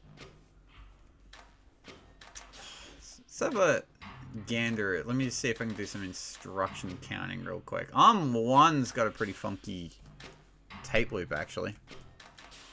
Doesn't need a reset. And then R4 comes in with the well-timed pivot that just outputs the dental amalgam.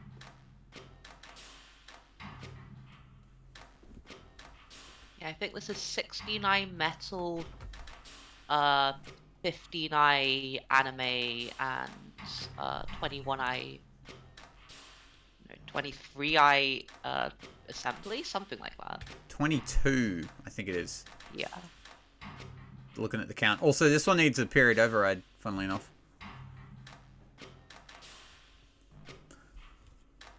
But it is cheaper because it's not... Well, sorry, it's faster because it's not 112p. Thus, it takes the secondary. And also it doesn't count as an instruction. Alright. Where was we? 14th place. We drop a whole one cycle. One instruction? Cycle? Instruction. Okay. Good lord, that would actually be... That would be a fucking tragic loss.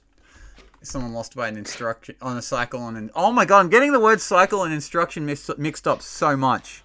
I've done it like 10, 20 times this stream. Words.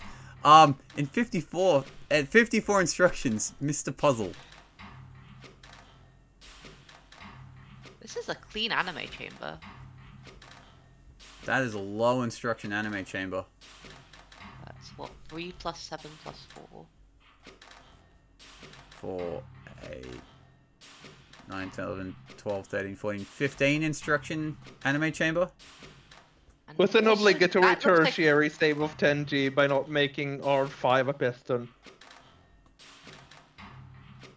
But also, this instructions chamber makes it look easy. Is this the secret source?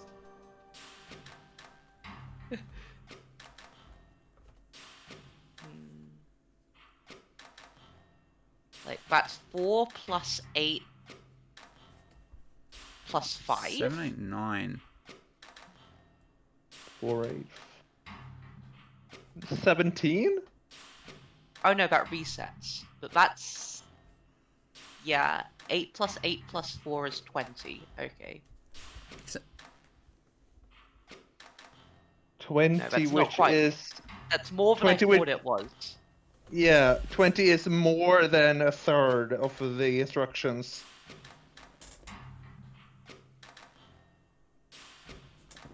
Assembly chamber continues to be hard. Yeah. A lot of non. Yeah, I mean, the shape is rather non-trivial to make simply. True, because it's like, even though you can split it into thirds, the actual cuprite ass non-traditional shape of the ring, plus the, you know, tight space constraints, just make it a very annoying task in general. Yep.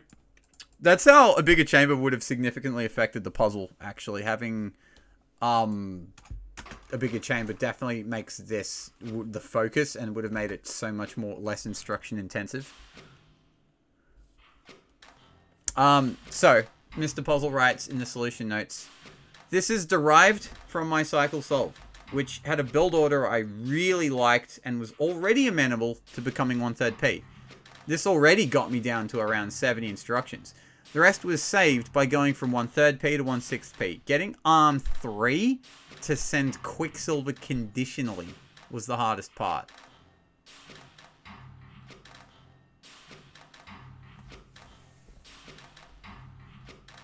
ARM 3's got very zigzaggy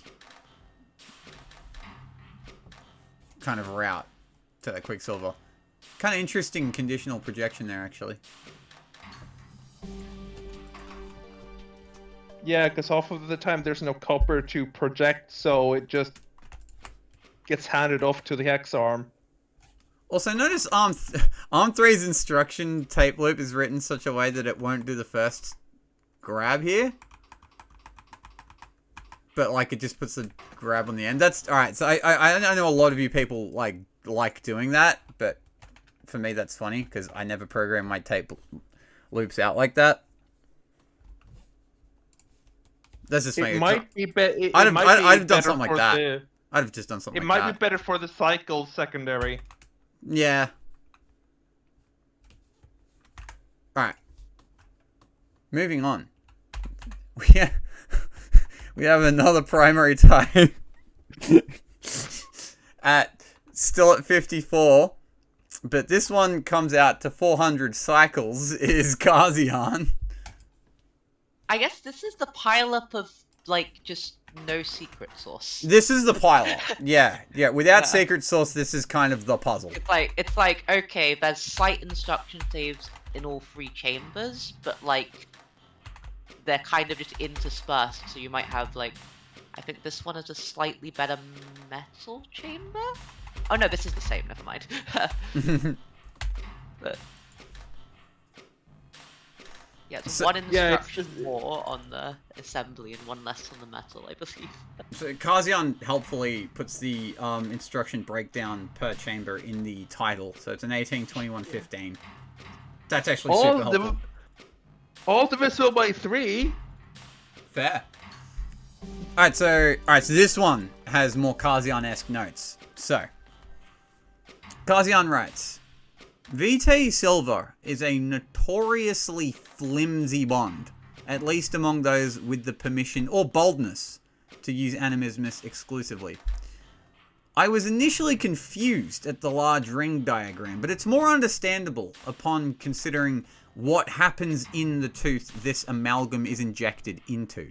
The Vitae Silver bonds migrate into one another over time, forming a durable cross-linked network.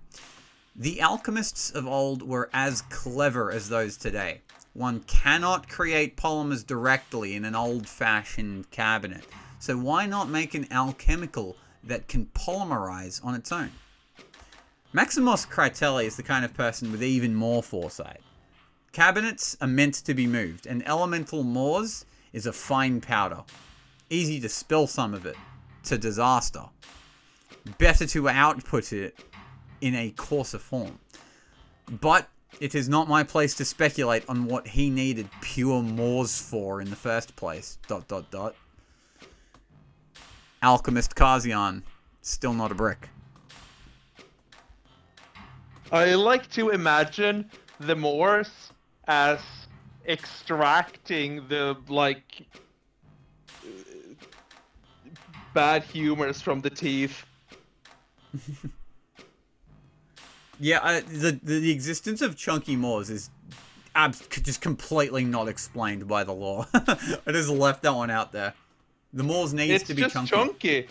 It's just chunky. It needs to be chunky.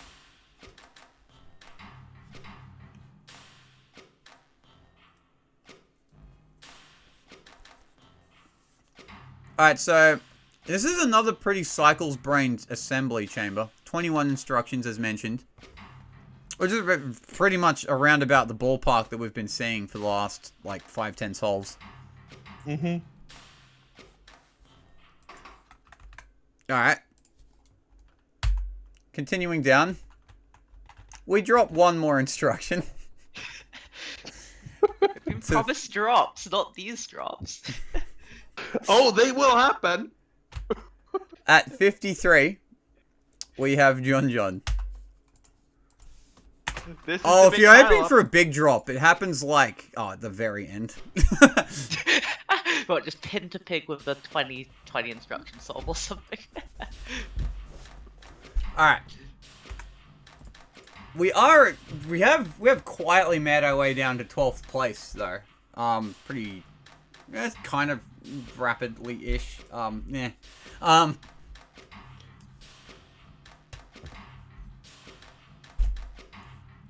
So Six. So, the Chunky Moors output is my favorite part of this because of how it also palms off Salt in assistance with Arm 7's trying to activate the Animismus Yeah. Glyph task. This is literally the previous solve, but the conduits are swapped and timing works out such that Arm 5 can single rotate instead of double rotate, and it doesn't block the output somehow. Is that literally the only difference? Yeah. Good And everything lord. else is similar, though not identical. I don't think we've seen Arm 1 before. The double rotate to immediately like unbond things. Yeah, And double then- rotate to immediately unbond and also drop fire. I played with this for a while. I think the last solve constructed elbows, if I'm not mistaken, whereas this is more line, I think. Yeah. Yeah, But, like, it's a Caution's subtle- was elbow. It's a subtle programming difference, really, because I think it's a similar instructions makeup. Arm 10 does most of the heavy lifting, though. Although Arm 8, yeah, Arm 8 and 10 basically do all the heavy lifting.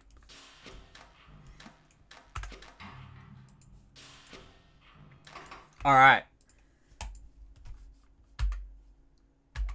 Coming down. One more instruction. At 11th place, it is Cuckoo 52. The drop will happen. It's just not happening yet.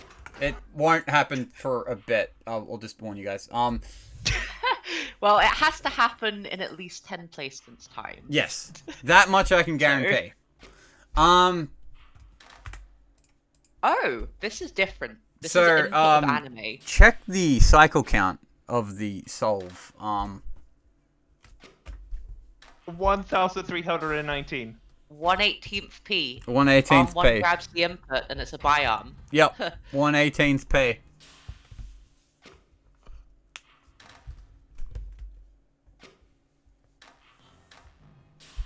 So, shockingly simple assembly chamber. This makes assembly look fucking easy. Yeah, this is 19i. There's 2 pistons doing 3 things and then a grab pivot drop for the output conditional. That's better than we've seen so far, I believe. Yeah, 19i I think is... I think we have seen one other 19i assembly chamber, but yeah, this makes that job look fucking easy, because Arm 8 and 9 are just like, brrr.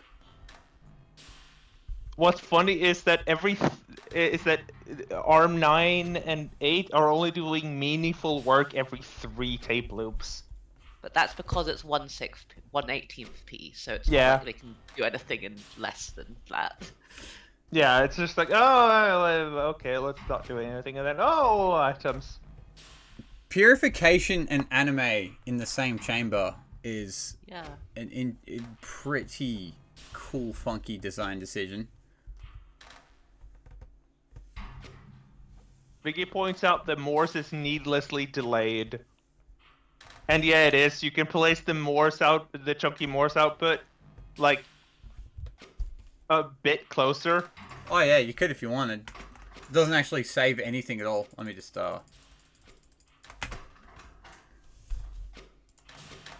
What?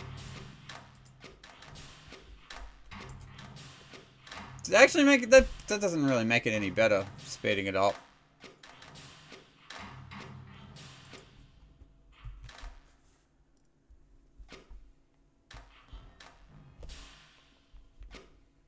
This is our first Arm 6. We have not seen an Arm 6 before, which is funny because it's an otherwise pretty common production instruction tactic of having like an arm on like a particular track loop configuration, just like do a single translate as like, you know, to get like every 3 or every 4 or every whatever timing.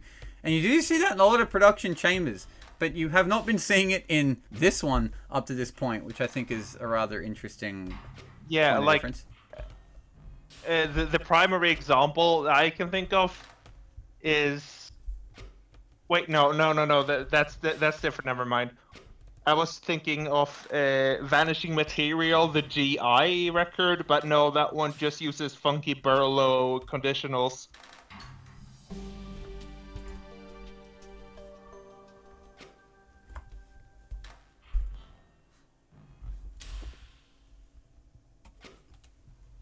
But yeah, assembly's clean. The top right chamber does not have much to do, so it is very leisurely in what it needs Arm to do. 2 and Arm 3 do multiple ghost grabs because of the whole anime and purification in the same chamber requiring a lot of work to be done.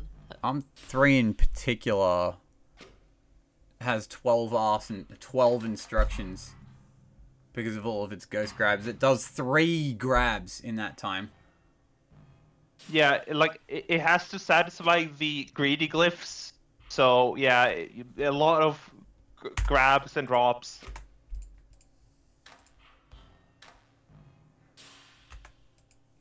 Wasn't there an arm like that on a diamond track earlier?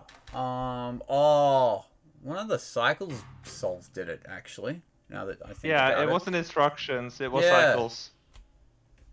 Interesting. Alright. Top 10. At 10th place, at 50 instructions. So 50 instructions was the benchmark for a top 10 this on this particular puzzle. Spiritual Shampoo. Top 10.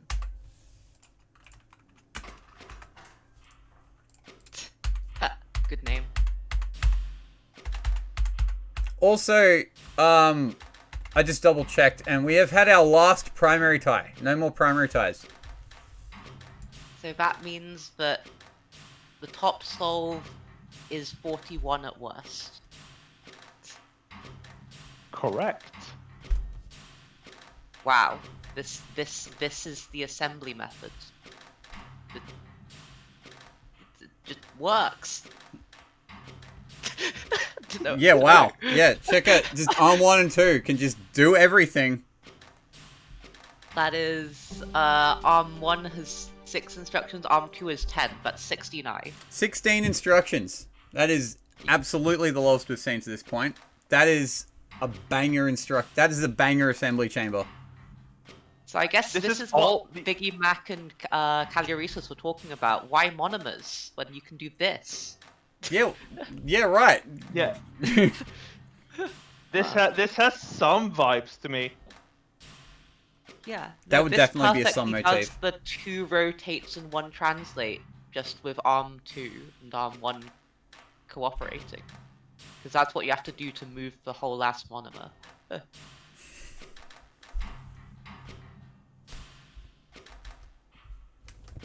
Pretty cool. You did. I like the return of the hex arm being able to like satisfy both of the input hexes of the purification glyph. Also, Chunky Moors has a really cool output. 'Cause Arm 5 only has 4 instructions, and Arm 3 helps out with Chunky Moors. And one of the yeah, that's clean. Yeah, one of the Moors atoms just goes all the way around, and Arm 3 palms it off. Pretty cool conditional. Mm-hmm. Nice. Well done.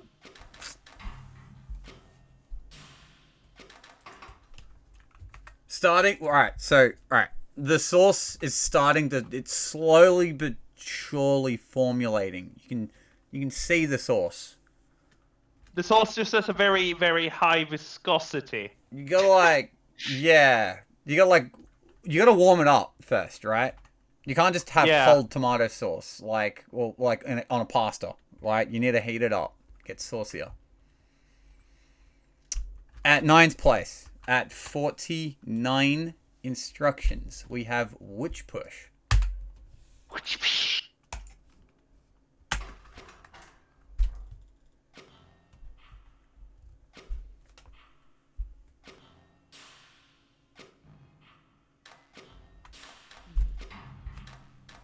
Is this sauceless? I don't see anything. Animismus Chamber's pretty cool. That's only 15 instructions, and that's with Quicksilver in the anime chamber. Oh, with Quicksilver in the anime chamber, because I was like, okay, we've seen 14i in the anime chamber. So, yeah. So, kind of interesting. Quicksilver starts off next to Conduit 1. It never goes through Conduit 1. All the Quicksilver goes through into Conduit, Conduit.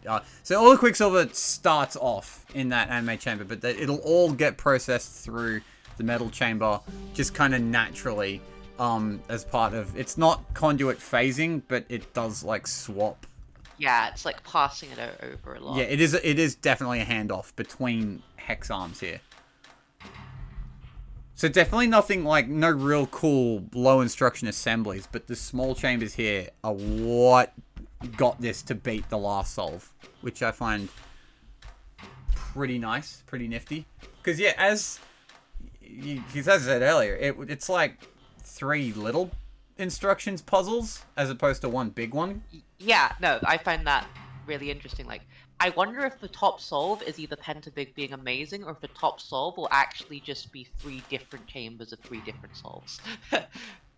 For a 0th place solution. Oh. We initially had something like that before we it didn't exactly work out that way. It didn't exactly work out that way, but I won't say anymore. But you know, the idea definitely came up in our playtest server. Yeah. I'm just a big fan of the hex arms in this one. Arm 4 is a really good hex arm. Arm 3's got a lot to do. Arm 2 handles... It handles metals in conjunction with Arm 3 very nicely. Arm 2 is like a tri-arm that actually has 6 grippers. Notice here that like there it has 2 copper and a Quicksilver. It's like a tri-arm with more grippers.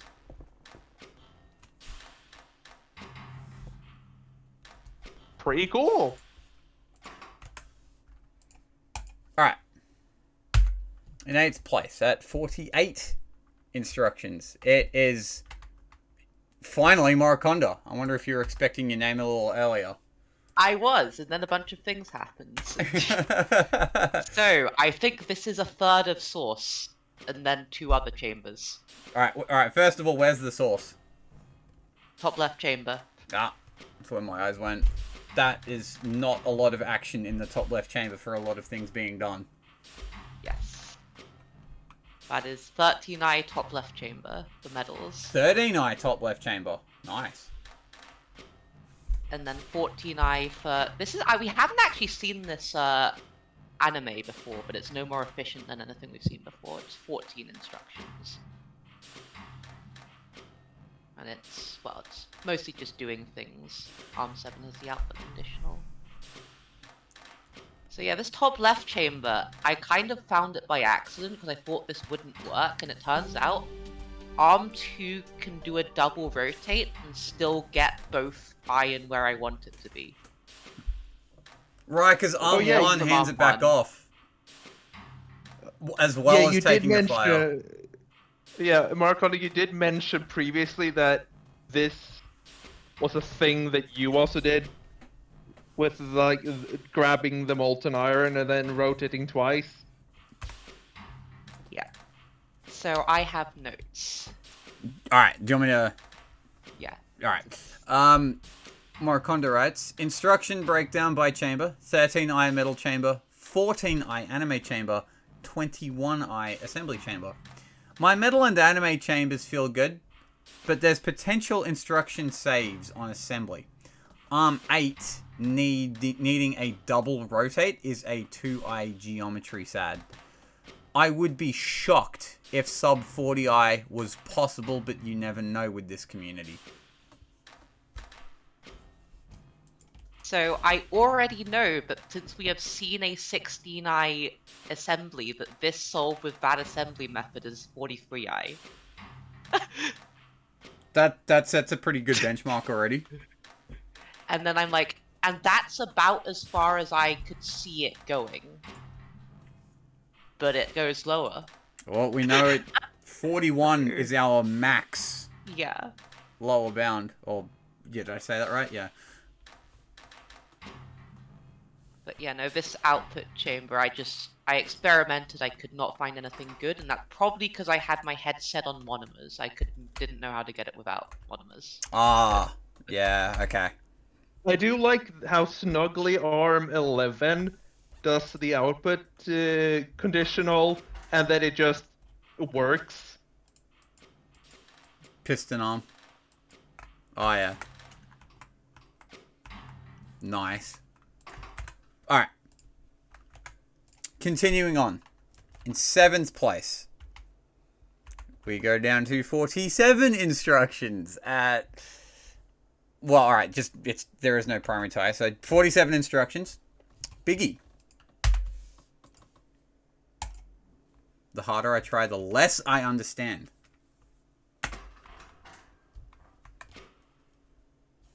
Alright, so this counts to 4 on anime. So if you're 1/6p, counting to 4 is what you want to do with anime. The problem is, to count to 4, you have to have a diamond track. And fitting a diamond track in this production chamber is not easy. Wow, it actually does count to 4, damn.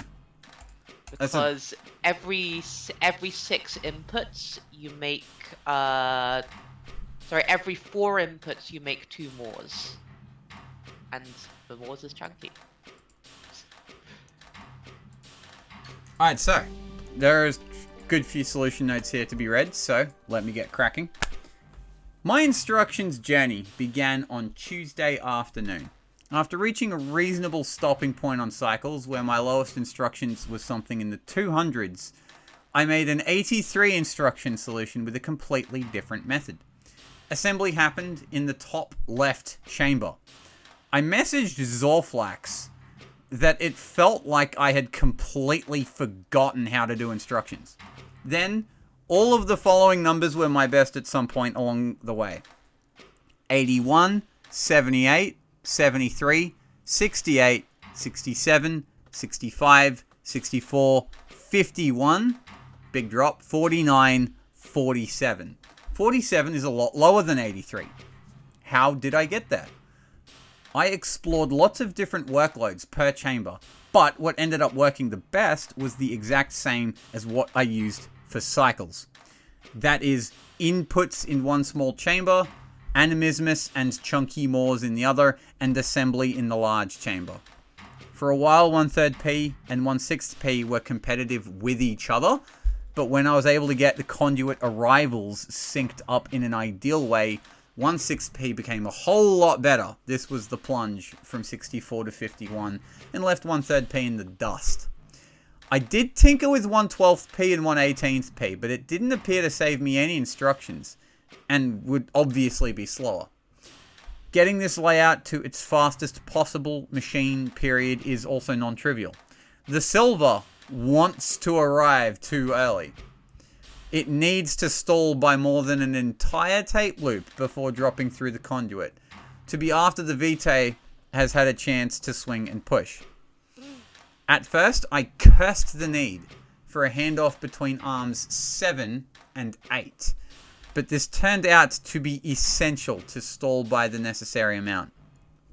So now we have unusual tapes on those two arms consisting of heavily delayed drops. None of the arms themselves require period 10. I have a version where in the absence of the period override, the machine would be period 8. But there is a very complicated dependency chain due to this ARM7-8 stall that fails if the period is lower than 10. So making this a 16P10 solution. So that makes this a 16P10 solution. To my knowledge, there is no secondary or tertiary left on the table. I'm pretty confident this is tertiary optimal. That much I can guarantee. Pretty nice notes. So what's the chamber breakdown? That assembly chamber, Spiritual Shampoos was very good, but this also looks pretty deep. 3, 4, 5, 6, 7, 8, 9, 10, 11, 12, 13, 14, 17 eye. Yeah, this is 13 plus 17 plus 17. Yeah, right.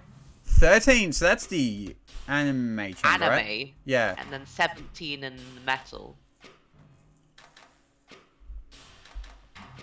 Shut up. What? So, Mari, your metal chamber was 12 or 13? 13, yes. Me and Biggie combined get you to 42i. Could you combine that with Spiritual Shampoo's assembly chamber? Oh yeah, right, yes. That's 42i. Just me and Biggie is 43i. Oh, okay. That's our current sum of best. Some of best. In 6th place, we drop down a couple of instructions to Rebix at 45. Big drop. Combine the two ideas, or is there a new one? Oh, 2 instructions. Oh, yeah. We're doing numbers now. No. Yeah. We're doing the number 45 now. This is 12i metal. That was better.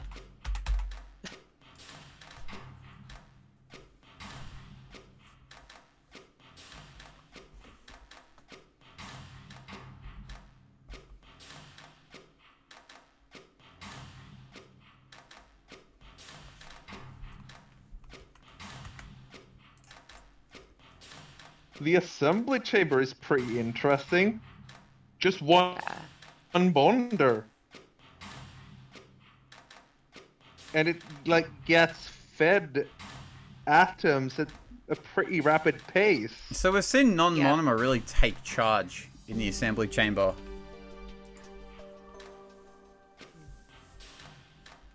And this is another way of getting 13i anime. I like, yeah, the assembly... Oh, it puts Quicksilver in the anime chamber. That's how it does it. Okay.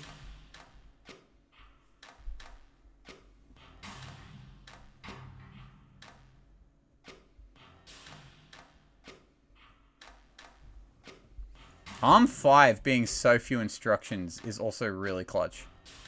Yeah, I used this exact same motif. I just had one more arm in that chamber. Yeah. In fact, I like how the ARM makeup of like both the side chambers mirrors each other. It's just like... Oh yeah, it does. They're like symmetrical. Kinda, yeah. Like two multi-arms and a single arm in that snug little location.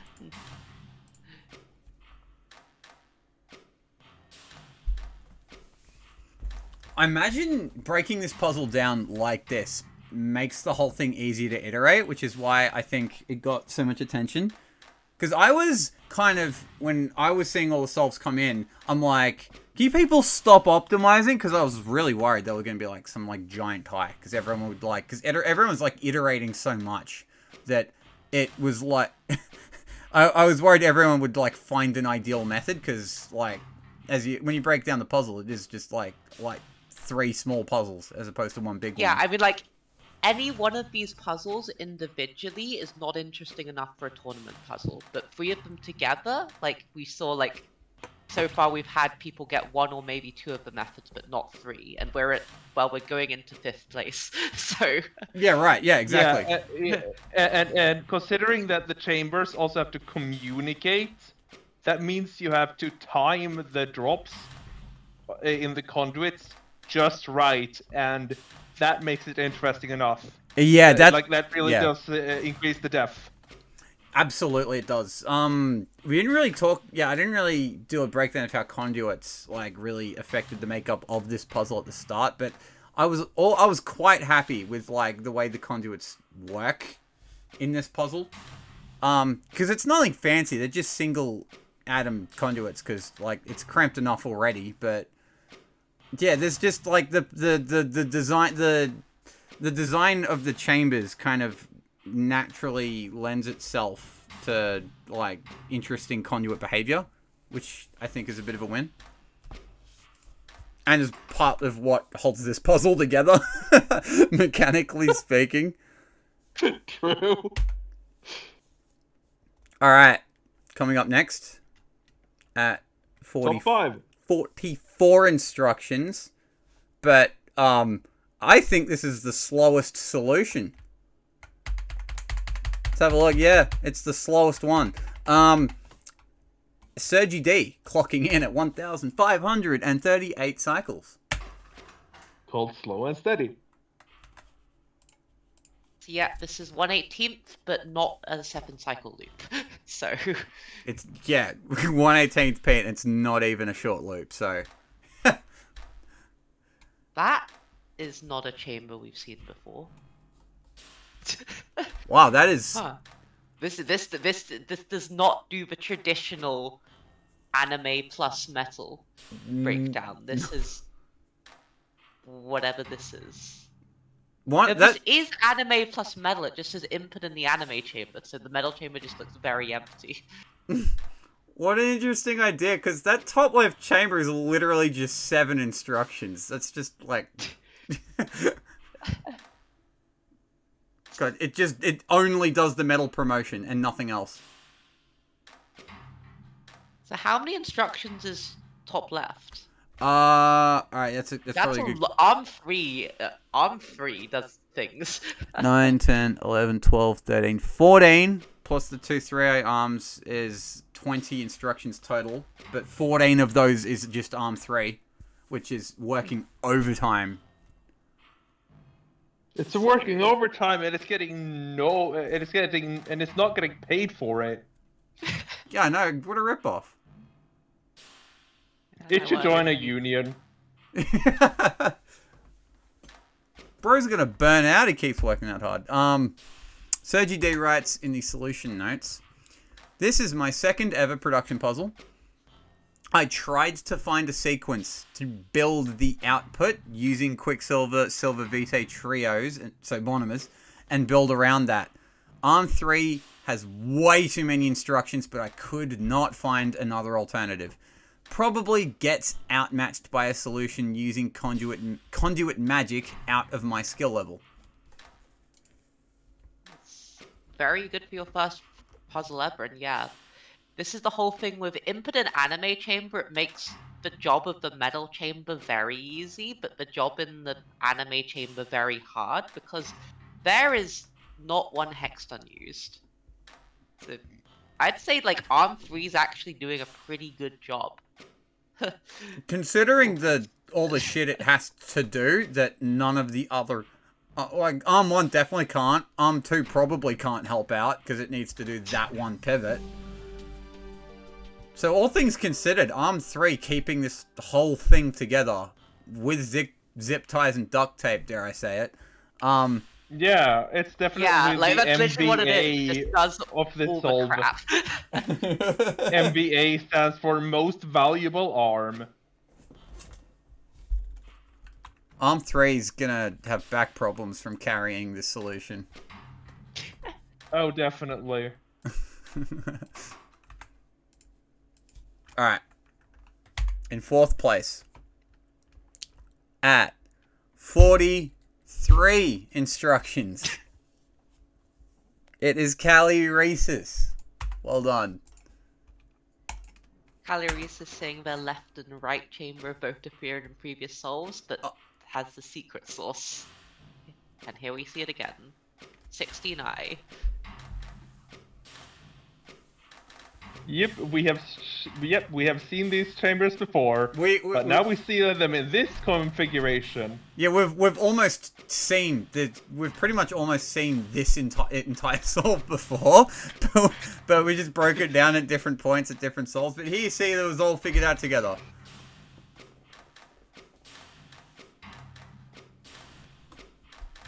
The assembly chamber is pretty funky.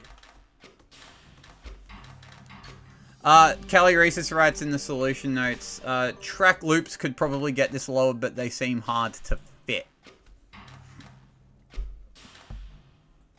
Okay, so this is, right, so this is the, what was it, 16i construction method that Spiritual Shampoo used? 16i. But with 2 pistons instead. Yeah, which might still be better because it's IC, not IG. Possibly, yeah. Don't know. I think it's just the same because it's just a 10 cycle loop the other way. Someone should write a bot that like chops and changes like chambers from different solves until it like finds the ideal one programmatically. You know what? That could probably be found. You probably do. Yeah, this sounds reasonable. Even my dumbass thinks that sounds reasonable as a thing to program. Okay. In third place. Top 3. We drop down to 40 instructions with Ebonov. Here's the drop. So this uses tech we haven't seen. Because So- that is below our common best of 41. And that is a hex arm. So that metal is being handled with just 9 instructions. No, wait, 10, because it's calcifying. Ha, I can count. 10i metal chamber. 10 Okay. instruction metal chamber, and it calcifies. And it counts to 4. Yeah, and calcify and calcifying as well. That lets you do a lot of things. So the what is the instruction count of the anime chamber? It's 4, 5, 6, 7. That's just like It's 3, 6, 9, 13 instruction anime chamber. So 10 we've seen that before, but Yeah, I think this is not. reminiscent of what Biggie did. I think this might actually just be Biggie's chamber. But again, that was a really good anime chamber combined with a 10 instruction metal chamber. Output here actually. So this is what 8 and 6 is 14, 17 this is instruction the- assembly. Yeah, 17i assembly. But also, none of the previous metal chambers have had the space to calcify. So I feel like, given that you don't need a hex for calcification, like, anime can go lower. definitely. Because, like, Arm 4, like, if you need to calcify, Arm 4 just isn't an option, because you need an extra hex up right of Arm 4. But when you don't have to calcify, you can fit this funny track loop in. True. So Ebonov writes in the solution notes, the one thing I learned from brazing cathode is that Radius 2 Hexarm is pretty powerful in purification, and it is here.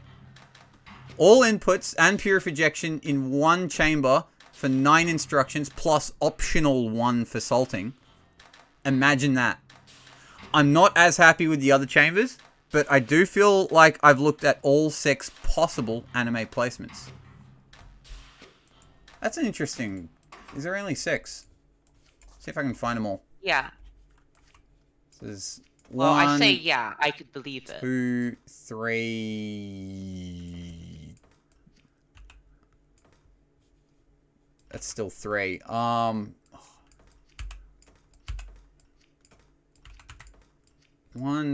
2, It's probably 3, something 4, worth 5 or doing in something the like that. It's showcase stuff talks. like that. There aren't... Yeah, okay. Yeah. It'll be something like that, but there aren't... Yeah, so Ebonov sounds like he's iterated and that there are only 6.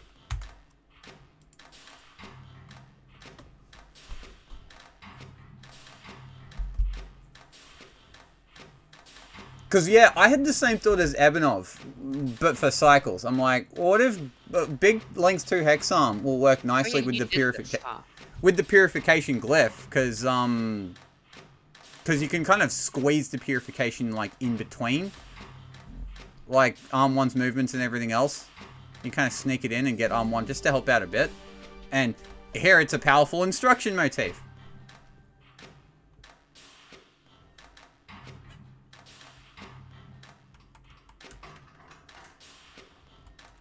Alright. Coming on down. Number 2. In second place. So it is between Pentapig and Fiesta 618. In second place. It is in fact Fiesta 618. Congratulations, Pentapig. You have come to you have rejoined this tournament to reclaim your throne on production instructions, and you have done so with a plume. Before then, we have Fiesta solving a breakdown. This is Haxton's. I fat fingered the F10 key. Nice. Thank God Haxton Solve was there, or I would have just spoiled the winning instruction count. Yeah. Thanks. Appreciate it, Haxton. But also, wow, Haxton got a 39i. So that was tournament. That was our attempt at like sum of best. I see. It was like the original sum of best. It was, yeah, that one was made before Fiesta submitted this one. So we are back to 1/18th P at 39. Yes. And this is the same motif of hexarm metal input. It just uses yes, a biome. Galeri's Pentapig B sum of best. Yes, Pentapig actually did beat it. Pentapig has an idea we haven't. There's at least one idea we haven't seen before in Pentapig's chamber. This just has anime that's so efficient. So it does a thing that we haven't seen since Luna's solve, where it assembles the chunky morphs and just hands it back off to the hexarm. Yeah, Luna had some foresight. It was always a really cool idea. We just didn't really see it since Luna's. So this is what 12i anime, and you don't have to salt it because it does the calcification. The assembly chamber is really cool in that Arm 9's can just fucking grab, rotate, drop the entire time. Oh yeah, this also does elbows. I don't think we've seen elbows assembly before. Elbow monomer. We probably haven't seen that like in the top 20 yet. Yeah. That's insane. And I just love that Arm 9 can just do like a couple extra rotates and be like, yeah, I'm not going to crash. I'm just going to drop it eventually. I promise. Although it's not actually optimal because with 9i metal plus 12i anime, and then plus the 16i we've seen before is 37 instructions. So interesting. No, but that's fair. That's fair. This is very cool. It's easy to do that now that we know what all the chambers look like. But all right. The solution, I don't think the whole thing fits on the screen. It reads 2 score and -1 instructions ago, our long biome brought forth from this input an iron atom bonded to elemental fire and dedicated to the proposition that it be transformed into dental amalgam. That was the title. Let me actually read the notes. As I see it, this puzzle clamors to be solved in 1/6 P. 2 fires yield 1 vitae, and you need 3 vitae to complete the product. 2 times 3 equals 6 loops. QED. My first solve with this recipe required 62 instructions. One of the trickiest and most expensive parts of the algorithm was producing quicksilver and silver on alternating loops. The first round of improvements did this with a pair of busy simple arms arranged around a small hex arm in the center of the right chamber, clocking in at 56 instructions. The next big breakthrough was using a long hex arm on the right instead of a small one, a trick I've seen used to great effect by others in a handful of cases. Shout out to Mr. Puzzle in Brazing Cathode. And wouldn't you know it, that immediately dropped the instruction count to 50. Chalk up another win for the big wheel. common big wheel W. I was fairly happy with that, but there is another question that must always be asked in any instruction solve. What if we reduce the tape fraction and make the whole machine slower? Feeding the purifier didn't work at 1/12th P, but swapping the purifying hex arm for a magic bi-arm offered a chance at 1/18th P. And once again, that random spaghetti stuck firmly to the wall. This pace allowed the metal quicksilver swapping logic to operate with a single 3i bi-arm and opened up space in the left chamber hex arm so that the Morse arm could hand off instead of re-grabbing it to output by itself. That massively improved the machine to 44i. For a long time, I was stuck with an assembly chamber constructing 3 sticks at 21i, which really bothered me. Nearly half the metric spent in one chamber? Yuck. My big breakthrough there came from swapping to elbow construction and squeezing in a third bonder. That eliminated a drop grab conditional and the need for the output arm to reset, operating at 16 instructions and yielding the 39 instruction machine you see here. I do suspect that something around 34 instructions could be possible, because this solve has a pretty significant 7 instructions with empty grippers, but sub 40 is a very pleasing milestone nonetheless, so I don't mind being surpassed by wizardry.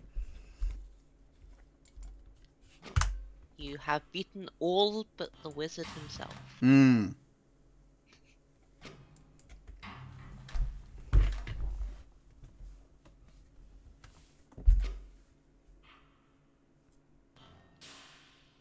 Just having another look at the chunky Moors, because it does the Luna thing of handing off back to the hex arm, but it also hands off to the piston first, and the piston, like, using Pivot its... Yeah, I missed that. The clutch pivot, because that's what the pivot's there for the whole time. It, like, pivots salt uselessly, but that's what the pivot's for, to get it perfectly in place to add for the hex arm to output chunky Moors. Really cool, like, double arm handoff there. And the fact that Arm 9 does not need to reset is just amazing. So, oh well, alright. I was going to say that leaves us with one solve, but it doesn't, because Haxton has his best... This was done with like a day and a half to go. This was best known. So it's like Kaliuresis' assembly chamber, Ebanov's metal chamber, and I forget whose anime chamber that was.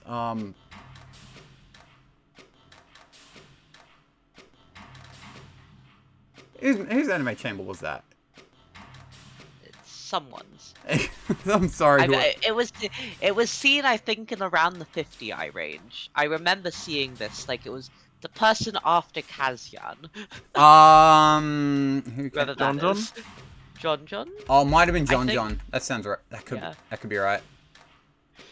Hang on. Yeah, it was John.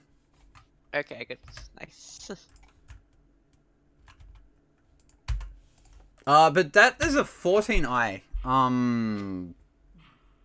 Animism's yeah, chamber. Yeah, there's 13i. Yeah. Well, we've just seen it, so... But yeah, I guess this is just a demonstration. If you really can just chop and change these chambers to get the best instruction solve. But, speaking of the best instruction solve, clocking in at 35 instructions is Pentapig. Wow. I think I looked at previous results, and Pentapig won 2021 and 2022 by 4 full instructions. And... This is no different. Okay, so chamber breakdown. Animismus chamber is 12 instructions. Metal chamber is 9 instructions. And I believe the assembly is 15 instructions, which we have... That's lower than anyone else got. That adds up to 36. Oh, wait, that was the old version. There's another instruction saved somewhere. Must be a 14i assembly chamber then. 12, 14, 9. Pentapig says in chat. It is 14. Yeah, Wow. sorry. So yeah, there was so Pentapig is not the kind of person that submits last minute, but he did this week because with about 5 minutes to go, he found an instruction save that I actually didn't know about, which is why I missed it just then.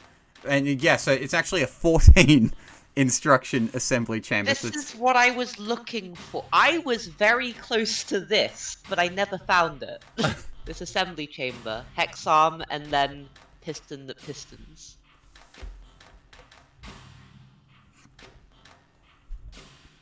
Yeah. Because in 1/6p, your hex arm gets your 2 rotates to 3, and then arm 9 does that. Except what I missed is that arm 7 can grab your reagents.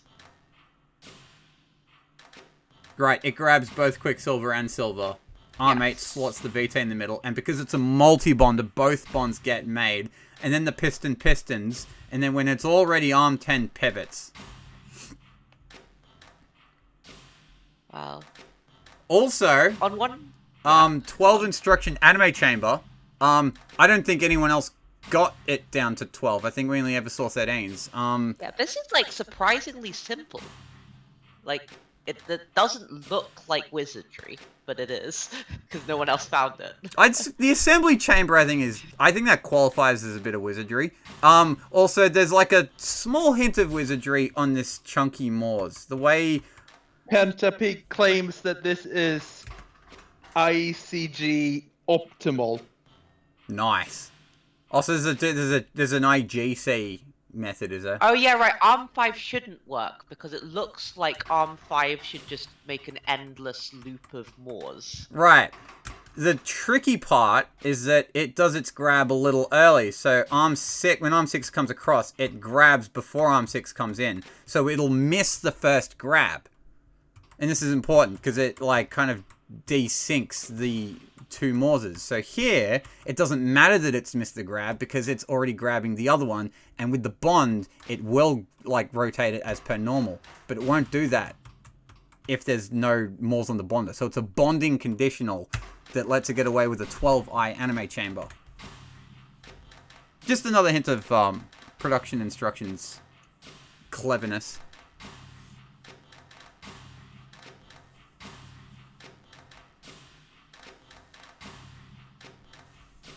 Okay, there might be cycles improvements. Didn't have time.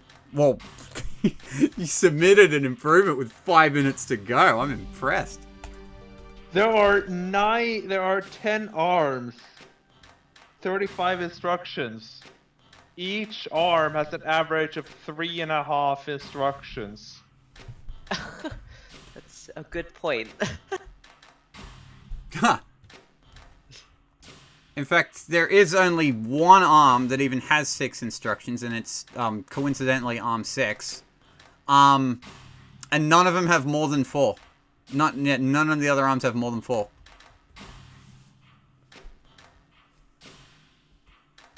And arm 6 just needs to have 6 instructions. Because Yeah. there is no other way to do that movement simpler. Right, because, like, when you put 2 hex arms like that, and when they communicate to each other with an animismus glyph like that, like, there is no geometry that allows arm 6 to do anything, do its job in less than 6. So, yeah. 35 instructions. This is like some of best, and then there's a little bit of extra sauce. I'm actually really sad I missed this, because I had this exact same thing with Arm 7, 10, and 9, except I had Arm 9 grabbing the... I had Arm 8 grabbing the Salt. I had Arm 8 taking 6 instructions to grab Quicksilver and Silver, and that just... I just didn't need that arm. Because I had this but 21i and this is 14i, so you just got rid of the arm by just having the big hex arm grab everything, and it just works. Yeah, this is amazing. Pentapig. This is wizardry. Pentapig wasn't actually sure if this is min. When he made the last minute fucking improvement, he DM'd me, that the last minute sign was the last minute improvement was a sign that he doesn't think he's at min. But if you can improve this on primary, I mean, well done. given that this is better than some of best in every chamber. Right, we can break it down by chamber, and all 3 chambers look good, right? Yes. I'm not seeing a route below this, like, at all. This could straight up be min. Well done, Pentapig. Absolute mad lad. Started on his Tuesday, my Wednesday, so 4 days ago. Booted the puzzle up for the first time, and yeah, still managed to sweep instructions. Alright, those were the metrics. Alright, we're only 5 hours into the stream. Goddamn. There were a lot of submissions out now, but thanks for having me. That's okay. You're very welcome. Thank you for staying along. You catch some sleep, Mara. See ya. Alright, I'm going to take a quick breather. I'm just going to grab some water and I'll be back in a minute or two. You're welcome to entertain chat if you want, Yosh. Thanks for sticking around, by the way, as well, Yosh. Yeah, no, I was planning on it. Did you wanna go? By the way, Yosh. No. I'm just gonna vibe. Nice. All right. Cool. We don't have long to go. There are not many showcases at all. There's like 5 or something. Yeah. 3, 4, 5, 6, 7. I am so glad that I wasn't wrong with the solution depth. I'll admit I sweated a bit, but it held up in the same way that week 1 cost was like it was just enough. Yeah. I feel like if you change even a tiny part of this puzzle, it breaks apart. Yeah, it's very zip ties and duct tape. Mm-hmm. Zorflex, the site isn't accepting my showcase submission. What's the best way to get it to you? Is this for week 4? Or week 5? It's a research version. Oh, the puzzle. DM me the puzzle file. Because it's a different puzzle, which is why the website won't accept it. So just DM me the solution file and the puzzle file. Yeah, okay, yeah, just do that. I will now post a picture of the original puzzle, because I don't think I did that. Nope, I didn't do that, so yeah.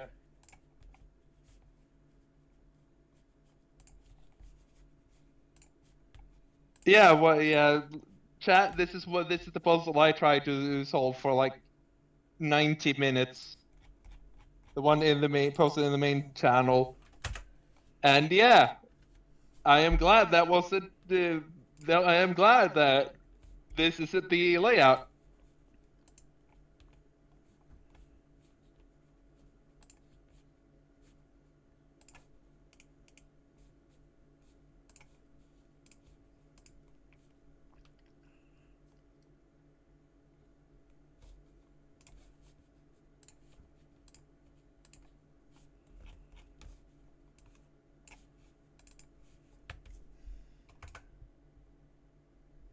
I guess we can just rattle off some trivia. This is the first time a competition production puzzle has featured the glyph of projection. It's also the first time Morse has been part of an output, and it's the first time Quicksilver has been as an input. Second metal puzzle. First one was overloaded.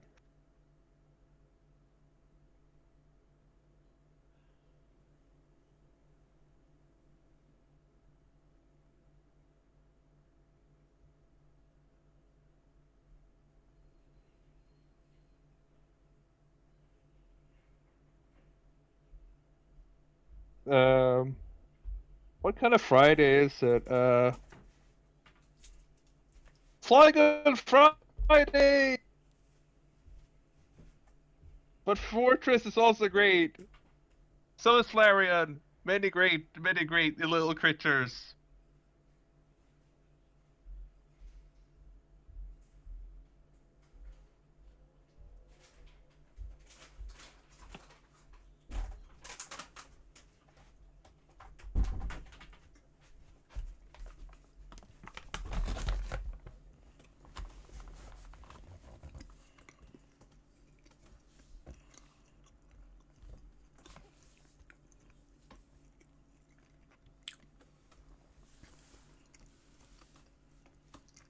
The only acceptable Pokemon in my streams is Snorlax.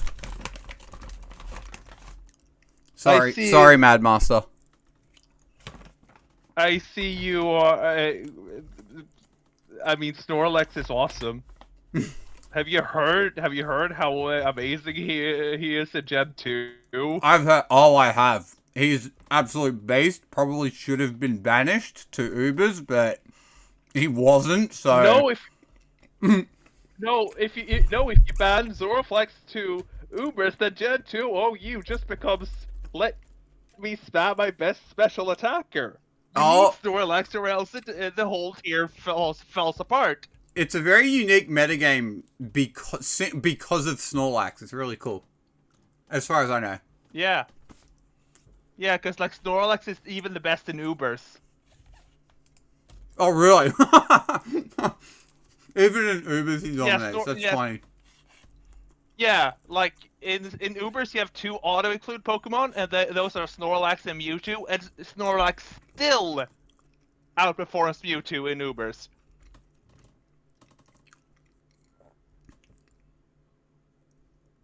Even still, Snorlax must remain in Gen 2 OU. Otherwise it just turns into the stall fest people think Gen 2 OU is. Oh, it's too late to get rid of him now. Like even if it was, yeah, like. Oh, believe me, Gen 2 like Snorlax-less Gen 2 OU tournaments have been tried. They never work out. Oh, really? Huh. Yeah, the metagame is always garbage. You need Snorlax. It's the only way you can play it. Otherwise, it's just the worst metagame ever. That's amazing. But yes, that's that's subconsciously the inspiration for my tag of Zorflax is Snorlax. It's like semi intentional. It's like I definitely did do it subconsciously. It wasn't intentional, but like there was definitely a link there. Snorlax is just amazing. Agreed. Snorlax also pulls his own weight in Gen 1.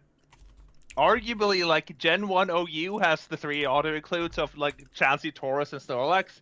But Gen 1 Ubers has, like, 4 auto-include Pokemon. And those are Mewtwo, Mew, Chansey, and Snorlax. Yeah, buddy.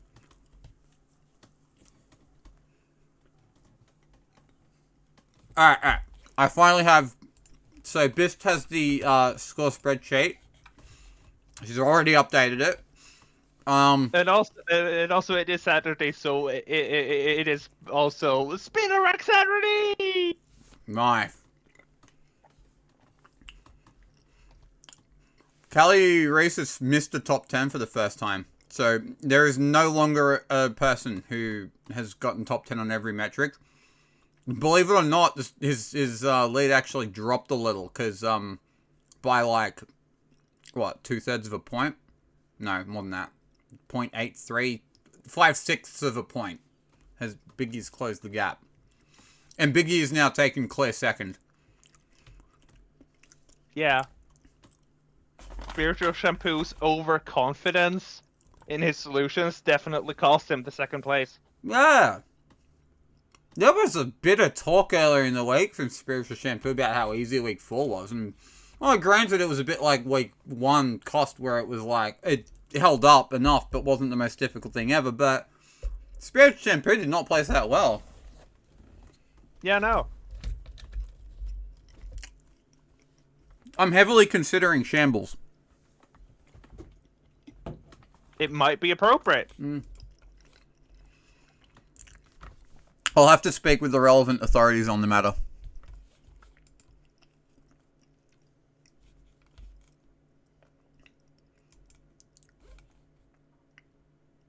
Zorflex looks like the Twitch DMs are closed. Oh, you're trying... Yeah, no, sorry. When I said DMs, I meant Discord DMs. Sorry. Do you know where to find me on Discord?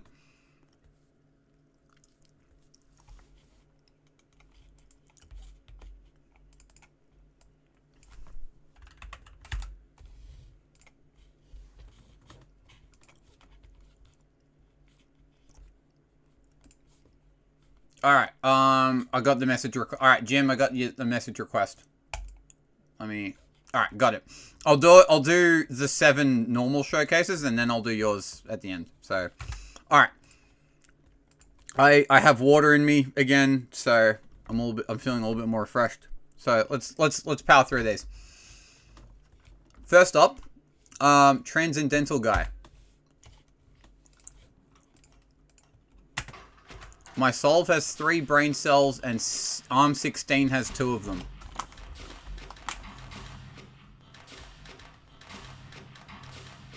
That's not a lot of brain cells for the other arms to share. They have 1 brain cell between them. Yeah. It's like how snails apparently only have 2 brain cells. So, Transcendental Guy was the one with the really complicated 18R, if I remember correctly. It was a really cool solve. So I think this is a less complicated version of it, with Arm 16 being the only real complicated arm. Arm 12 maybe, yeah. But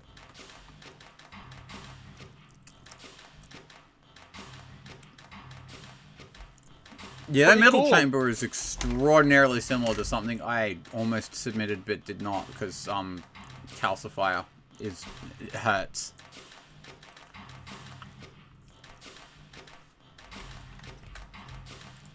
But yeah, this would have ranked let's say 161. Oh, there was a primary type 161. What's this? 605G. This would have missed top 20. No, wait, it would have placed 20th. So, Transcendental Guy, for the record, placed 7th. I'm quite sure it's his best ever placement, so absolutely huge improvement.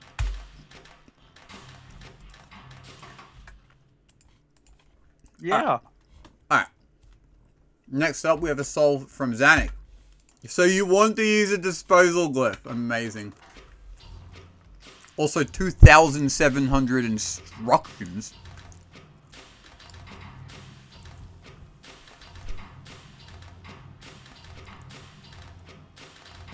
Oh, so this is a hell of an effort for the... I like how there's just one, like, iron atom at the start. That's probably initialization. I like that the showcase solves shows area asymmetric. Now I'm in shambles. There is one unused hex, actually. That's the Cryteli hex, obviously. Yeah. 183 is... that is a good fucking effort for disposal glyph cycles. Which is, I'm pretty sure what this is. Because you gotta be pulling Quicksilver, fuck knows. Is that every 2? No, it's not every... It's not input speed, but... And then it crashes at the end because because at the beginning there's a single iron that just gets special cased. So it's pulling 3 Quicksilver every 8 cycles, and min rate... Input speed is 4 every 8, so... It's pulling 3 every 8. That's like 3/4 input speed is what that Quicksilver's being grabbed at. Yep. And then crash. Yeah, you're just not gonna be able to get the rate much quicker than this, honestly. No. It is true you don't need a purification glyph anymore, but that left chamber's still looking incredibly cramped as well.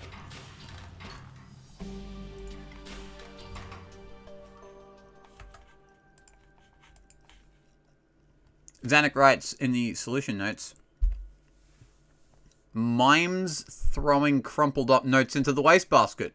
Oh. Oops, missed one. Oh, okay.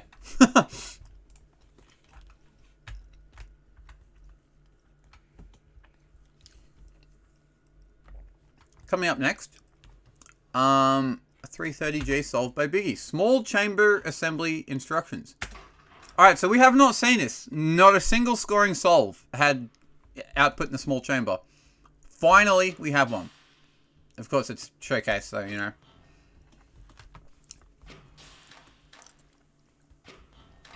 But this is what it would actually look like. It's just one arm, and that bonder inside the ring is a pretty crucial addition.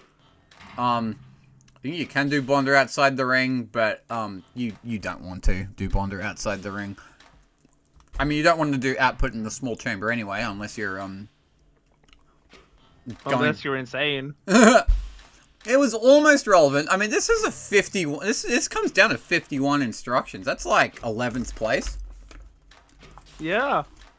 There was room for it. It's just that it just happens to not be anyone's best idea because it's like it's a decent idea, but one that's really annoying and hard to find, and there are slightly better and easier ones anyway. And because they're easier, like, no one's going to bother with the hard one if it's not optimal.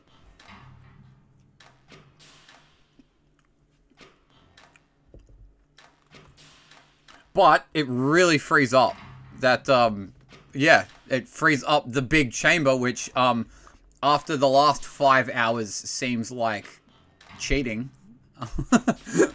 Yeah, like, why isn't there dental amalgam output there? Like, come on. After seeing... Is that chunky more? Is this there? We've had five Wait, straight hours of assembly in the large chamber. Seeing the large chamber used for anything else just looks cursed to me now. Literally the only soul we had that did something close to synthesis was that one soul that put projection in the main chamber. That's right. Oh, that was so long ago. Yeah. Okay, next up we have a showcase from Mr. Puzzle. Morosely Morbid.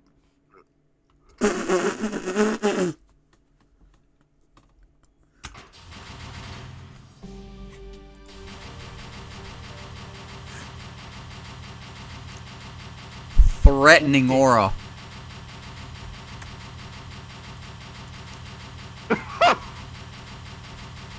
Mr. Puzzle writes in the solution notes, the best part was when Crytelli said it's Morsen time and Morsed all over those guys.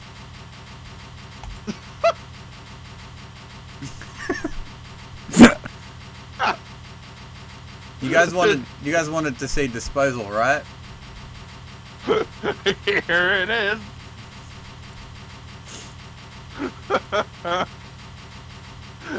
The self-intersecting track also to make the smiley face. It had to be angry.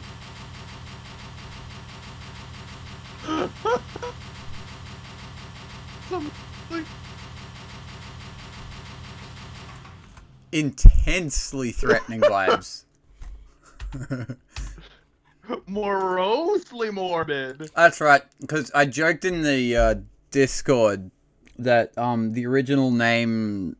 I didn't have an original name for Chunky Moors. It was just like, I briefly considered like Morsified Moors or something dumb. And I'm like, no, that sounds dumb. So I just came up with a joke name. So yeah, Morosely Morbid. And then the Discord came up with a few like better alternatives than Morsified Moors, which isn't fucking... What an awful idea that was. Next up is Cuckoo 52. Chunky. Chunky Moors requires the big chamber. Okay, so Bonder's outside the Bonder's outside the ring in the small chamber.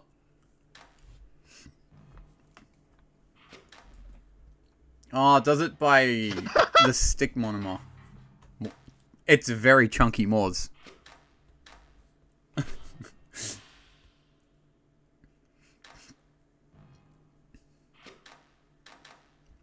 This is a decent case to be the cost record.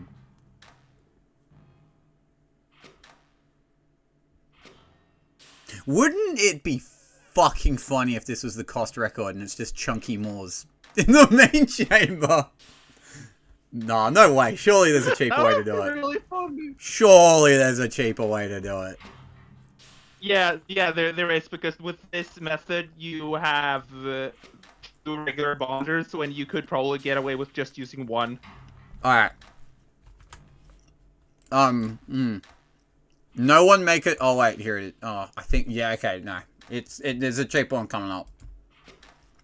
Yep. That would have been so fun if no one submitted a cheaper solve. And I could be like, no one cost optimized this. And it's just, this is the cost record. If Chunky Moors in the main chamber was optimal, I would have started cacking. No, but Chunky Moors in the main chamber is optimal for cost because it joins the dental amalgam output. Oh, true. Yeah, no, because that way you only need one bonder. I meant Chunky Moors by itself in the main chamber, but no, you're right. Yeah, that would be hilarious. If you put both of them in the main chamber, then you only need one bonder. Full stop. And this one uses 3 bonders. Oh yeah, true. It's third bonder. All right. Next up, so you might be a few of you. Oh wait, no wait, not wait. So a few of you may be asking, what do you do for Bestagon in a puzzle in a fucking production puzzle? Well, Ceres came up with the idea to not use the main chamber. At all. Because it is not a Bestagon. It's not a regular hexagon. Can't use it. So, I said Ceres. I mean series. Sorry. So, here is the Bestagon solve for week 4. Straight up doesn't use the main chamber. Boom. So, this is cheaper and probably also area. Once you get rid of the equilibrium hexes, of course. But, difficult challenge. Only the one bonder, as you can see. Because that's all you're getting, because Chunky Moors needs to be in that chamber as well. Yeah, this is already 40G cheaper than the previous one. So Arm 1 just kind of has to hang on to the Moors a bit until it has 2 of them. At which point it'll hand off both to Arm 2, and Arm 2 will do the Chunky Moors immediately. Halfway through the dental amalgam, and then just go back to making dental amalgam. And then it will make more Chunky Moors, because of course it needs to be chunky. So actually, this was another one that was very non-trivial. Ceres was DMing me, being like, I'm not actually sure it's possible, and I was confident it could happen, but yeah, the fact that you're only allowed 1, maybe 2 bonders. I think, no, you're allowed a second bonder, but it's not like you don't get to put it in a convenient place, because Chunky Moors, yeah, wants to be next to the bonder. Maybe not, but... Yeah, you have 2 completely inaccessible hexes in each chamber. Yeah, it is really cool that this puzzle worked out perfectly, such that you just barely don't need the main chamber. I did think that was a cool property of this puzzle. Not that it factored into anything, but yeah. Single chamber solve is impossible, though. Oh, yeah, completely. Alright, Ceres writes in the solution notes. Dental amalgam is one of those odd products still produced at scale in production cabinets, rather than large engines. Such is the way of the medical industry, I suppose. Slow to adapt to change. Still, I was contracted to create a cabinet design for producing this stuff. I made it cheap and efficient, using just 2 neat chambers of size 5. It's like diameter 5. Only afterwards did they tell me they had a cabinet for me to use already. So oh no, wait, size 5 is probably something different. So I tweaked my solution to fit within their pre-made cabinet, including the pesky extra conduits. To whoever designed to use this chamber for dental amalgam before me, I hope you see the light and stop using irregular chambers for your cabinets, smiley face. So sorry, can't do that. In the big chamber, you can do assembly with that track. Oh, would that bring it down to 180G? Yeah, okay.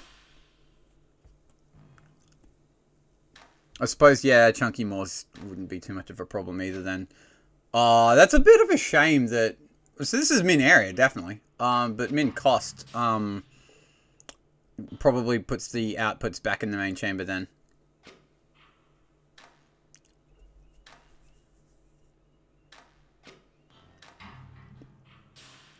Do we have another showcase? We have a couple more. All right. Let's have a look. So, first one, is a solve that doesn't work, so I don't know the metric numbers. By Nightshine.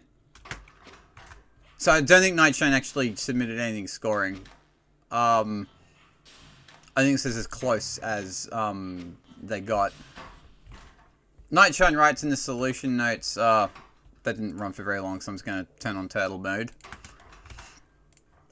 Nightshine writes, too lazy to rename the solve, call it too spicy for weak or something.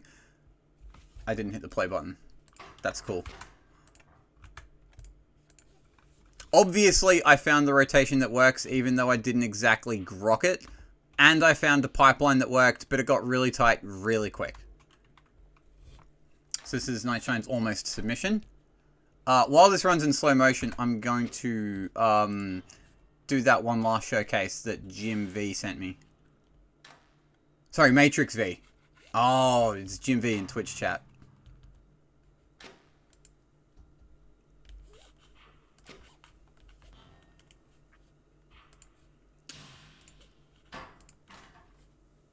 Whoa. Sorry, bear with me for a sec, peeps. We are winding down though. This is oh, this is good. Ending is in sight, and I think the puzzle held up. I was kind of stressing out a bit that there were going to be like a bunch of ties, but no. I am not worried about that happening next week. Fucking at all. What do you guys think of week 5?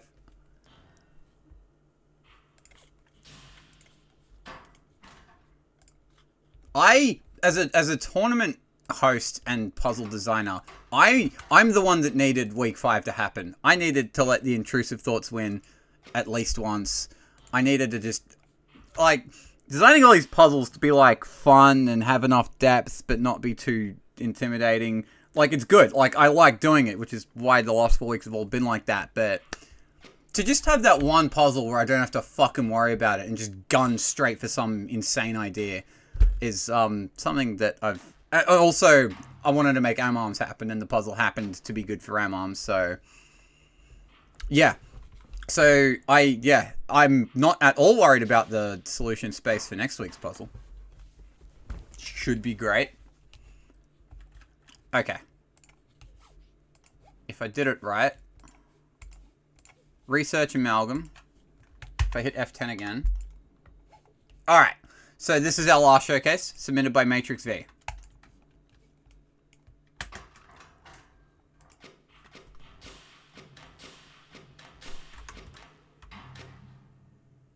Oh, it's an actual cycle solve.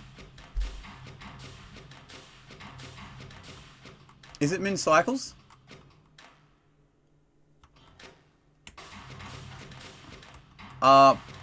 Oh, my Cycles brain is telling me no, it's not min, but this is pretty good, like, RA. Yeah. I think this is really good RA, I reckon.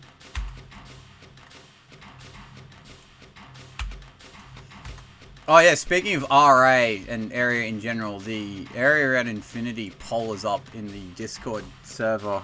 You'll have to search around it for a bit. It's one of the threads, but there's a poll going up right now about How do we measure area at infinity? And it's...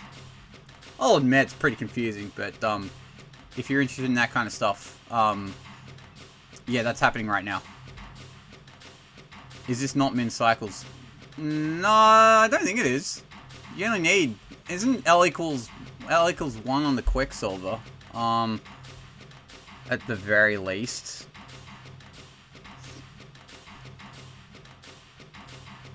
Isn't there like some pre-building way or single bonder method thing that I'm missing?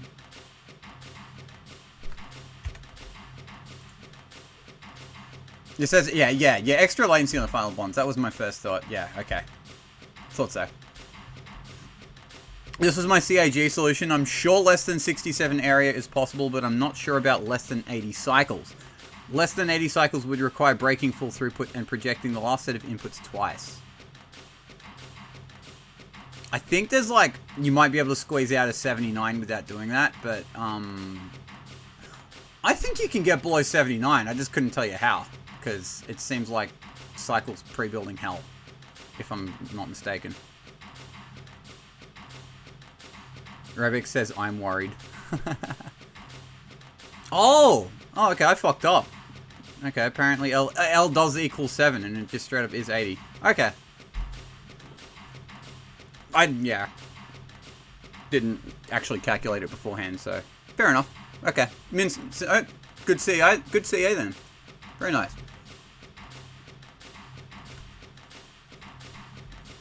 Pretty nice. Yeah, no, good shit. All right. Let me just show people week 5 real quick before I cap things off. But other than that, yeah, that'll do it. That'll do us.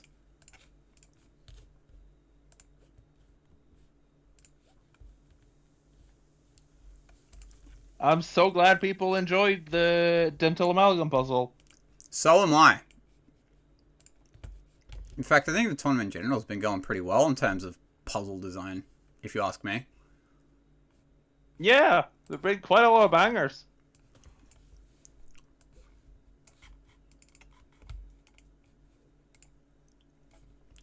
It is a little scary because I was kind of thinking the expectations for puzzle design would be lowered by now, but they haven't been. So now there's like still a lot of high expectations for the rest of the puzzles, but that's okay. That just means I'm doing a good job so far. This is Lachuk Fireworks. I don't have a feng shui solve ready, but your metrics are area minus arms. So just take whatever your total area count is and subtract the highest numbered arm, and that's your area minus arm score, which does, yes, imply that Van Berlo counts as an arm. You can do some cool stuff with that. And the other is cost. That's the funny one. Yeah, good luck on that one.